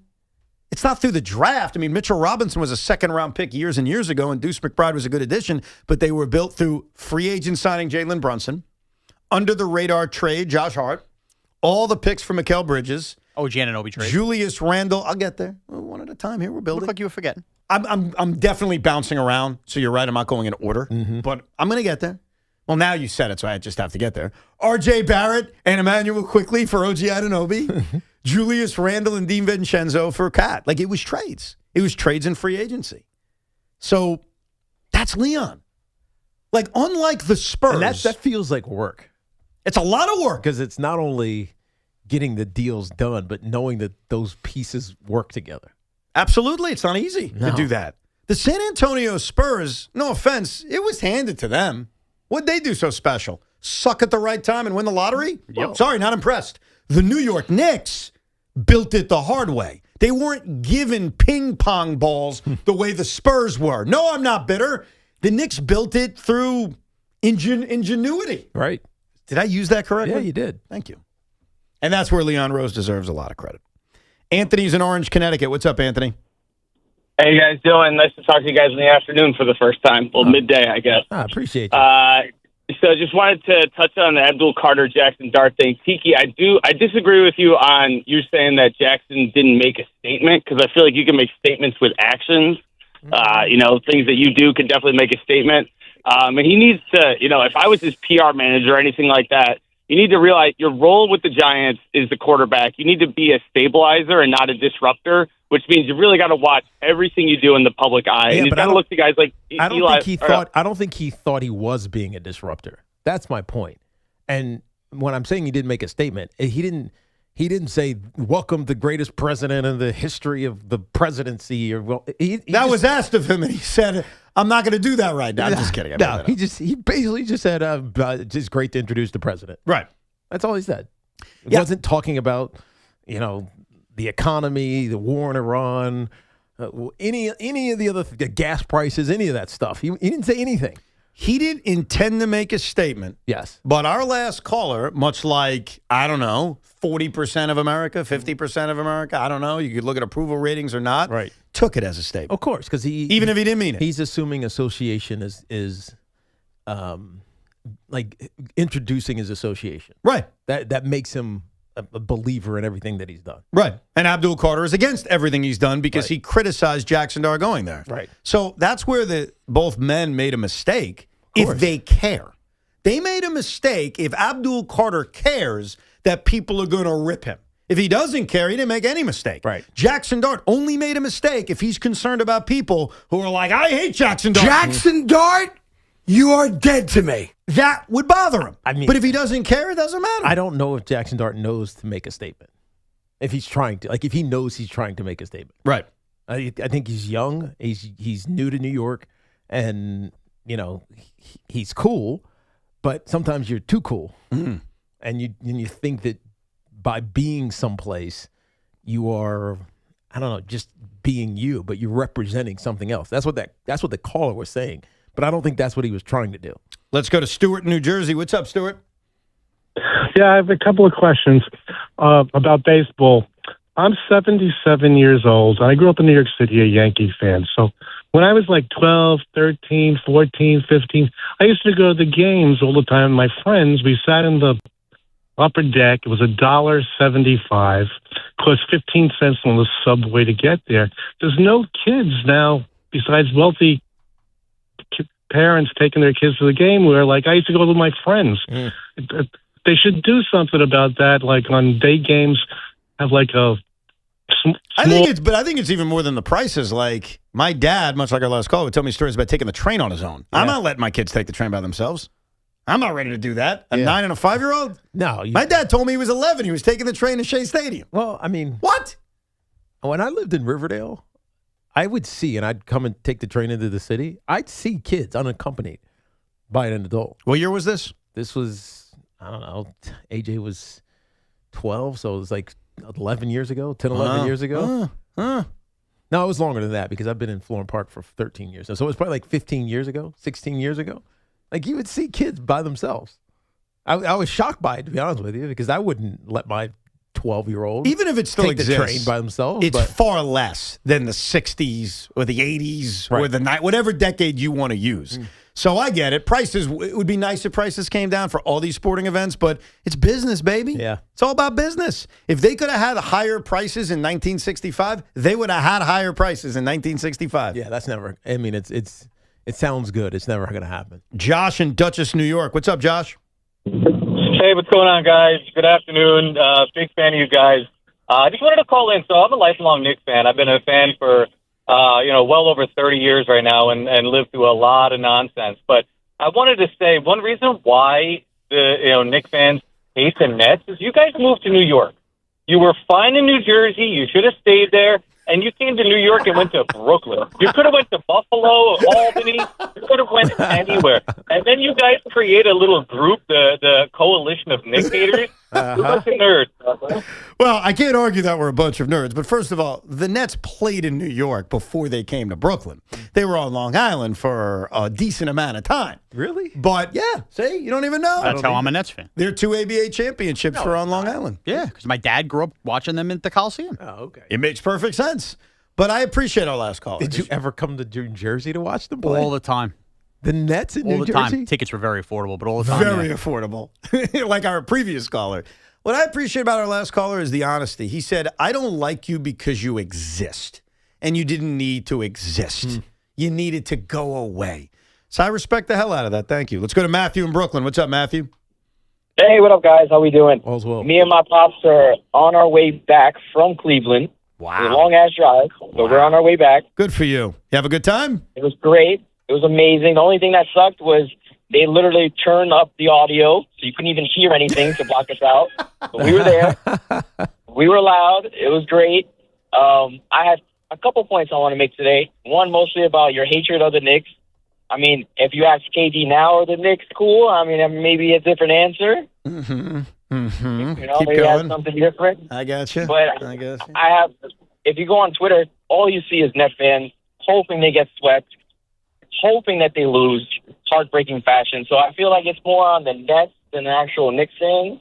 Yeah. You know? Oh, no. But Matthew. This is very similar. It's different based on the amount of people. But it's similar to Met fans and Yankee fans. Like, I get it. The Mets are more popular. But when the Yankees are in the World Series, Sean, you can speak for the Yankee fans. Are Met fans not taking the social media, rooting for your demise? I would argue harder than the opponent's team. You know? Exactly. That's what we do around here. Now, we could play the phony game of, we're New Yorkers. Or, we're all together. Most diehard fans don't do that. Like, they just don't. And I think sometimes we try. Like, I want to use the Giants as an example because I think it's the PCest fan base. PCest as in peaceful. I made a word up. I remember in 2007 and 2011, there were a few Jet fans on this radio station. Craig, Joe, and me. Right. And I think we tried to be fair and we didn't hate the Giants.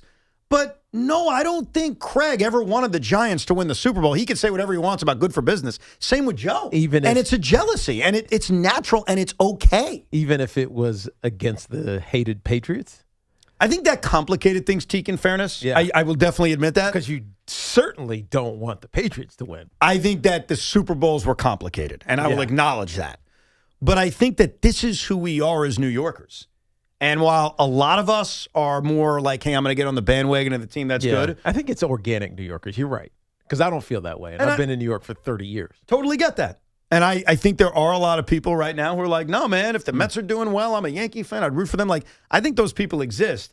But the rivalry is a real thing. It's just greater in football and baseball and hockey than it is in basketball because there's so few Net fans. But it's understandable when the Yankees – look at this year. The Mets suck, and they're going to sell guys off, and their season's going nowhere. And the Yankees are going to make the playoffs. What do you think is going to happen with Met fans and Yankee fans the first few weeks of October? Met fans will literally buy hats of the opponents the Yankees are playing and take to the streets. The recently retired Eddie Scazzeri would wear a T-shirt celebrating the Yankees' elimination. I laughed my ass off when Matt Harvey imploded. Can't you just go be invisible? What? As a Met fan, let's say that happens. The Mets finish, 20 games under 500. They're terrible. They sell everybody off at the deadline. And the Yankees go into the postseason. Let's say they win the division, whatever. They're headed towards what seems like a World Series. Can't you just disappear? Can't you just kind of not opine? You can. Here's the issue, because I'm trying to do this with the Knicks now. It sucks to have all of this going on around you and feel like you're zero part of it, even if it's like in antagonistic role. It's very difficult. Did you do that with the Jets in 9 and 10? Because the Giants were not playoff teams that year, and the Jets owned the town in January with 2 consecutive deep playoff runs. And we know that Rex Ryan rubbed a lot of people the wrong way. That's why. Even before he covered the trophies. So I would assume, and I'm not mad at you for it, that you were exactly what I'm describing when it comes to Met Yankee fans and even the 7 Net fans. Rooted hard against the Jets, but yet at 11 years old, I was rooting hard for the Jets to make the Super Bowl and win the Super Bowl with Vinny Testaverde because I didn't have that feeling. Rex Ryan really turned me off. I think the Rex thing was big because one of your favorite players in that era, that 07 to 11, was Brandon Jacobs. Yep. Because how dominant he was. And that rivalry became, like, real. It felt like if they ever ran into each other, they would fight. What I find, yes, that is true. What I find fascinating about today in sports is that the celebrations will continue right here on WFN. If you missed any of it, you can rewind on the Odyssey app. We'll finally hear from Tommy Lugauer much later since he didn't work yesterday. But San Antonio OKC is the game of the night. You can give me Mets, Reds, and Yankees, Royals all you want. The eyes of New York City are now firmly locked in on the Western Conference Finals. And ladies and gentlemen, when's the last time that happened? I don't know what's going to happen. Scouting the opponent. I think San Antonio. You think the Spurs win the series now? I do. Wow. Sean?